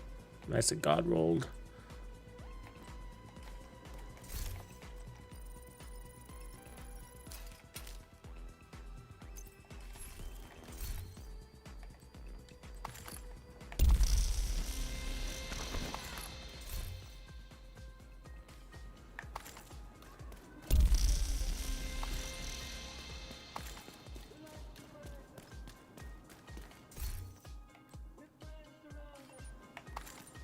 Hope this weather doesn't get too bad on you.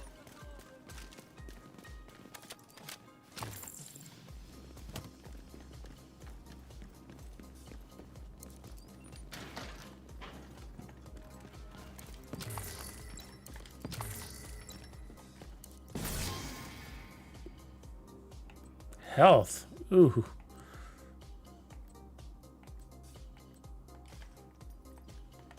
I dream of a day where we don't have health attributes in the Division 2.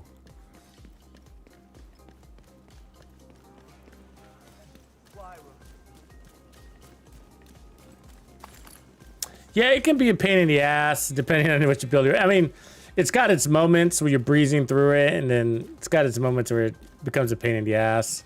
It is easier with the one-shot kill builds, I gotta say. Anything that completely can bypass the event, pretty nice.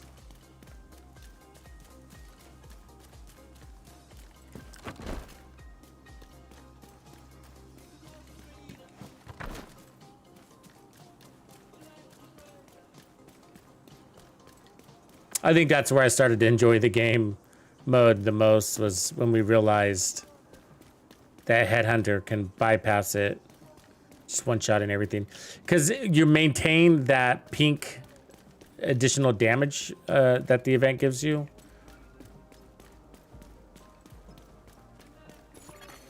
Hostile control point identified.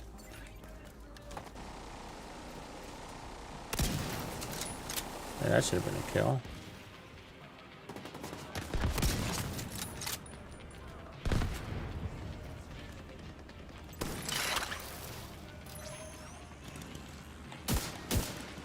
I swear, I mean, am I gonna be the one to say it? The shots aren't counting in this game right now, and it's been like that since the last Golden Bullet event. And at first, I was blaming it on Golden Bullet. It's like, oh, Golden Bullet's always been like that. It's always been kind of buggy. But now I'm seeing it still. You know, shots aren't registering. I just like they're just flat out nothing. I mean, you get 2 consecutive shots. Target standing still is like, no way that was a miss. No way, you know? And no damage decrease whatsoever.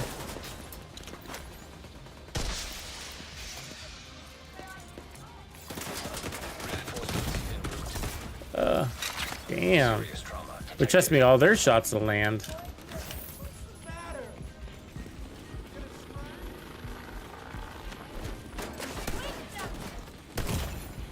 Damn. Why are they hitting so hard?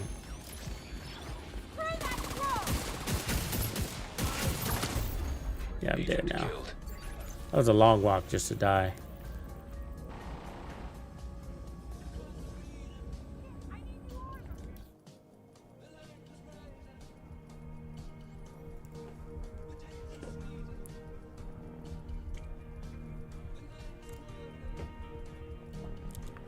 I wonder if it's events in general. So maybe if I turned off the event, it wouldn't, maybe it would fix the problem. Maybe it's a global event thing. Since we saw it a lot in Golden Bullet.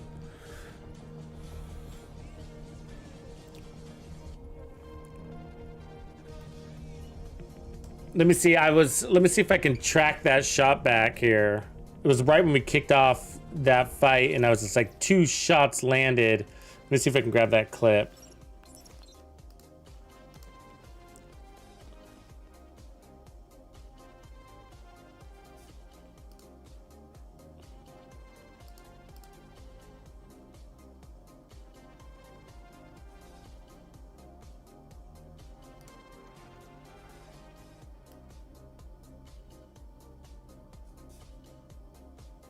So let's see, it was about right here. Let's see. Yeah, so I can go half speed too.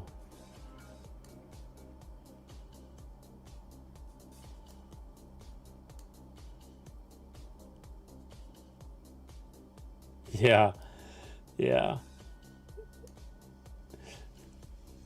I'm watching it right now. Let me see if I can.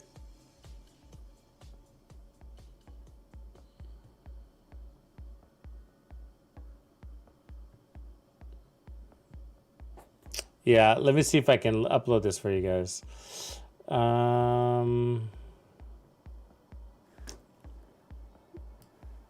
See what you guys think.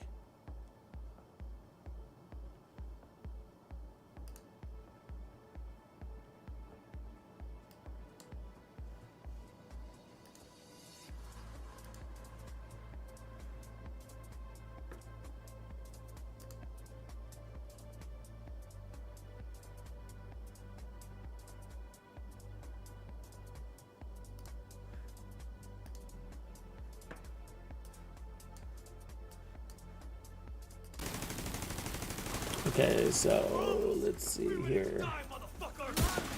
Give us some sound on this.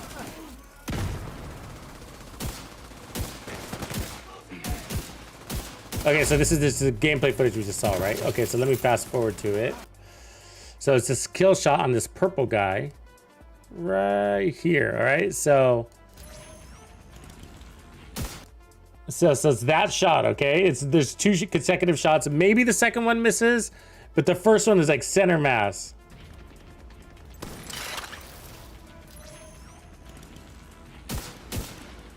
No damage, right? Like, really? I mean, he moves like after I take my first shot, so all I can say, it could go either way on the second shot. But that first shot,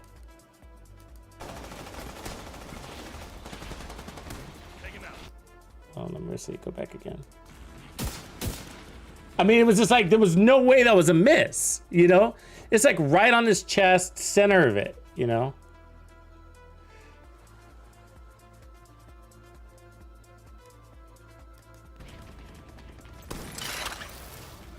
Let me see if I can adjust my playback speed so you guys can see that. Yeah, I can. So let me go 40%. Things look a little bit different. You remember it's a scan system, so.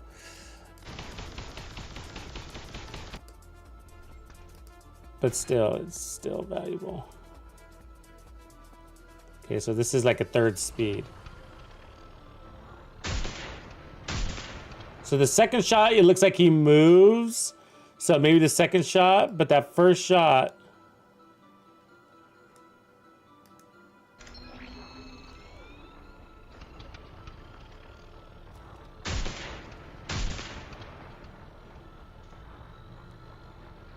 And so the thing about this game is like sometimes the bullet time is like the effect is after the hit count for the scan system, but so that's why slowing it down into game mode sometimes is a little bit off. But I'll give it to the game and say the second shot was a miss. Say, okay, he was ultra fast and dodged that second bullet like the Matrix.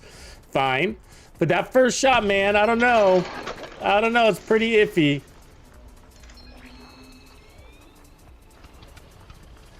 Right there.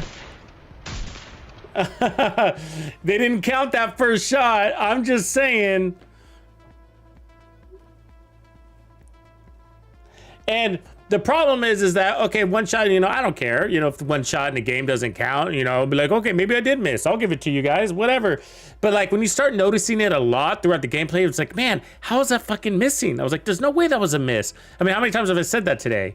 You know, it's just like, what? You know, I got this rapid fire weapon. I'm shooting him center mass. And it's like, I'm not seeing his armor move on many, many, many different NPCs. And it's just like, there's no way that was a miss. I keep saying that. And it's just like, I think there's, we have a shot hit problem, you know?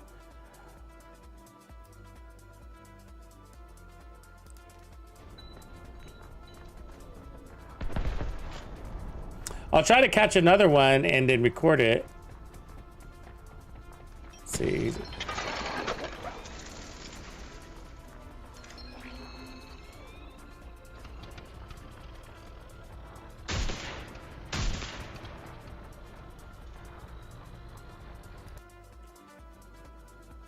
annoying.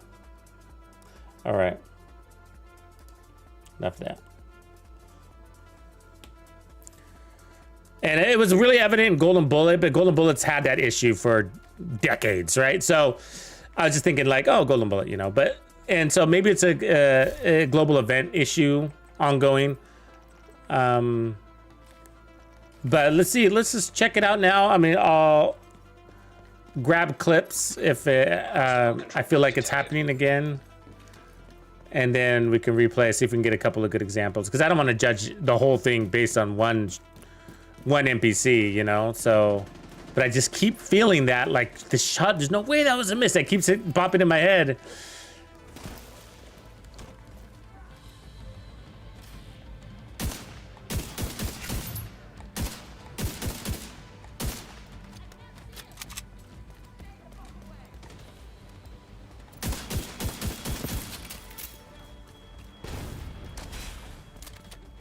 Oops, I didn't mean to reload that.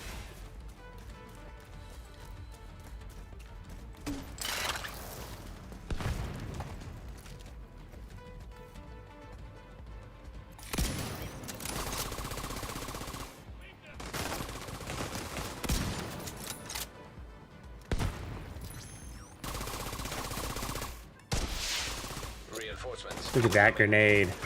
What a toss.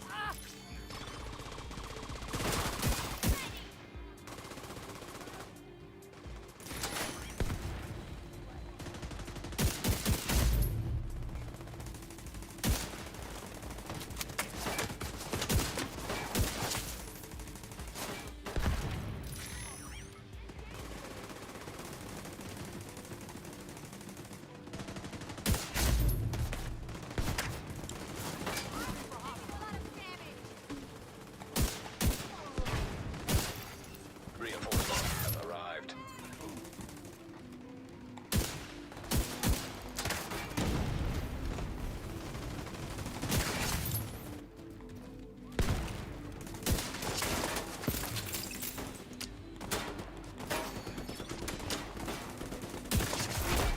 Heavily armored hostile detected.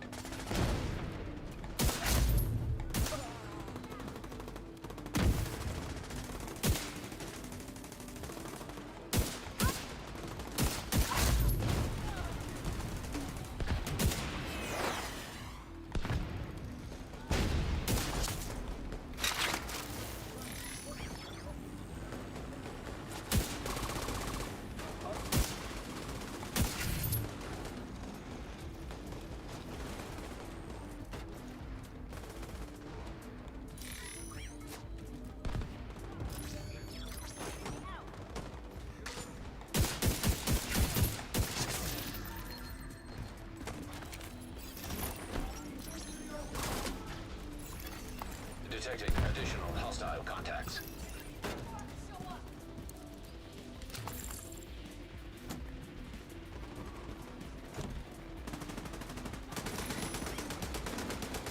My drone went out there. God damn you, drone. Good for nothing.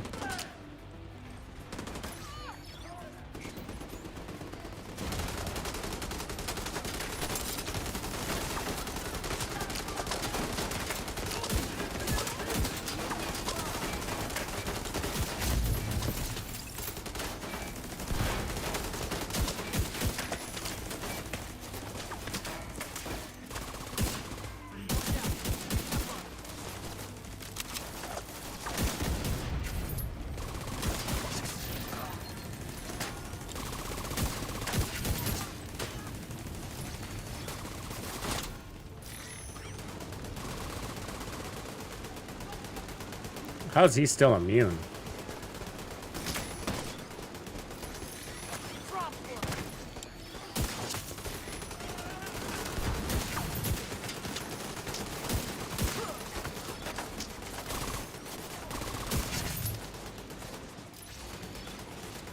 Look at the Guardian going the other way.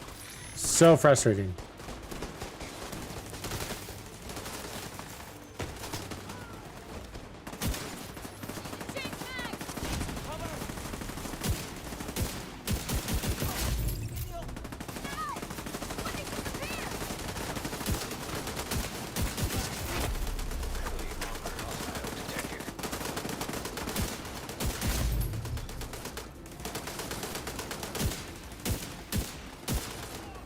Ah, you see that?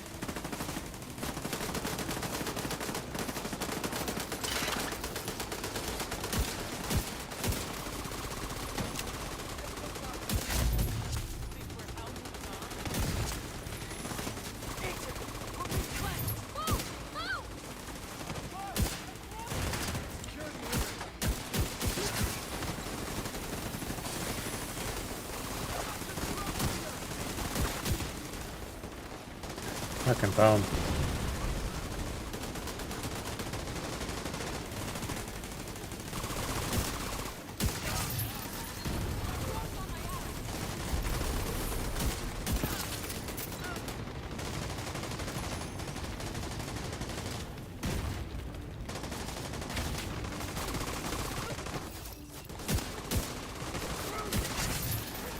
Supply room access unlocked.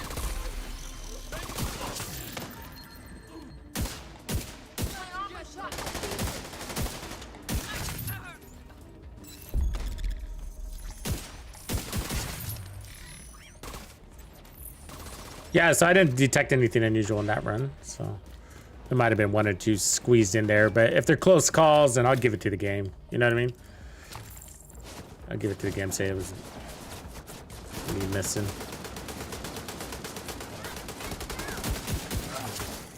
Incoming hostiles detected. More? It's over. Here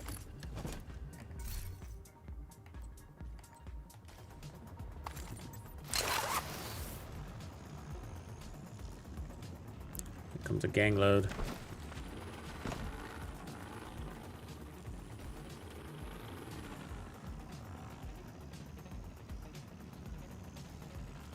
Come to you guys. God, look at the Guardian. Of course the Guardian hangs back, right? God.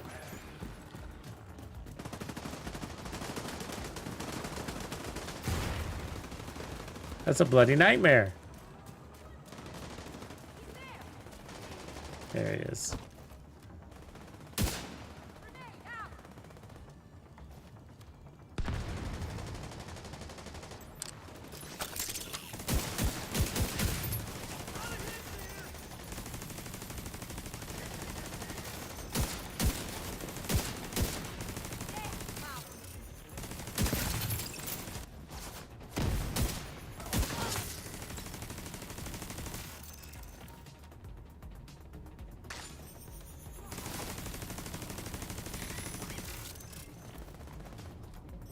Damn, man. Chicken shits.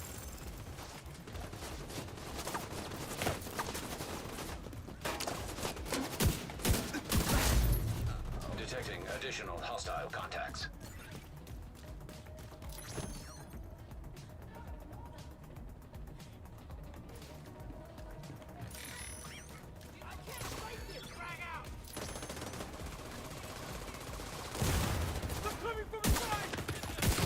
Detected control point in proximity. Vital signs critical.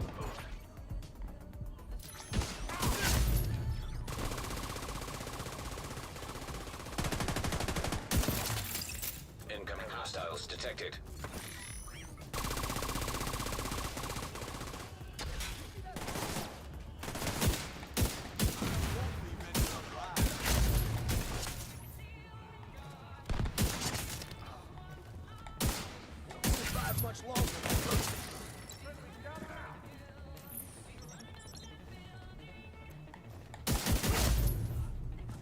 Hoo hoo hoo. Great.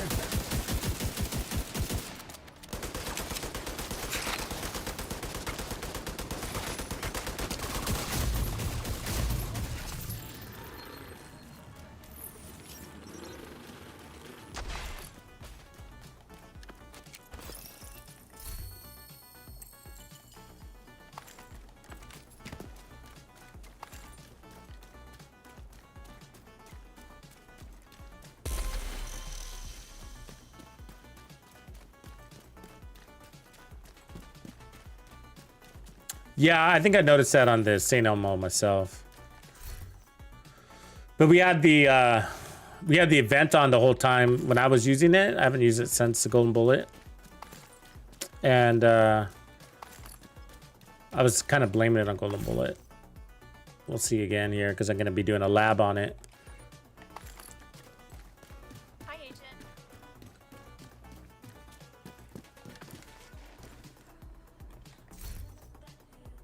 Ooh, God World Pulse Resistance. I need more of those.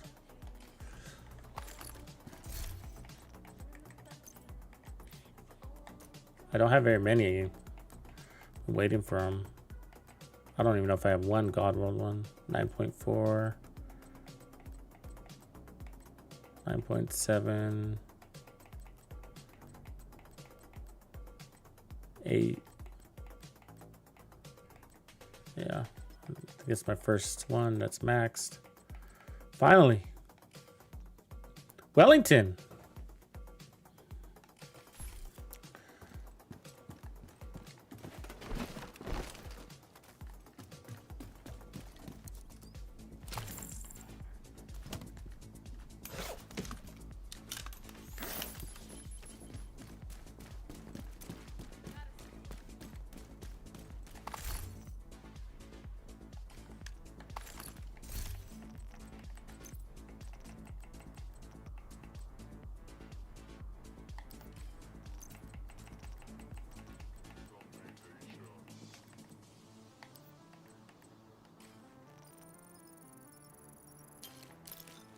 Okay, let's see how far away we are. I'm trying to get that full rewards track here. So we're close. Okay, good. We're on 9. So it's 5, 4, plus 10. So 14 levels. Yikes.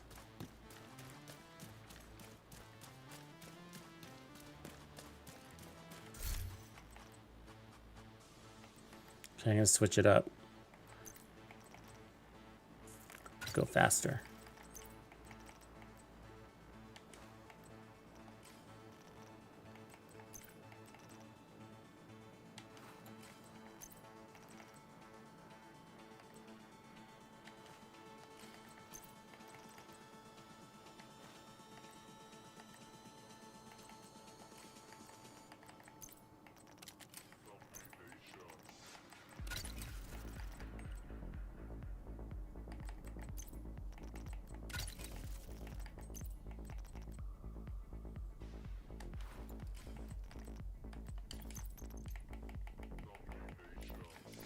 That was a really cool build. I think it'll actually be better without the event, you know, just without that pain in the ass trying to find a guardian in the back of the crowd thing, you know.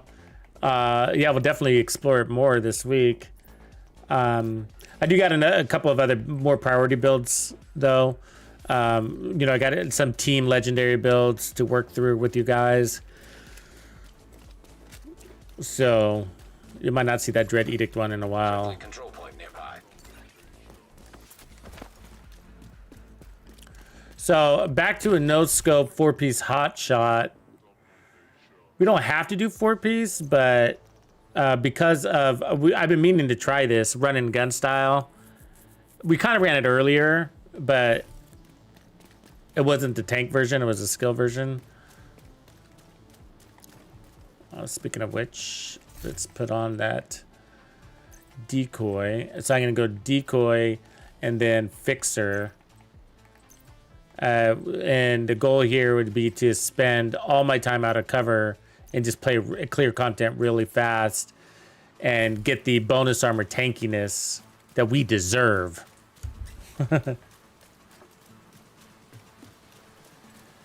I have a few versions. Yeah, I have a few versions. Determined is like my go-to talent. It was like a dream come true for me, really. So, really happy that they brought it back. And I do have, so I have the, You're going down.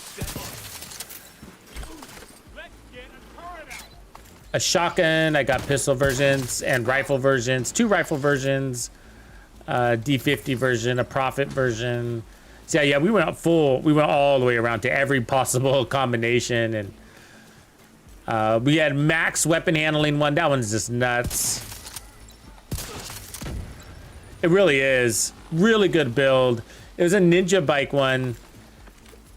And that's before Determined was put back on the map.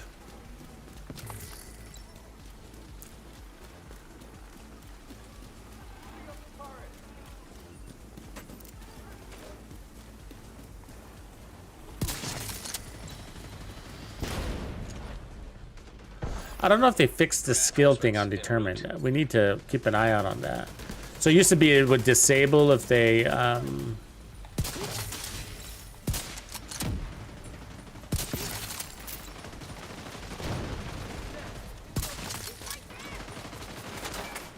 so we're gonna get bonus armor from the set now too, if I can slow down my shots enough to take advantage of it. So I'm gonna try to do that. Kind of just balance in that armor on kill and get even more tankiness out of it, out of the set, because the Memento's making us tanky, and then so is Hot Shots. Oh, what? You're immune?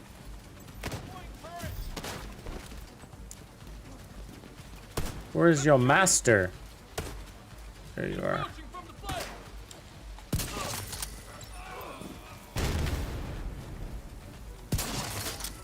So I'm just gonna slow down just enough to get clean shots.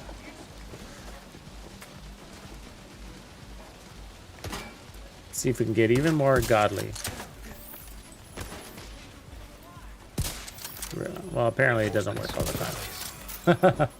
Apparently slowing down doesn't always fix it, but of course it doesn't.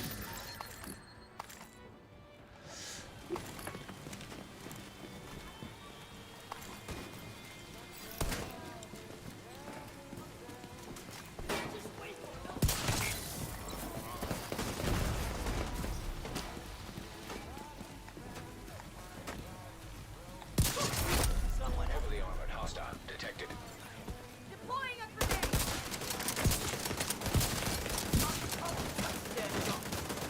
Not bad. I mean, our armor stayed through it on all that.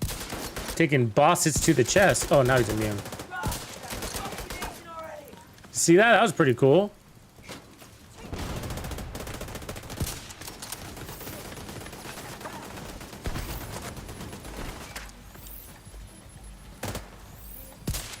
All right. Get away from me! Ah, took that one.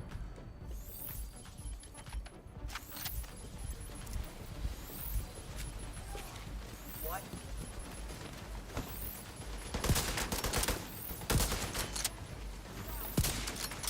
That was a miss, really?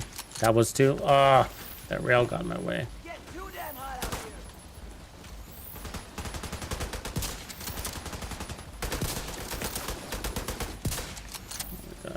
So I brought in the Mantis so that we can get unlimited decoys. If I can just get the shot, you know what I mean?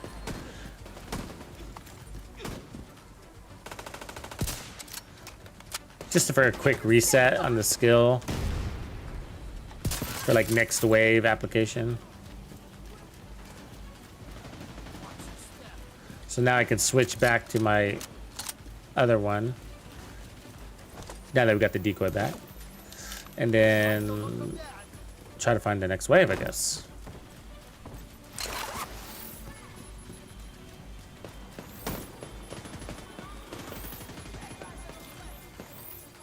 Gotta get this in. Perfectly hidden behind that sign. On the move.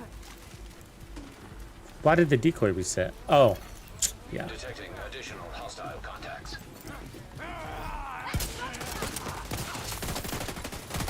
Look out, boys! It's gonna blow! Look out, boys! Gonna blow!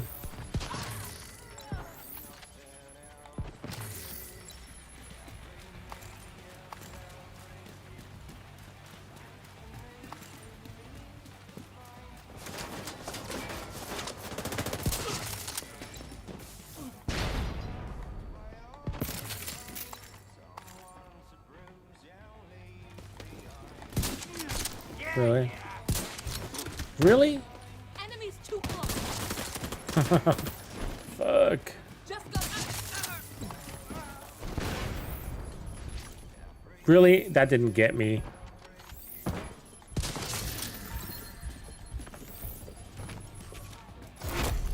Heavily armored. Hostile detected.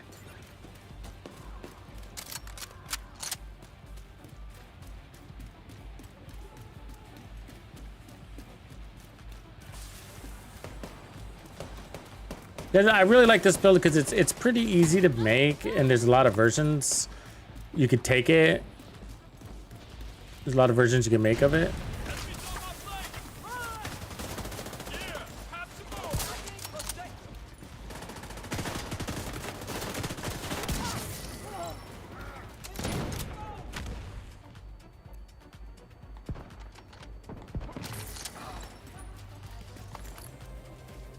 Holy crap!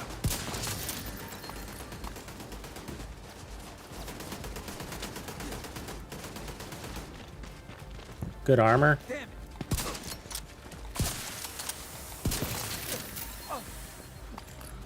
So some of that is a static armor, okay? So that's what Hot Shots is doing, is it puts an armor that doesn't deteriorate over time. It deteriorates over damage. You know what I'm saying? Rogues! Quick, hide! Hey, we're tougher than Rogue agent detected. So notice my bonus armor still there. No, I just grabbed a trophy, so it kind of threw you off. But I'll show you what I mean. I'll show you the description in a second. Haha, sucker! Fastest rogue kill ever. Agent eliminated. That's funny. Supply room access. So they're nerfed, obviously, but just funny. I still had my determined talent active. So I'm just gonna hang out here for a second, and you'll see that the bonus armor stays. So I won't grab a trophy. And that's what Hot Shots is doing. I kept saying determined, but I meant Hot Shots, I think. So that's what Hot Shots is doing. It gives you armor on kill when you need it. If you don't need it, it gives you bonus armor on kill. Up to 50% of your armor. And then we're picking up stacks of mementos on top of that. Right, so this is something that you didn't see featured or talked about a lot, because once they nerfed determined, 4-piece Hot Shot wasn't that hot. And we were running it with the Mantis, but it wasn't much of a feature because the Mantis we were using to mostly play from cover. It's actually a pretty good holster. So as you can see, it's still got it. So it's going to be there until it's gone, until that gets shot or, you know, takes some sort of damage. And so that's really powerful when you combine that with the memento trophies. And that's what we're getting, godly armor that doesn't dissipate over 10 seconds. Some of it does. And so that's why when we sat there with that boss was shooting at us, he had kind of had a hard time chewing through it, just because it was bigger than maybe what it seemed. And then we had the regen happening as well as the heals happening on top of all of that. So it makes you way tankier than I think what might appear on the surface. And by the time he does get through it, I mean, he's dead. Or you're dead. You get surrounded. It doesn't make you invincible by no means, but it's a very nice touch to a tanky build. And the thing is like, it's got to be a sniper build. So the weapon, because Hot Shots only works with snipers, and that's sad. It's sad. It's sad for all of us in the community.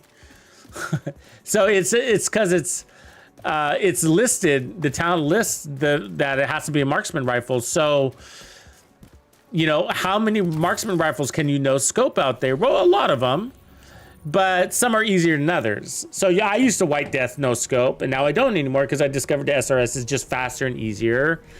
The A1 but you can go to the White Death, but you don't need to. You don't need that extra power and smaller mag and less mods.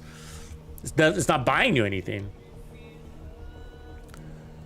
The other one that's pretty quick. What was it? We tried this M700 Carbon. I mean, Control point I identified. wasn't buying it, but it's a comparable.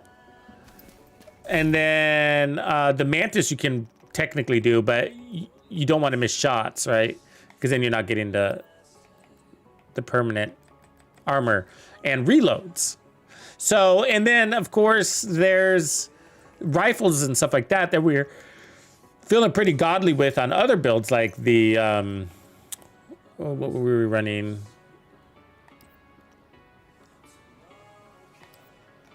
It was Tip of Spear, wasn't it? Yeah, the Tip of Spear one. So, and it was different, right? And so it was all Memento armor buff. So yeah, you can't run rifles or pistols really with Hot Shot and get that benefit. You can get the handling. SR1. Do I keep saying SRS? I do, because I think I'm losing my mind. SRS, that's right, SRS. Tactical, oh, are you saying another version? Tactical 308, is that a good one? I mean, you can do it with the, with these SVDs too, but you have to lower your armor. The weapon's not strong enough.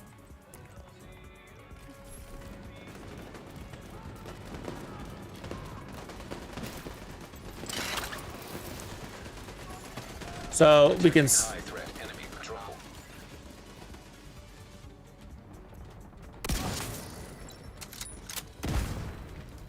So we got our one-shot kill capability. Easy peasy. Okay, so it looks like we're in for a fight. We got a elite patrol coming. Reinforcements incoming. Switching over.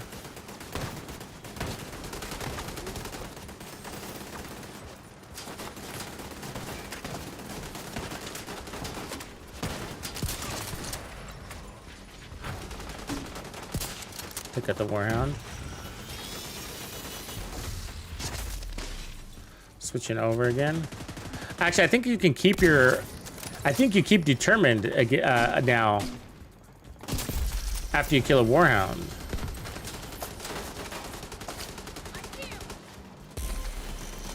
Let's get out there and have some fun now. So I'm going to try to slow down and maintain my shots so that I can get that bonus armor by not missing. Which isn't that hard, because you can't go center mass once you earn determined. So it's just a little patience is what you're inner weaving into your build.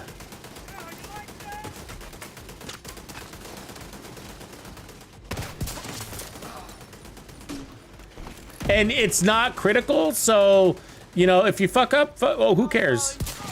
You know, it's all good. You know what I mean? If you miss a shot and you lose your...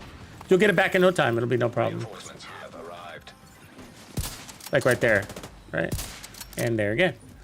So, as long as you have determined, it's all gravy. And I already have good bonus armor anyways, so... Good to go. Well, apparently that's not good. Heavily armored hostile detected.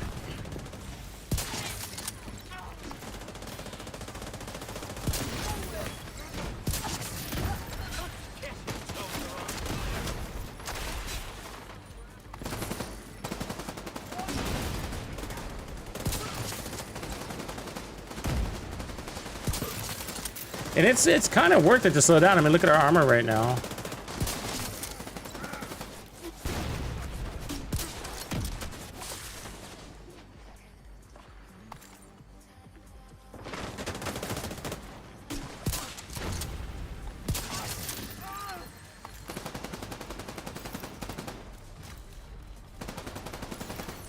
Incoming hostiles detected.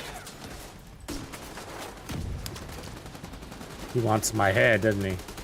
I'm looking for the next wave, though. We'll kill him when I goddamn feel like it.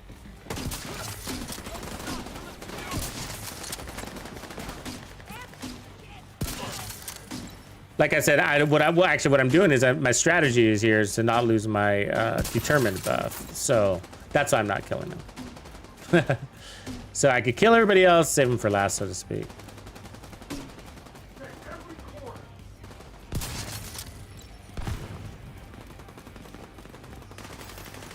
Damn, this fight's going on way over here. Get in the fight, boys.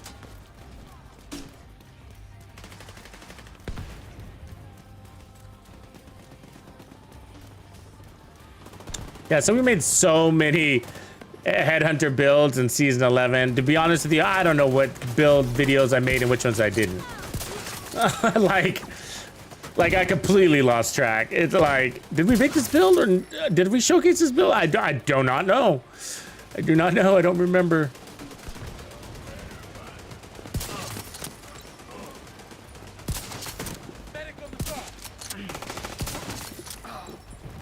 That was weird. Something happened weird there.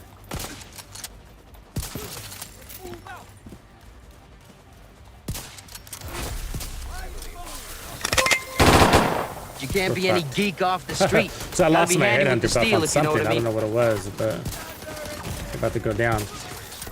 Ooh. You can't be any geek off the street. Gotta be handy with the steel, if you know what I mean. Decoy out. That'll save us. You can't be any geek off the street. Gotta be handy There with we the go. steel, if you know what I mean. Back in business.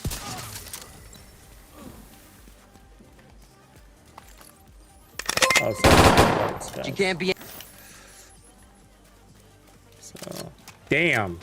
That was a tough one right there. Something happened or I shot something. I lost my headhunter buff.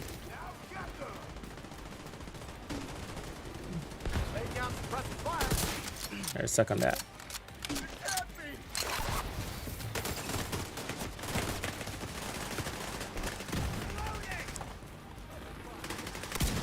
So keep in mind your TAC 50 will not contribute to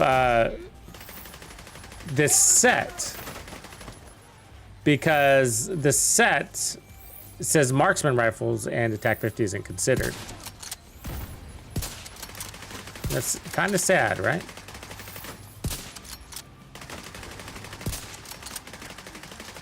Try to hit that with this. Bullshit.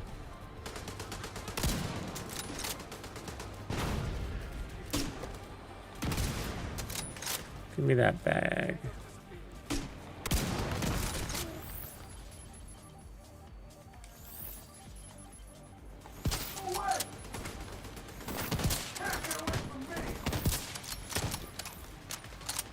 See why I saved him for last, huh?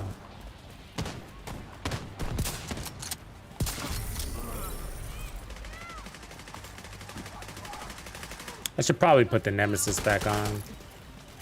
It is just easier to use that.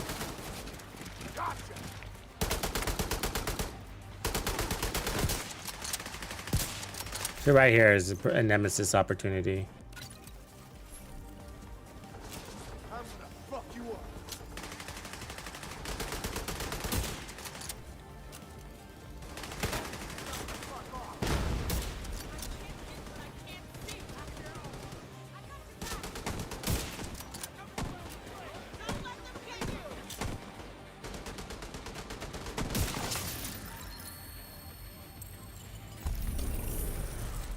I knew we could do it.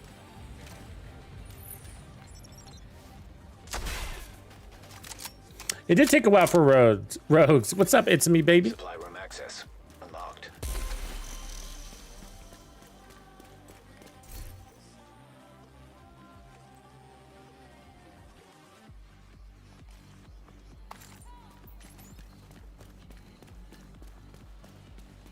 We killed him so fast, it was insane. I'm liking that they nerfed him, though. I don't even care if they drop shit gear because it's like, I'm sick of the... I swear I was getting them so much. Every time I'd start into the game, I would get them in like the first or second checkpoint. I was like, oh, I'm sick of fighting you guys. You know? Let's make sure we hold this place. They were constantly spawning. Like you. Ooh, look at that F2000. I'll take it. I don't have a good F2000 other than the named one. And I wanted to play around with some other... Well, you know, it's good to have a non-named one, too. That's beautiful. Hold on to that. So I'm going to create a SASG shotgun build. I was saying that to you guys earlier. So look forward to that. Descent has got me hooked on that shotgun.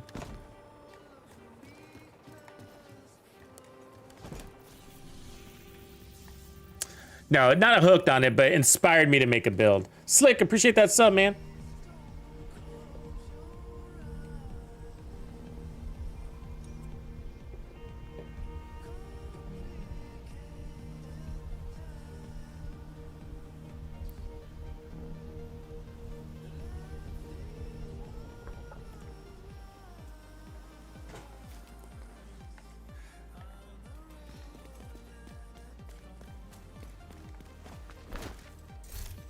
So let's look at our stars. Looks like we need to open up a few.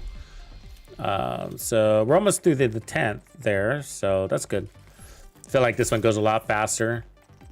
And a little bit more fun. I think it's very fun. But yeah, so in other words, you know, take a look at your 4-piece hotshot builds and see if there's anything out there that you can come up with. With Determined. There's a lot of power, so you don't have to run and gun or whatever. There's a lot of power into that set.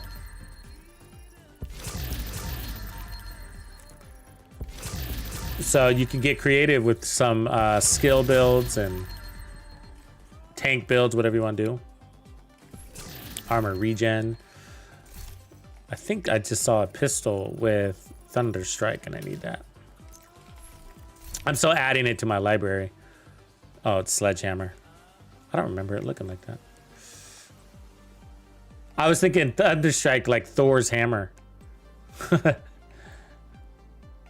Thor's build.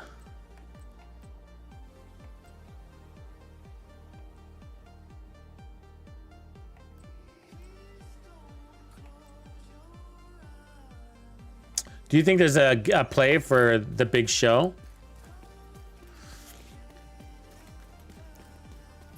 I mean, the Cabaret was a pretty easy one to swap to, but the big shows, I imagine, be a little bit harder to get that shock out. I mean, maybe it's a trap build, but I've always kind of felt that the traps are a little situational, you know? It's like, depends on the mission, and if there's, it's nice tight little hallway. Otherwise, nobody's running into it, you know.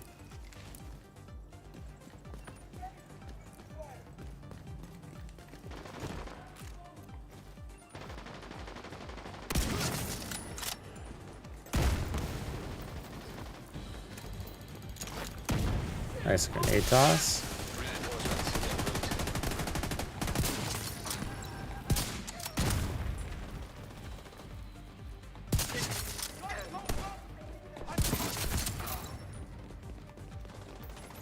Boys.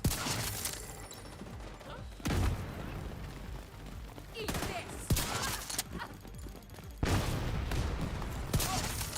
Oh, get out of that.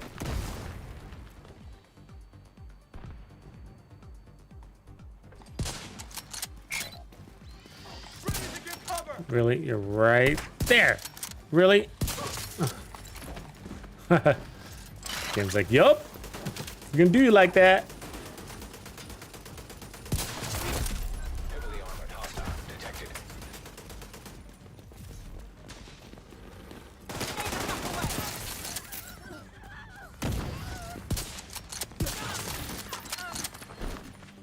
Look who's joining the party. Why? Why am I getting shot by that? Thought his master is dead. But you see how much damage we took from it? That's pretty good, you know? In my opinion. I mean, it was wailing on us for a second there before my dumb instincts kicked in and said we should probably move.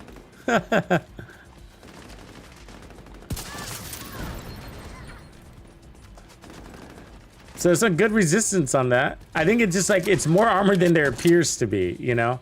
I think that's why.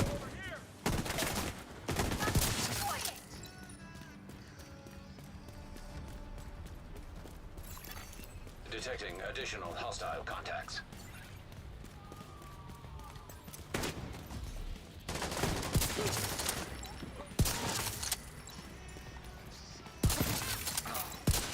Oh, that last one landed.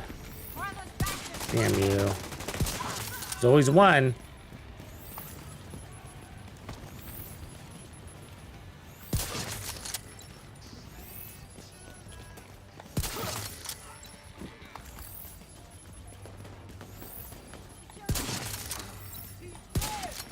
That one landed.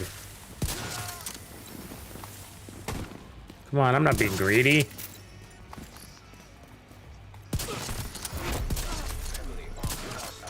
Oh, don't blow up.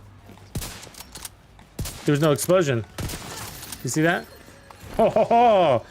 This build's cool, man. I'm digging it. Electric. It's not bad. I'll toss it though. Still too early for that kind of build.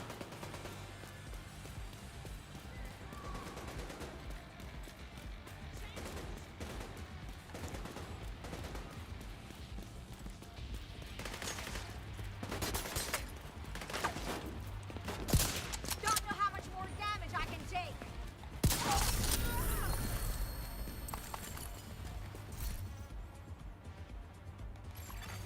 Civilians in distress.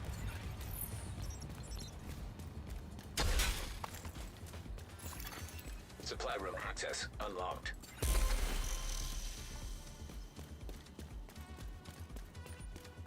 It's a good way to get caches, huh? Directives.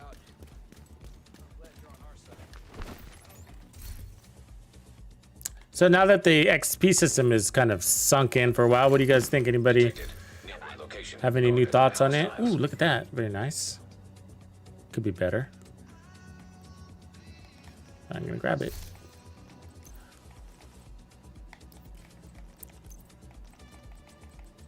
Overall, I haven't felt any too much downside. I know a specific activity here or there is no longer farmable in a major way, but overall, it's feeling like we're at least the same.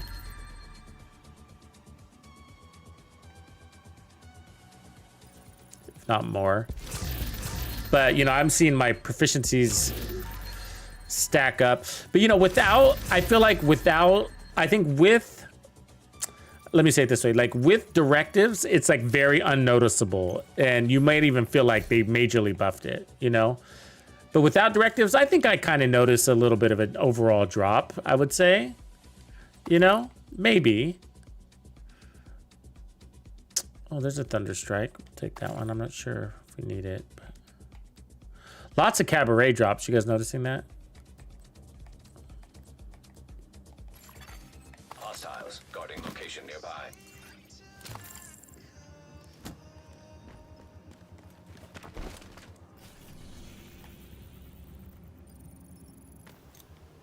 You think it's a little bit of a downer there, Grumps?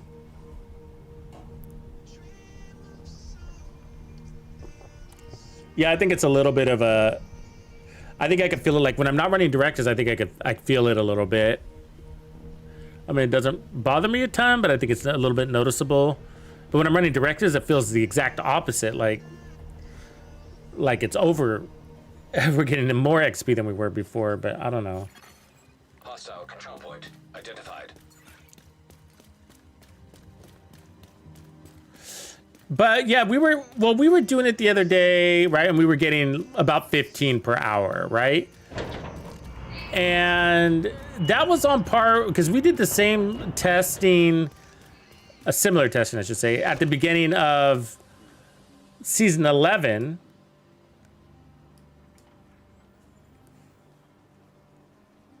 And we were basically getting the same. I think we were getting more, like 16, between 14 and like 17, maybe 16, 17, maybe. I feel like 16, but you know, that's not like a drastic difference, you know? I don't know. Hey, so did you guys see the posts on Twitter with Morten Ryberg, like about that descent glitch, that they're aware of it? So, and they have a fix ready, and I'm not talking about the one that we've already seen. But, you know, I think there's going to be some serious bans incoming, so look out for anybody that's been doing that. I wouldn't, and it might be too late if you already did. These fucking guys are still immune, huh?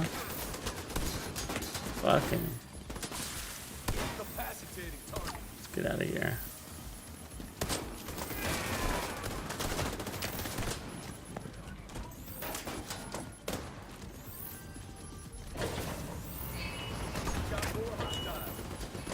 There she is.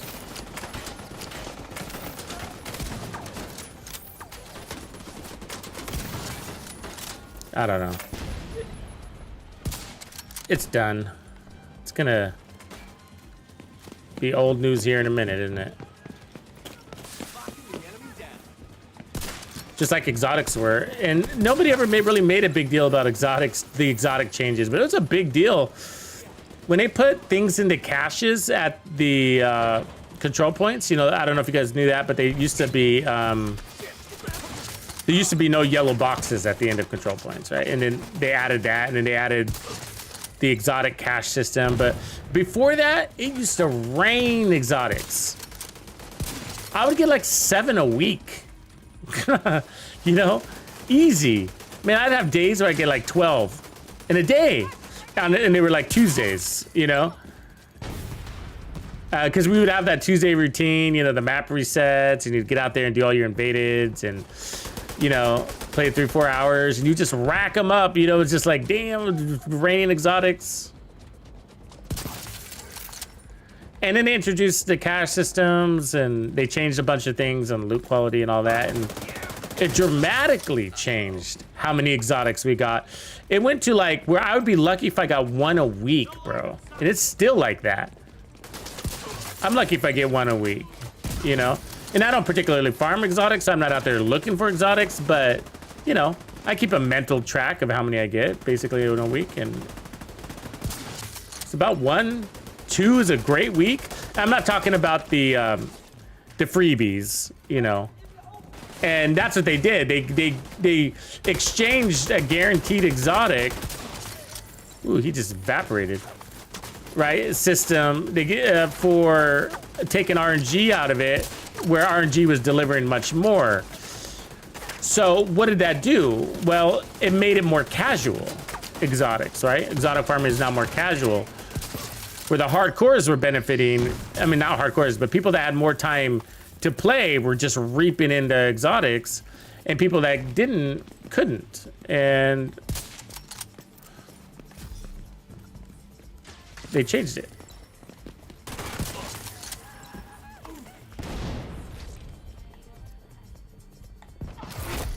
Heavily armored hostile detected. All upstairs. Don't worry, boys, I'm coming. Oops.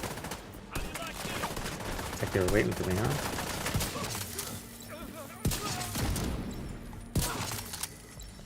What's wrong?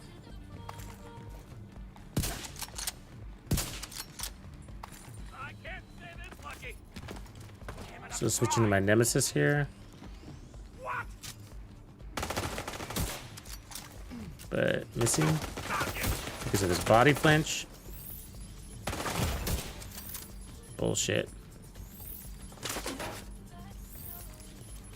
So I want to peek out my damage for the next round, so that's why I'm kind of being a dork and risking my life. Oh, there's one more. You're not going anywhere. That's good because I want to turn on my. Come on, dude. Really? There we go. Turn on my determined. Incoming hostiles detected.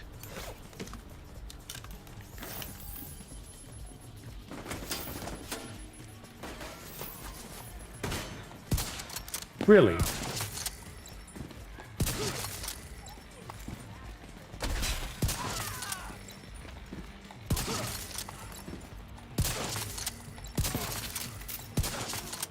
I don't want to walk over there, you know?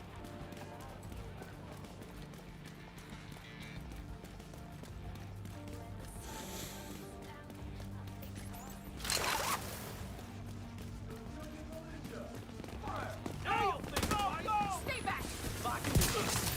Oh, go right into that, didn't I?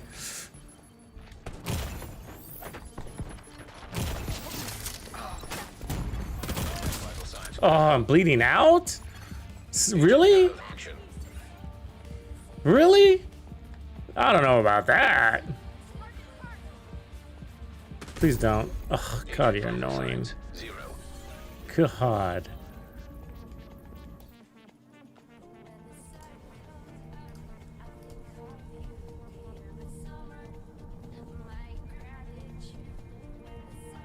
Yeah, it's really, this glitch is really irritating because it's like, you idiots, you know, like they've been very vocal about the band wave. It's just like, what planet are you on? You're not paying attention, you know?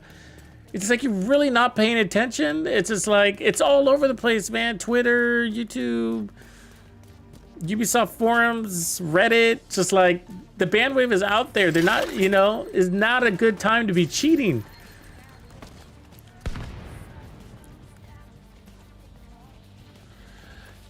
But there were a lot of people that didn't get, you know, so there's probably some cocky people out there that didn't get affected by the last one, you know, and so maybe it's those people still cheating, because I know there's people that were doing all the Anderson exploits and never got banned, and so, you know, with that they're like, oh well, you know, they didn't catch me, so I could probably keep doing it, but I don't know. It's not worth it, you know? I'm not saying it doesn't sound interesting, because it does, you know? It's obviously, like... But it's really upsetting the community. I mean, there's people that, you know, that see it, because people will post, look, I got, like, somebody went from, like, you know, a couple of hundred to, like, 4,000... SHD and like over a weekend or something like that, or something crazy like that, you know, and you know, it causes a ruckus in the community, and some people are saying we should kick that person out of our community, you know, because they're cheaters, right? It's like, I get it, but the point isn't whether we should or whether we shouldn't. The point is that it upsets people when people exploit the game, because it does ruin it for everybody, you know. Because you're out here, you're working hard to play the game and whatever. And it's sort of like, well, to each their own, to some degree. I get that. It's just like, you know, mind your own business. I'm a cheater. You're not. Who cares? You know, but we all suffer from it. You know, we all suffer from it because the way devs handle things. You know what I mean? So like, they'll nerf something and over nerf it, and I don't know where you point the finger there, but one thing we know for sure is that it really screws, I guess the one where it's really black and white is that really screws with what you would call PvP, right? It's just like it really puts things out of whack there. But also, you know, like exotics, you know, because you know, some of the people that are doing this cheating are getting like, you know, 2,000 exotics in a day or a weekend. That's insane. You know.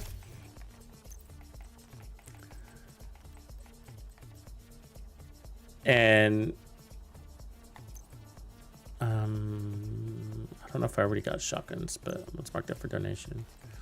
But anyway, but we're out here working hard and putting in the hours, and you know, and then there's people that are just exploited. But Morton said, he's like, they know what they're doing, we know what they're doing, you know, so fix coming. But he didn't say whether they were gonna roll back or not, but it seems highly likely, you know, permanent bans and rollbacks. And I get it. I'm not gonna really feel sorry for anybody, because I feel like they were pretty damn vocal about it, you know, and people aren't paying attention. They said it, they posted, it's like, you know, cheaters will not be tolerated. It says that everywhere. But be a good sport, man. Just be a good sport, you know? It's just a game. You don't need to get out there and ruin the experience for everybody, do you? I gotta delete something, huh? And I think that's just it, right? Like, people don't see the impact, how it goes beyond just them, you know?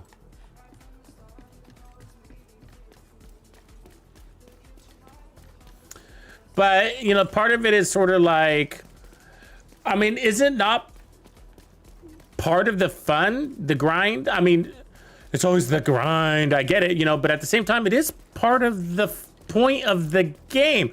So to skip the looter part of a looter shooter, you know, I don't know. And so that's why XP farms, like for me, like I look for legitimate, not overpowered XP farms. Those are the ones that like I can stand behind, like, you know, where you're playing the game. And, you know, so like I just, you know, those are the ones that I really like to advocate for, you know. And like I never did a video on the floor 10 thing, and I did it a couple of times, you know, and it was just like, yeah, it's not me. It's not my, you know, I don't like to stand in one room and, you know, whatever. And, you know, I did it once or twice and it was okay. Just experience it, see what's going on in there. And it did work. It was very strong, but it's just like, yeah, I mean, why are we doing this? You know, like, let's go play. This isn't playing. I mean, so we can have watch points and, you know, we're going to lose a day of our life that we can never get back ever, so that we can sit in a dungeon and, you know, point our guns at the door and then reset and do it over and over again. It's just like, it's crazy if you think about it that way, right? Like, these are hours of your life you're never going to get back. It's not a fun experience. There's no way you can call that fun, you know? I mean, it's fun when you do it once and you're like, this is crazy. Okay, I'm out of here. Let's go play the game. You know what I mean? It's like, but that's me. I get it. I can't say what's your definition of fun, but it's not my definition of fun. Me, I want to play the game, you know? It's just like, I want to shoot people in the head, run around, experience a few different missions and different builds and blah, blah, blah. And so if you can get XP and do all of that, then I'm down, you know? And so that's what we're doing here, right? We're getting a satisfactory XP, you know? It's not breaking the game, but we're getting our 15 XP per hour thing. And, you know, that's cool. You know, I'm getting gear and resources and having fun while I'm doing it, you know? So, but the exploits, and so that's why it's just like exploits aren't really that fun. So there was the Warhound, the Infinity Warhound one, like as an example, which wasn't really an exploit because, I mean, the way we were doing it, because we weren't getting extra XP out of that, those endless waves. I mean, a little bit because you're getting extra kill XP, but they weren't really unlimited. They did come to an end, and we weren't resetting and going back out and finding the convoy again. You know what I mean? We'd move on with our day and go play something else, you know? So we'd fight the convoy when we see it, and if it wasn't there, then we'd be playing other things, you know? It's just, I don't know. One day this game is gonna be gone, you know? This is what I warn you. One day this game will not exist. It's gonna be Division 3, it's gonna be Heartland, it's gonna be something else. There's gonna be a day where all of those hours you put in, you know, to ranking to expertise 23 overnight, there will be a day where you realize I will never get those hours back in my life. And we're talking healthiness, healthy gaming a little bit here is what I'm bringing up, right? And this is a big issue for me right now. Okay, I'm kind of upset at Ubisoft Massive on that Descent game mode a little bit, because I'm like, what are they thinking? This is very unhealthy gaming, that Descent game mode. This is they're promoting a very unhealthy gaming experience. There's no way people to put an objective that is unachievable to the human without breaking your back, literally, is ridiculous, you know? I mean, you can't sleep for 36 hours or you're never gonna beat that game mode.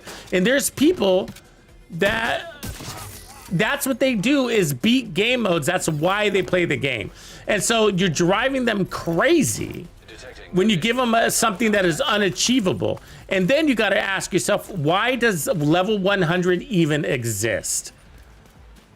Well, we want it to be basically impossible. What? Why would you put something impossible in the game? Well, I know somebody will surprise us. One person? You know what I mean? One person, you know? So the whole game mode is developed for one person, you know?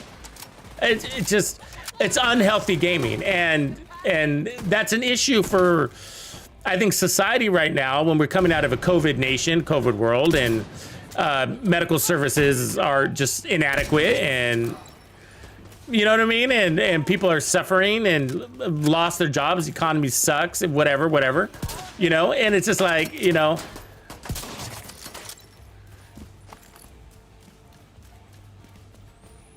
we need to be touching some grass, right? We can't spend 35 hours playing a single game mode and then die on hour 34 and not get to level 100. Instead, we got to level 99 and have to do it all over again, you know? Anyways, and so it's kind of the same thing, and it's healthy gaming, and that's what I'm talking about with exploits. That's where it all kind of circles back to exploits. It's kind of the same concept. It's, you know, to be sitting in a room in a dungeon and pointing your gun at a door and spending 8 hours doing that just so you can have a higher watch is just not high quality gaming experience, you know, and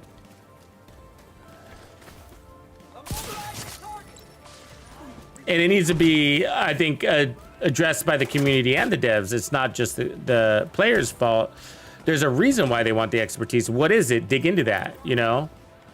Dig into that, and then, you know, we want to farm for XP points. We want high XP challenges and whatever. And so, and why? Why do we want it? Because we want expertise, right? Maybe that's it. Because expertise is such a grind, we feel like we have to. There's another one, right? That needs to be addressed. Expertise is causing unhealthy behavior in the game. That means it needs to be addressed. It's too expensive, you know? And I agree it is. I don't even pay much attention to it. It's ridiculous. I'm not gonna go out and farm 3,000 exotics in Countdown. You know what I mean? It's just like, it's ridiculous. Or go farm, whatchamacallit?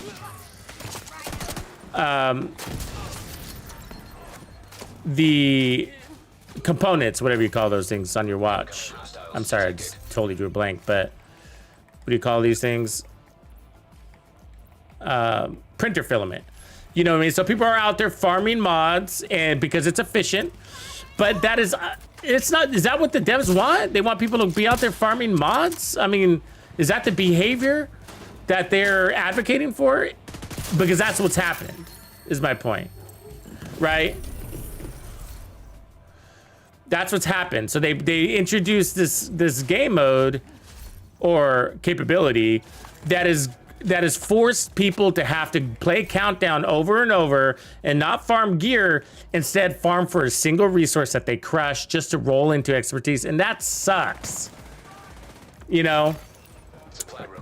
Now, it's not completely toxic, but it's effing borderline, right? Because they're not experiencing the game. They're not really, I mean, they are. It's Countdown. But playing the same game mode over and over again for a single resource is just, it's not well-rounded. And so that's why I say it's borderline, you know? But the bottom line is that expertise is way overpowered, expensive, and it needs to be addressed. And the reason why it's not is because it's probably going to be scrapped.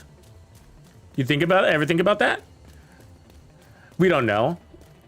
So we don't know for sure, but what's around the corner? We know that we're going to get a whole new end game structure. Where does that fit into the end game structure? Does it? You know, does it fit in the new end game structure? I don't know. You don't know. But we know that they're redesigning the specialization system, and that's redesigning the game from the ground up, in my opinion. I feel like in my opinion, all our builds are actually built off of the specialization systems. I know they're not, because I mean, I know they don't seem like they are, because, you know, you can create builds independent and be like, oh, well, any of my builds will work with this specialization. I mean, my build will work with any specialization. We do have those builds, I get it. But there's the fundamentals inside the specialization, like the weapon damage and the additional ammo generations and all these little things like weapon handling and whatever. And so if they're stripping all that down, it's you know, what kind of foundation are they going to be putting back into builds? I don't know, but it's a rework, you know, and I wouldn't be surprised if we're in Gear 3.0. You know, right now we're in 2.0. And so I wouldn't be surprised about that. And what does that mean to your expertise that you spent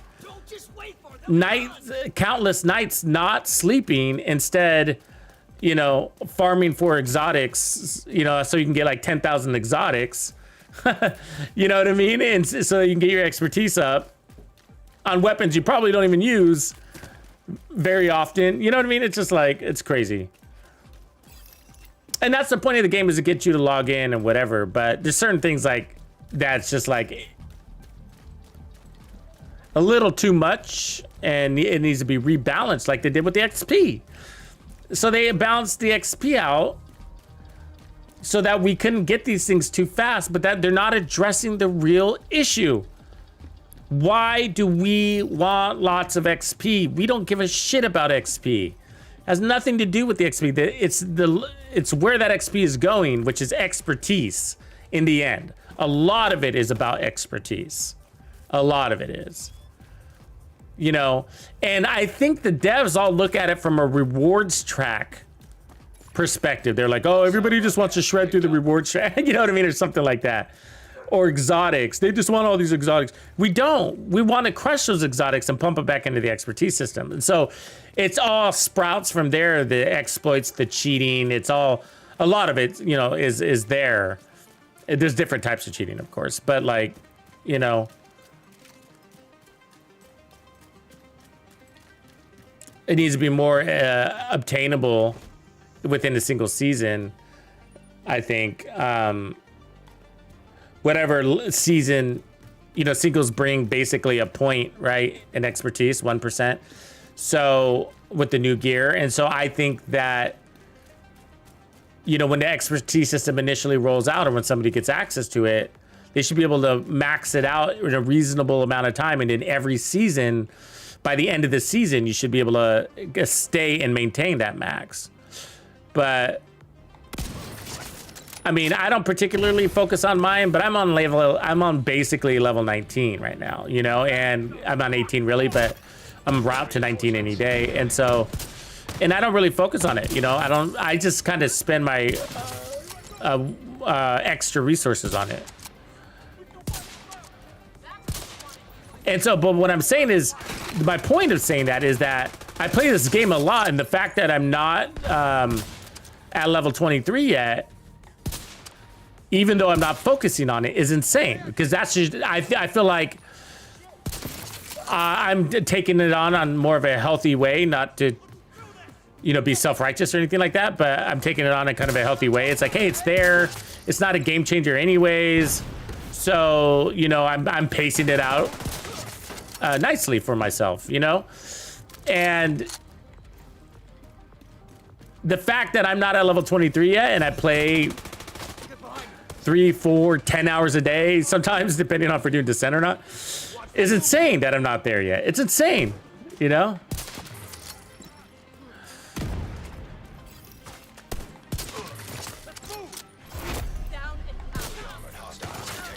And I could be there if I wanted to by going into, you know, tapping into my watch resources, but I don't want to do that. It's gonna bleed me somewhere else, at some other point, you know?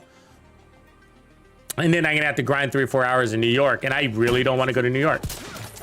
You know, I really don't want to do that. Start another character thing. It's a daunting task for me, and I want to enjoy the game, and that's not a fun activity for me. It's not. I don't feel like I'm enjoying the game when I'm doing that. You know.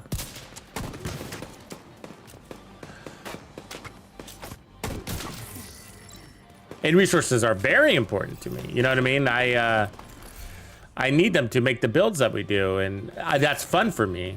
And Additional hostile contacts. for all of us, probably. But no, I really enjoy making builds and experimenting and winning and losing in that area. Yeah, you think it's expertise system too. It's kind of sad, right? Grumps, it's just like, it's sad because nobody's focusing on it right now. That's the saddest part about it, I think. You know, they're looking at it from the wrong perspective.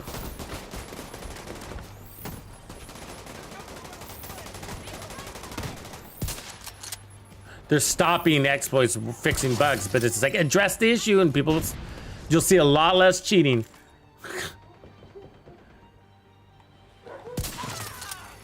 Detected. You got to take away the reason behind it, right? Hostiles.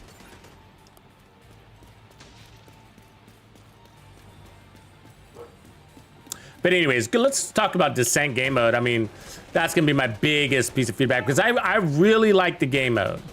You know, it's a fun challenge. It's cool to try different combinations. Like I'm already ready to start working on different types of builds to see if they're viable. You know, and it's not necessarily about getting to level 100 because I don't know if I want to do that.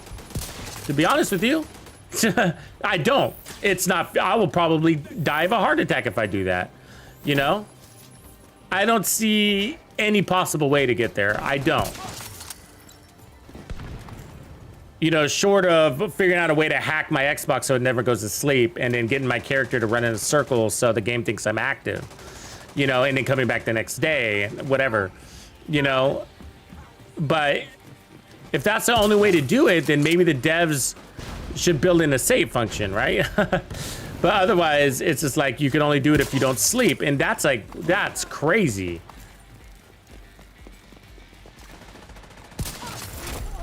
I mean, I want it to be hard also. I do want it to be hard, but I think it should be achievable in what? Like maybe an 8-hour session or something, a 12-hour session.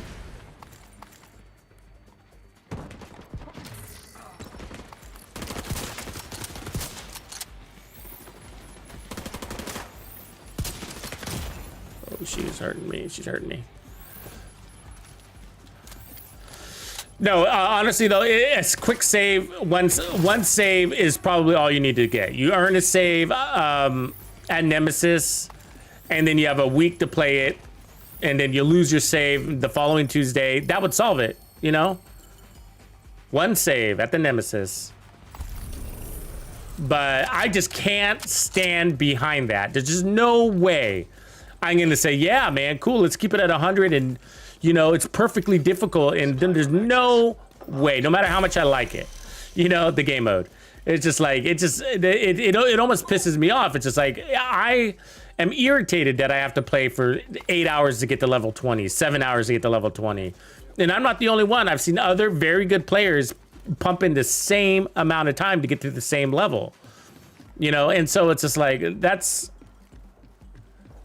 crazy. You know, it's just like, oh man.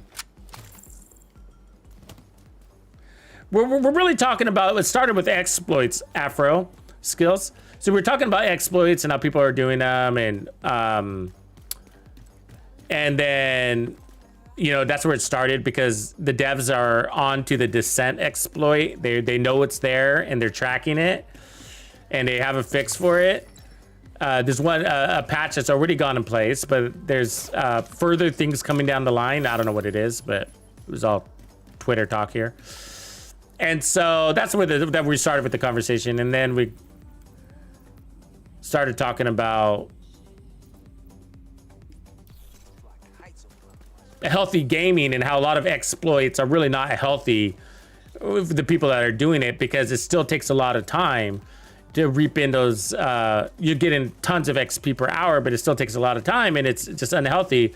You know, like we were talking about people that were doing the missions. Was it the Anderson exploit or the floor 10 and spending, you know, 5-6 hours staring at one door is just really not a healthy activity, not healthy gaming, you know? And so, and that's the same thing we're talking about with Descent. It's just like the devs need to address the real issue and start encouraging the healthy gaming a little bit too. I mean, especially in this era of where things are all out of whack socially.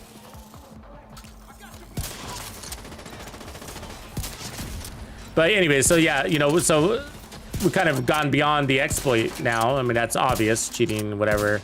different feelings about it, but some people believe, well, if the cheat's there, then it's the dev's fault, I should do it. Yeah, that's not how it works, you know? It's like, if the vault's open, I should go ahead and be able to steal the money. Yeah. Hostiles detected.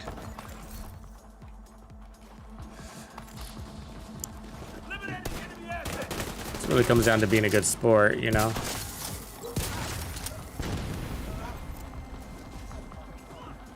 For everybody. Good for the community.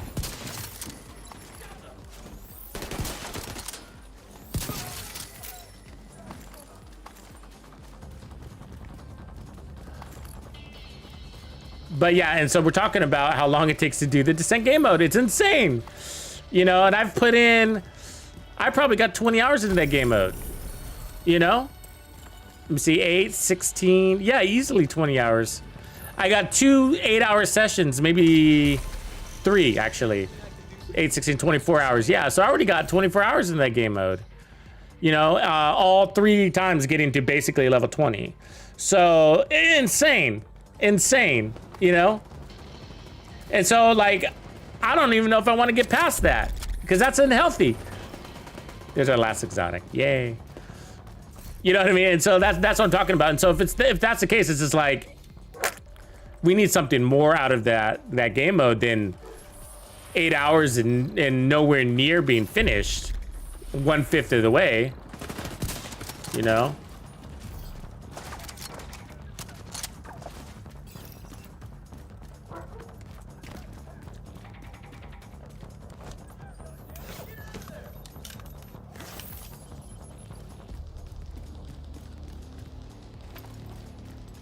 Yeah, you gotta play all day to upgrade one thing.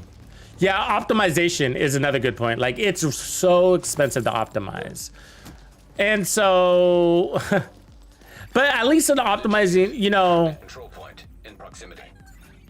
how do I feel about optimizing? I don't know, that's a good point. I mean, I know it's really expensive and it needs to be addressed, but you don't have to optimize. It is a choice. That's where we're all kind of suckers. You know, we talk about this from time to time. Like, the reality is that you don't need your gear god rolled. You don't. Like, everything I'm doing here, you know, in this whole thing, 5 directives, whatever, I don't need my gear god rolled to do this. I could have everything half mass, you know, and we'd be still having fun. Half the armor, half the headshot damage. As long as I meet that minimum threshold to be effective, we're good. And so the expertise system is more of that bullshit. But we're all suckers of it. Me too. You know what I mean? Me too. And so it's there. I'm going to use it. I want it maxed out. I want it to be god rolled. It looks pretty. And so, you know, but you don't have to optimize your gear. You know, it's like, one of these days you should try it with your own experiment. Like, get your god rolled striker build, right? And go do your favorite control point with it, whatever. And then go into the lab and craft 4 pieces of strikers and roll with whatever red options it gives you. I mean, still take the right stats, but, you know, if it's at 3/4 crit damage instead of 100% crit damage, is that difference between 8 and 12% gonna break your performance? And the answer is absolutely not. It is absolutely not.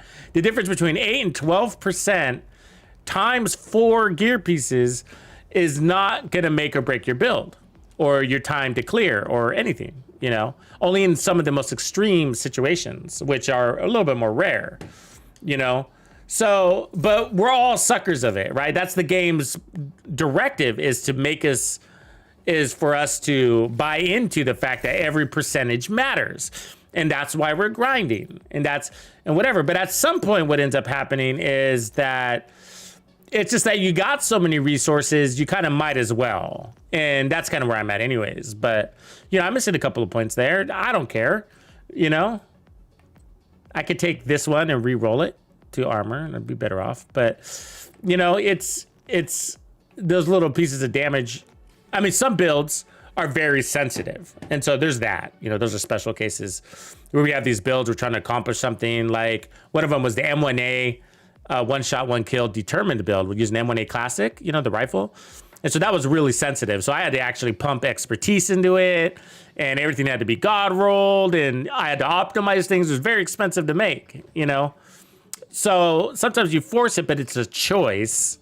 It is a choice, you know? And so we are making some of those choices on that optimization station stuff, but yeah, it is really expensive, and I hate doing it, you know? I think that the optimization system is actually broken in the game, and nobody's addressed it. I honestly think that. So let me show you what I mean. And so we're supposed to be getting these special optimization materials when we beat things like rogues or bosses, especially, and there's other ways too, but these faction materials, right? So these, and if you notice, I don't have, well, let's go to True Sons. Where's the True Sons one? Cleaners, Highness, True Sons. Look, I just spent hours playing the True Sons. Hours, right? How many times did we clear control points? How many bosses did I kill?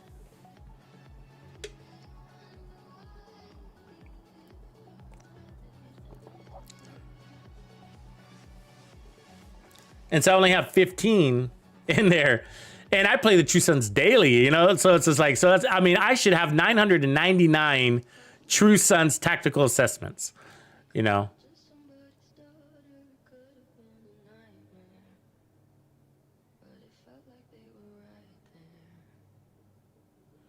So, you know, so I think these are broken. I mean, the ones I do have are because I bought them, you know, when I was optimizing things. That's why I usually have these. And then also I was opening some caches, the extra caches, those optimization caches. So that's the other way to get them, which is probably why they're there, to be honest with you. So I've been getting from the season pass.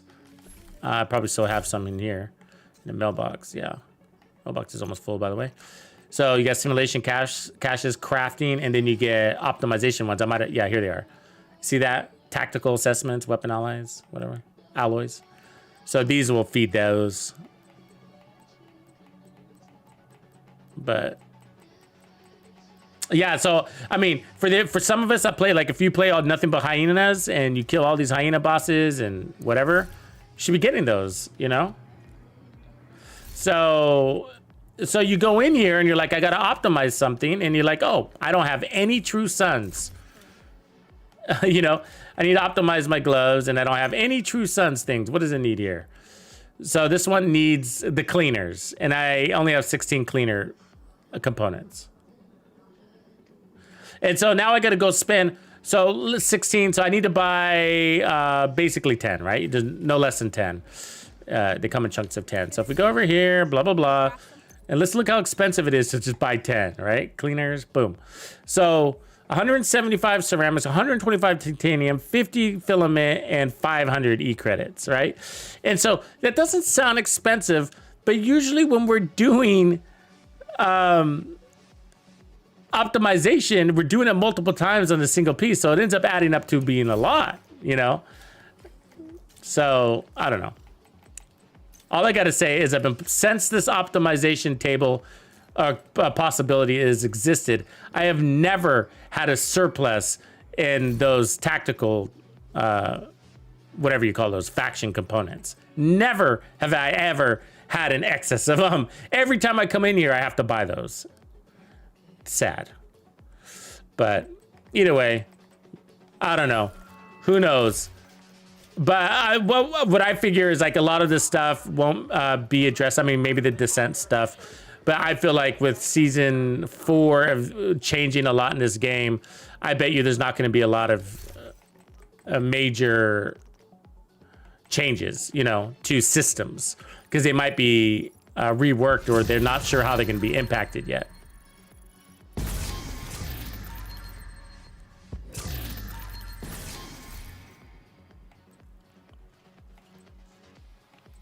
Anything good here?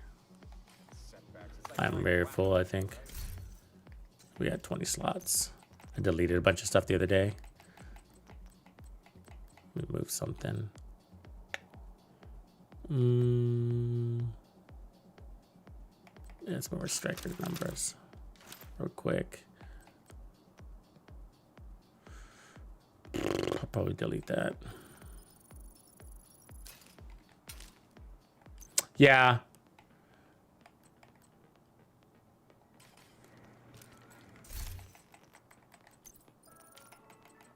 They made it optional though, right, Biko? Yeah.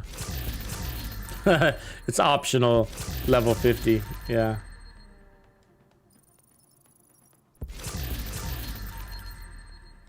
And boy, did they layer that in there interestingly, right? Like you gotta grind the proficiency and then you gotta grind the expertise. Like fuck, you know? 2 layers of grinding. I was like, that's just mean.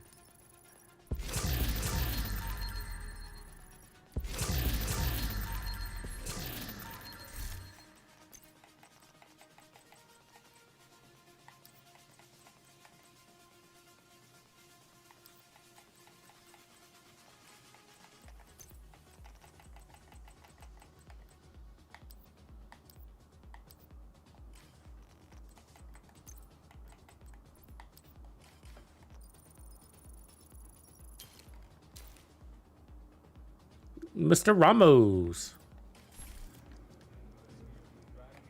Yeah, it increases each time. Good point, Ramos. Yeah, it does increase each time. Yeah.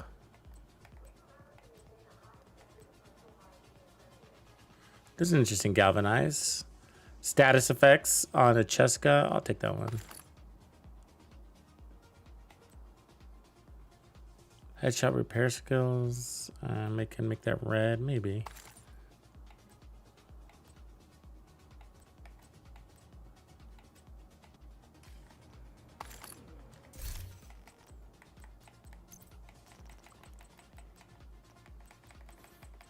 So all these exotics I got from, well, all of them but like 1 or 2 maybe. 1. So I think these 4 of them I got from the Descent game mode. So I'm just kind of keeping track of them to see, like, you know, just from the amount of time I'm investing, how many exotics I get and how long it takes me to get those. So I'm just kind of sitting on them for a minute, but not going to do anything special with them. So let's see, expertise. So research this. So all I do here is I just looked for my overages. So I try to keep these around 5,000, give or take, because I'm always crushing gear and refilling these. So, and then I play the True Sons a lot, so that's always getting full. So just kind of keep these balanced, but I use them a lot. So these 2 I never donate because I'm always using them. There's never enough electronics in my life.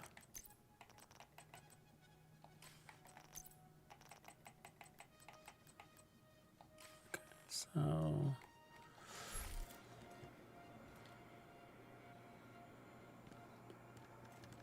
map gear progressions.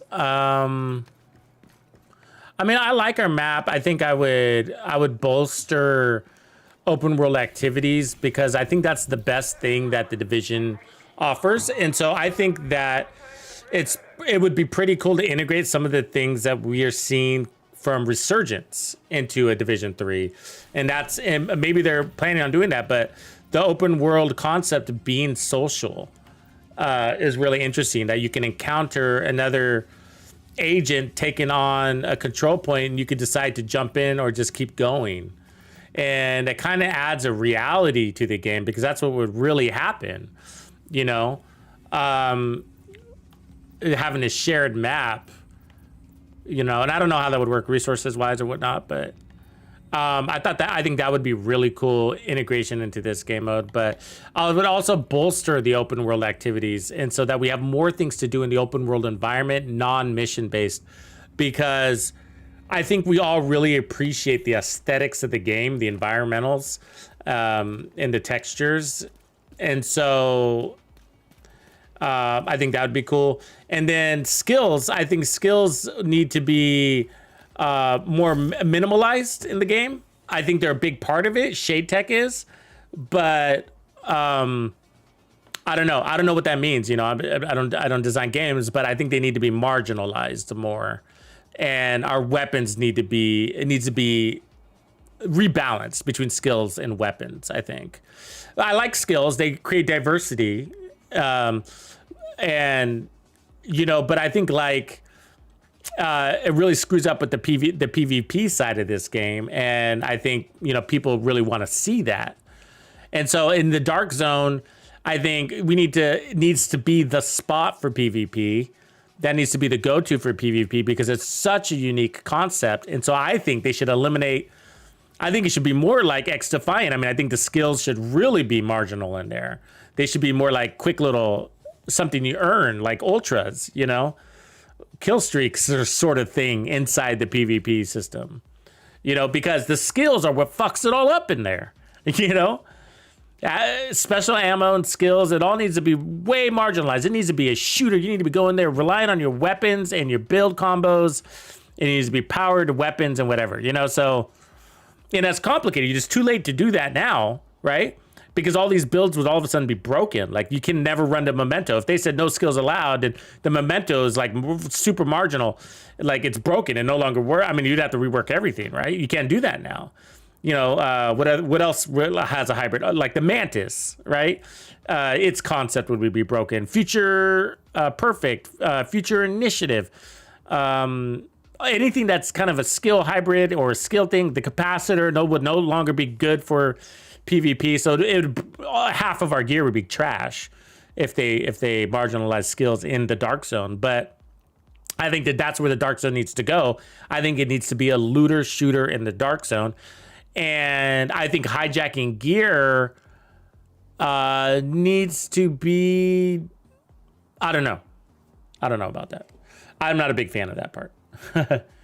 Like, cause it's just like, I like that idea in a game, like, you know, where there's these survival games where you're out there and you build up your inventory and, you know, you're in an open world and you encounter somebody and, you know, you can escape, run away, or you can fight them. And if you die, they steal all your inventory. I mean, I like that idea. But PvP seems a little bit different because this is a looter shooter and we're looting and there's gear that it's exclusive in there. And there's people that only play PvP. And so you have this enormous PvE community. Huge. Enormous. Right? Compared to people. I mean, you could delete all the PvP accounts in the Division 2 and we wouldn't even fucking notice. You know what I mean? Like they're a pin and you know what I mean? A needle in a haystack when it comes to pure PvP players in the Division 2. I don't even understand how they exist. You know what I mean? There's guys that only do PvP in the Division 2 and it's just like, I don't even know what you're liking about this, but it's crazy that you like this. You know what I mean? It's just like, because everybody trashes it. Everybody, even the PvP peers that only play PvP trash it. You know, so it's like, I don't get it why you're even in here. But my point is that, so you got these hardcore PvP guys in there, and then a PvE guy is going in there because he needs some of that gear and maybe wants some of that experience. And then, you know, he goes and gets his exotic eagle bearer and then just gets slaughtered, you know, and it's just like, it's going to be uninviting. He's not going to go back. And his only reason to go in there was to farm. And they've added things in there to entice PvE players, right? That's why they put the Eagle Bearer in there, into Ravenous. They say, come on in, PvEers. Let's make it more inviting for you, give you more incentive to come in here. But it's like, fuck that. As soon as I get it, I get slaughtered. It's not worth it to go in there. You know what I mean? It's not even fun. It's just like, it's not fun. When you spend weekend after weekend, hour after hour going in there trying to get your Eagle Bearer, and then the moment you do, it gets taken away. That is a nasty taste in your mouth. You know? That's a disincentive to play the game altogether. That's a throw your controller against the wall kind of shit, you know? Who wants that kind of game? So there needs to be something else. The caches are good, things they can't take away from you, you know? That's why I like the Dark Zone manhunt thing, and you're earning these caches, and I think that's really cool, you know? I like that. So more of that kind of thing, and Conflict is a little bit healthier that way too, right? But Conflict is sort of like a lazy man's route to PvP in this game. I think it just needs to be all in the Dark Zone. Go all in on that and make it work. You know? We don't need Conflict. We need Dark Zone. You know, Dark Zone is cool. I mean, it's taking up most of our fucking map. You know what I mean? It's just like it's taking up most of our map. And so it's just like, you gotta make that work. Or give us our map back. You know, open that up to PvE. You know, so you can go into the checkpoint and say PvE only, and you go in there and you don't get, there's no rogue fights, you know? But, I mean, that's free territory. That's free map, man. That's easy to do. You know? Give us a game mode option on that map. I mean, look at how, talk about an easy way to expand the map. Look at that. Boom. Right there. A huge one there. And it's just like, if you can go here and say, make this PvE only, and go in here and farm this, and, you know, maybe it's not as easy. Maybe you got to get, you know, more XP or whatever, do more of the, maybe the extractions are tougher or something like that, right? So, whatever. But, you know, it would expand our game, and this would be part of our weekly routine. It'd be basically like a countdown or a descent or a summit or a, yeah, right? It'd be another game mode. You'd have the Dark Zone. That's the way it's supposed to be now, but no PvE or wants to go in there. And I don't blame them. It's a fucking hot mess.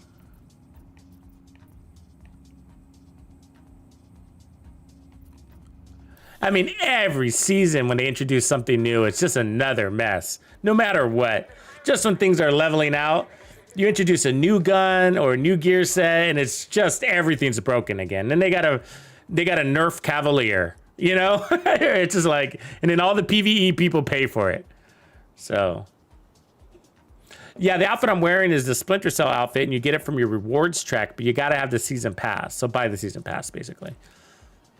And you get caches, extra apparel, and then an extra helmet as well. You also get a Cavalier outfit too on top of this. There's a Cavalier outfit. It's actually pretty cool. I haven't worn it in a while since we got it. So there's a Cavalier outfit somewhere here. I don't think I saved it yet. Cavalier? There's this Cavalier hat. Then Cavalier shirt. There. It's actually pretty cool, don't you guys think? It looks like a motorcycle rider outfit, kind of like a ninja bike.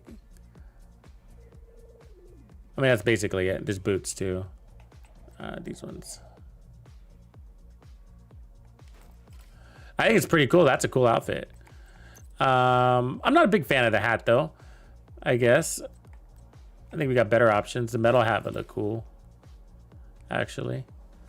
There's the helmet too. So we got this helmet. I didn't try it with this outfit, but this menu's still glitchy, huh? That's pretty cool. Feature tech. But I like that. I like that chest piece. Let me take off the skin. If you can do that. I don't know if you can do that anymore. That's been glitchy forever, right? Stovepipe off. There we go.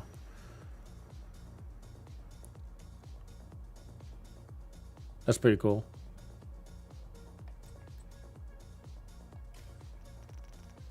My Memento's got his skin on it still.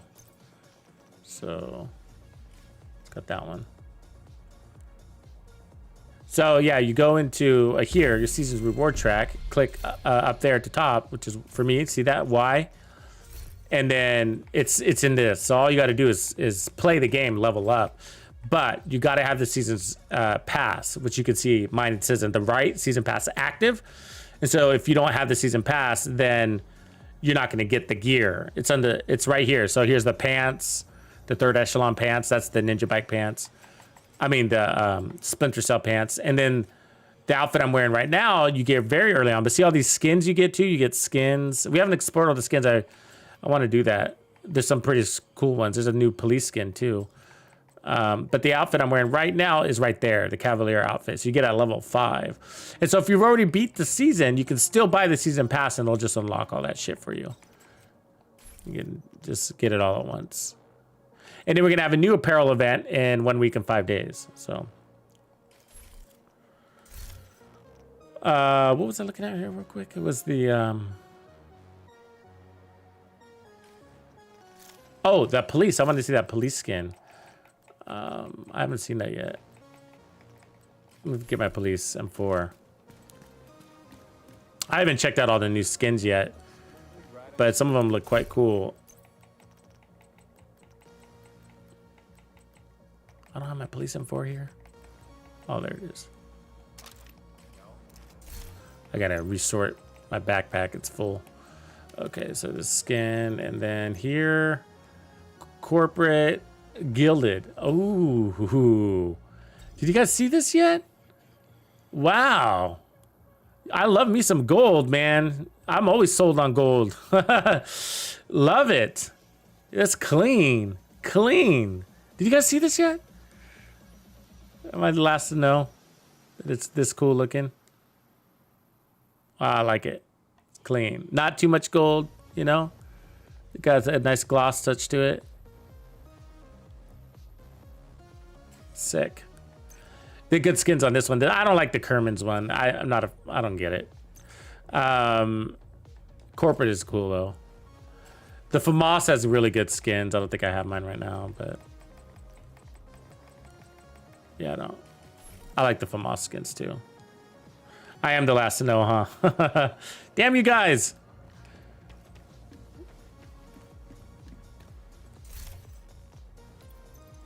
Yeah, the corporate one, the red and black one, yeah. The red and black one is, corporate is the Resident Evil apparel event skin there. I don't know if you can get this still or not. I don't know. But cool, everybody. Well, I'm going to call it. Appreciate you guys hanging out with me. Hope you learned some good stuff here for the event, especially, and maybe got some ideas of your own to farm. So we did pretty decent. I think we got, we got through our rewards track, got 50 stars. But mostly my goal was to get through this. I'm not really looking for any red stars in particular right now. I don't even know what to get. Cause I'm kind of like, oh, I can get some named items, you know, try to get better electric stuff, but it's kind of a crapshoot, you know, just so many named items. So it's just like, yeah, I don't even know if I want to do that. I guess I'll buy exotic caches or optimization caches. I don't know, but nothing seems worth it for me right now. I see that 20 per exotic cache. I'm like, yeah, right. So not worth it. You know, that's an hour and a half of my time. Something like that. All right, everybody, have a good night. Appreciate you. Take it easy.